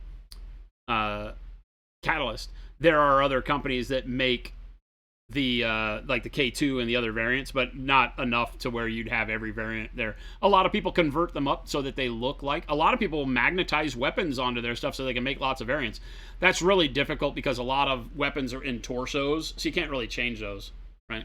I mean, you can go crazy, but I'm not going to spend that really kind of time. difficult. I'm not going to spend that kind of time. I mean, I will buy the 3D prints I need to buy to make them specific. Like, this is a Venom. It doesn't exist as a store-bought model, but I want to run one, so I bought the 3D print for that. This is a Raptor. I bought the 3D print for that. There's a couple of them out there that don't exist as, regular models. But yeah, I mean, I think even my Trebuchet is not a regular model, is it? Oh, maybe it is. Yeah, the Trebuchet maybe. But yeah, so you don't have to be what you see is what you get. It's all on your sheet. Your data sheet for your mech doesn't lie. So as opposed to other games where maybe proxying, if you want to call it that, is a little more difficult because there's not really a complete record sheet. There's just, hey, these guys have this weapon. I mean, I get it. You can print out your 40K list. You can print out your Age of Sigmar list, and it kind of tells what people are. But it can get confusing. This doesn't matter. Your data sheet is written in stone. It has every weapon on there. It has every range band, heat sink, everything. There's nothing left to the imagination on the sheet. So you bring that sheet, that's what you got. Easy. And since you're only playing with 4 models, tops mainly. If you're clan, you can be playing with 5 if it's a high point game. So it's not like you have a lot to sift through. You're like, hey, can I see the sheet? It's an open information game. Can I see the sheet for your light mech? Yeah. Oh, check it out. He doesn't have that. Remember that third medium laser's in his rear torso. It's on the rear facing. Well, I feel like a lot of the time for this game, you're better off looking at the sheet than you are looking at the model anyways to determine what a model has. Oh, yeah. Because the model's just your avatar for yeah. positioning and line of sight and stuff, just like any other game. The sheet is so precise in this game. It has everything you need on it. It makes life so much easier. K2 life. Yeah, I have a K2 model. Yep. Yeah, the Iron Wind metal sculpts are available too. Most of them are not up to snuff. Now that you have these, the Iron Wind ones are tough. Some of the later metals are okay, but the days of me pinning BattleTech models together are long gone. I will never pin a metal model again. I can order 3D prints and be fine with it, and I can use their pre-built models till I'm dead and be just fine. I have a full battalion of mechs that I like. I've only had to remove one to add in another one. I'm adding in where'd that little Kit Fox go? I'm adding in the Kit Fox from the clan as an Arctic Fox because the Inner Sphere just ripped off the design of the Arctic Fox to make theirs, so it's very, very similar. The Arctic Fox has a longer nose, but I'm not even going to resculpt it. I'm just going to leave it as a Kit Fox. And we're going to take out the Wasp because screw the Wasp. I hate that model. So yeah, we're putting a Kit Fox in. So you can proxy like that because, again, the sheet's all that matters. 1 to few models, keep it simple, see your list for details. Exactly. Yep. Seems like a good use case for creature cards, a card for every build, or some way to specify options on the card. For this, I don't understand. Because for BattleTech, there's a data sheet for every mech in existence. There's even tools to build your own. There's a whole book you can buy for $35 that tells you how to build a mech and get your battle value out of it. That as long as your friends don't care, build it. You'll find very quickly you cannot make OP stuff because they got it really nice and balanced. You just got to pay for it. Yeah, there's pilot cards, and every single one of these has a variant card for its Alpha Strike version and its Classic BattleTech version. Every one. There's a lot of that is through third-party data sites to print those, but they come out in a PDF. You just print them. They look just like the actual ones. They've got the pips to check off the armor boxes as you get hit. Everything. They're all legal to use in tournaments and things like that, as long as you're playing with canon design. Some tournaments won't let you just play with made-up crap. Some will, though. So. Yeah, it's a great game. And it's so inexpensive to get into. Like we said, a full playable lance of stuff. You get 2 playable lances in the starter box, the 2-player starter box, for $50. Yeah, generally. Yeah, it's like on eBay and Amazon you can find them as low as like $48 for the that's what they were a game of Armored Combat starter box, and it comes with a softbound quick start rule set. It comes with a paper map. It comes with 8 mechs, dice, everything you need, and you can be up and playing in 15 minutes or however long it takes you to open the box and dump the stuff out and read the rule book through real quick. It walks you through the stages. It's really easy, and I think it's $48 for 2 full lances of mechs, and all of those. Let's see.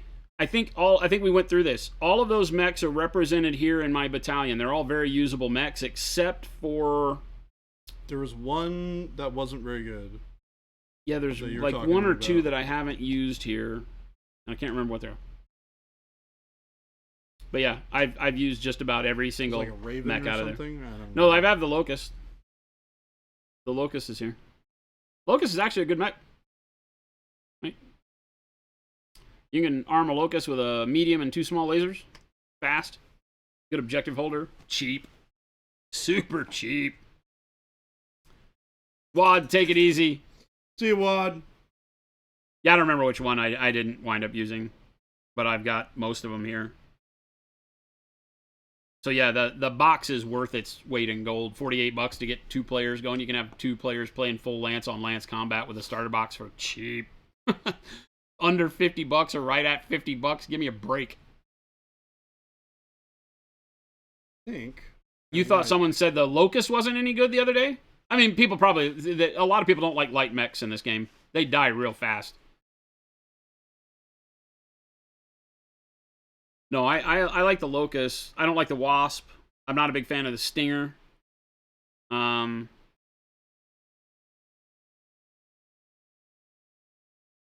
I can't remember what other mechs came in the starter set that I don't run.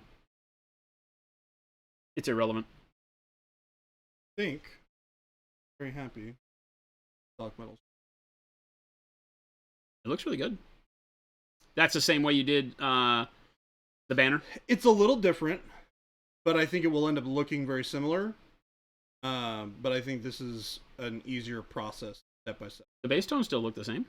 Yeah, this one didn't start from Dark Plum by itself. Oh. But it started from a mix of Dark Plum and Dark Golden. Oh, gotcha. All right. So you don't have to layer it. So I don't have to layer it. And then I'm just glazing all the highlights on top of it. Commander Garrison Wells, is that a charger in the back? Hell no. Where? How dare you accuse me of using a charger? No, I have no chargers. I have no charger. I'm actually going to be swapping out a lot, so as I've got my battalion figured out here, we've got the bulk of guys. I'm taking out some of the assaults. We're not going to run the Atlas for sure. I don't think we're going to run the Highlander. And I don't think we're going to run the Banshee. I think we're getting rid of everything over 90 tons. 90 tons are over. And for our we'll only have 3 assaults, and the 3 assaults will be the Battlemaster, the Zeus, and the Awesome. So we'll have 3 assaults, and then I'll have 11, 11, 11. I'll run 11 lights, 11 mediums, 11 heavies is my goal, which means I'll drop a heavy out of what I'm running right now, and I think the heavy I'm going to be dropping is the Guillotine. I'll probably get rid of the Guillotine. He'll go by the wayside. Because I'm running 12 right now. So that'll drop me down to 11 heavies. I've got 9 and 9 lights and mediums. So now take these 4 out, gives me 2 lights and 2 mediums. This guy doesn't count as adding because I'm also taking out the Wasp. So I'm putting in the Arctic Fox. And then the other lights that I'm adding are another Javelin. I have 1 Javelin already. I'm putting in another Javelin. and I'm putting in a, can't remember. Maybe another spider. I can't remember what I'm putting in a second one. I feel like I'm putting in a second of something. Not a Jenner. It may be another. I'm using the Raptors as, oh god, darts. So maybe another dart. That's probably what it is. Another javelin and another dart. BattleTech. And then on mediums, I have no idea what I'm adding in right now. I haven't thought that far out. Maybe another, well, I don't know about another Griffin. I have a Shadowhawk I could throw in here. I don't really like the Shadowhawk on the tabletop. It's great in MechWarrior Online. It's not so great in the tabletop. But yeah, I got to figure out 2 mediums to add in. And then we'll be good.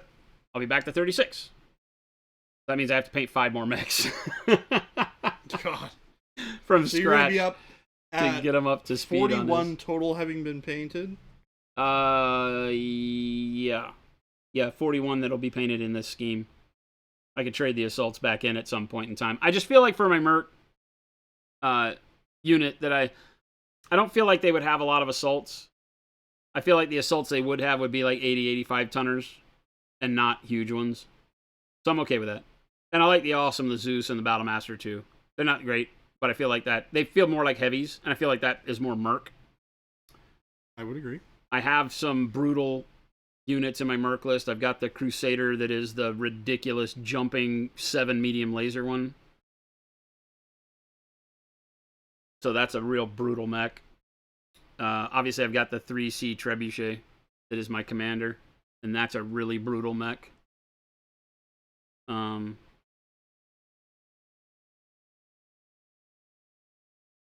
I don't feel like I have anything that's like severely OP. The Penetrator is pretty brutal. It can be, but it's just a basic chassis. All of these are basic chassis. Everything that you see here is, I use the term legal loosely. Everything that you see here is legal based on the fact that it would be available to my Merc unit at the time of the clan invasion.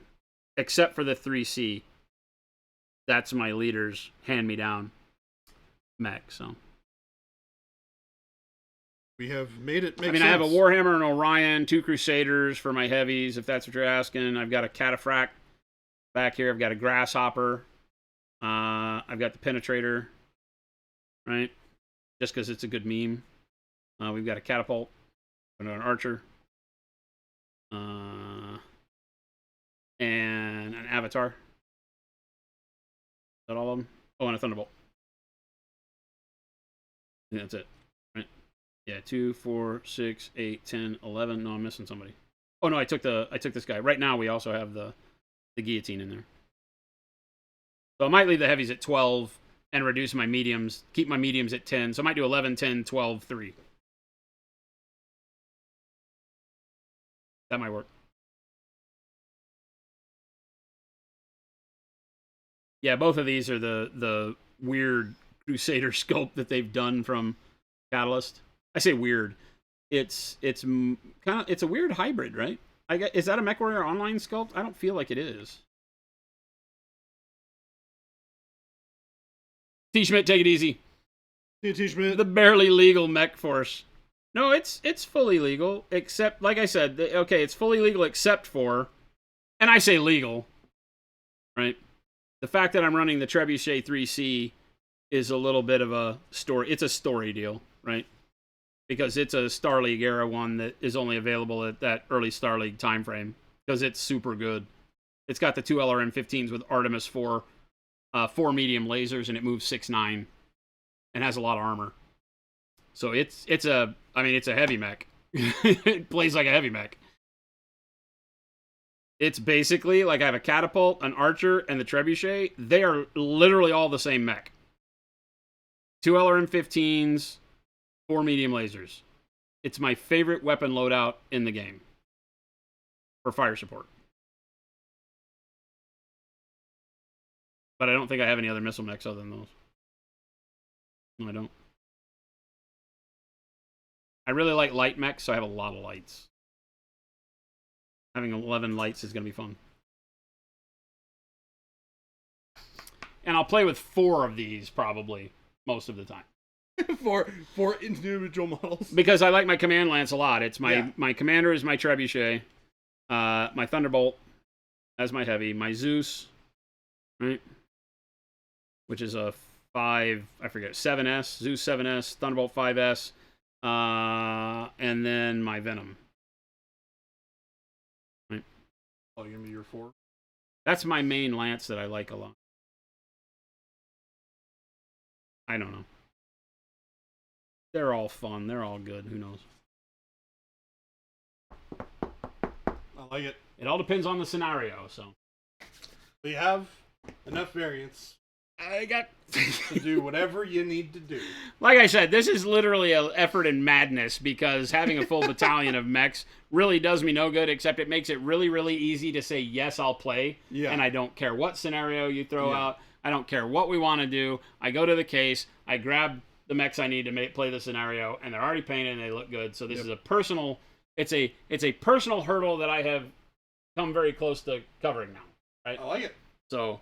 I I just like can play BattleTech and just say yes, until you tell me to play Clan, at which point they all look like this, as they should.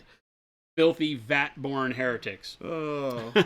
All right, gang, we're out of here. It's the end of the show. Good talk End of there the at the show. end. Thanks for hanging with us. Have a wonderful evening. Stick around. We're going to raid somebody for some more hobby goodness as we send you off into the evening on this Thursday. We will be back together tomorrow. We stream 5 days a week, Monday, Wednesday, and Friday, like tomorrow coming up, noon to 2 p.m. Pacific time. Tuesdays and Thursdays, like today, we start at the 2 p.m. slot and go till 5 or 6:20. Just depends. I'm hungry. I am also. So follow all the links that the wonderful Jen has thrown up in chat there. The store, the Discord, the FLGS Thank you, will find Jen. you all the things you need. Make sure to join our community over on Discord. Oh, yeah. Oh, that's right. Jen brings up a good point. I don't know about the stream tomorrow, guys. Pay attention to the Discord. It's a great reason to join the Discord. Our internet service provider has said they have to take the entire area down intermittently tomorrow during the day from like 10 to 2, which is our stream time, noon to 2. So that means our whole office is crippled. We'll be running the office off of hotspots on our phones for order fulfillment and stuff. But we will try to we'll post in Discord because we can get to it from our phones. We'll make sure to post in Discord if that's the case, and we may have to postpone tomorrow's stream and not have it. We hope we get to see you tomorrow. If we don't, we'll be back Monday. So if this is the last time we talk before the weekend, have a wonderful weekend. Bye-bye. Stick around for the raid, and we'll see you later. Thanks, everyone. Say goodnight, Gracie. Have a good night. Good night, Gracie.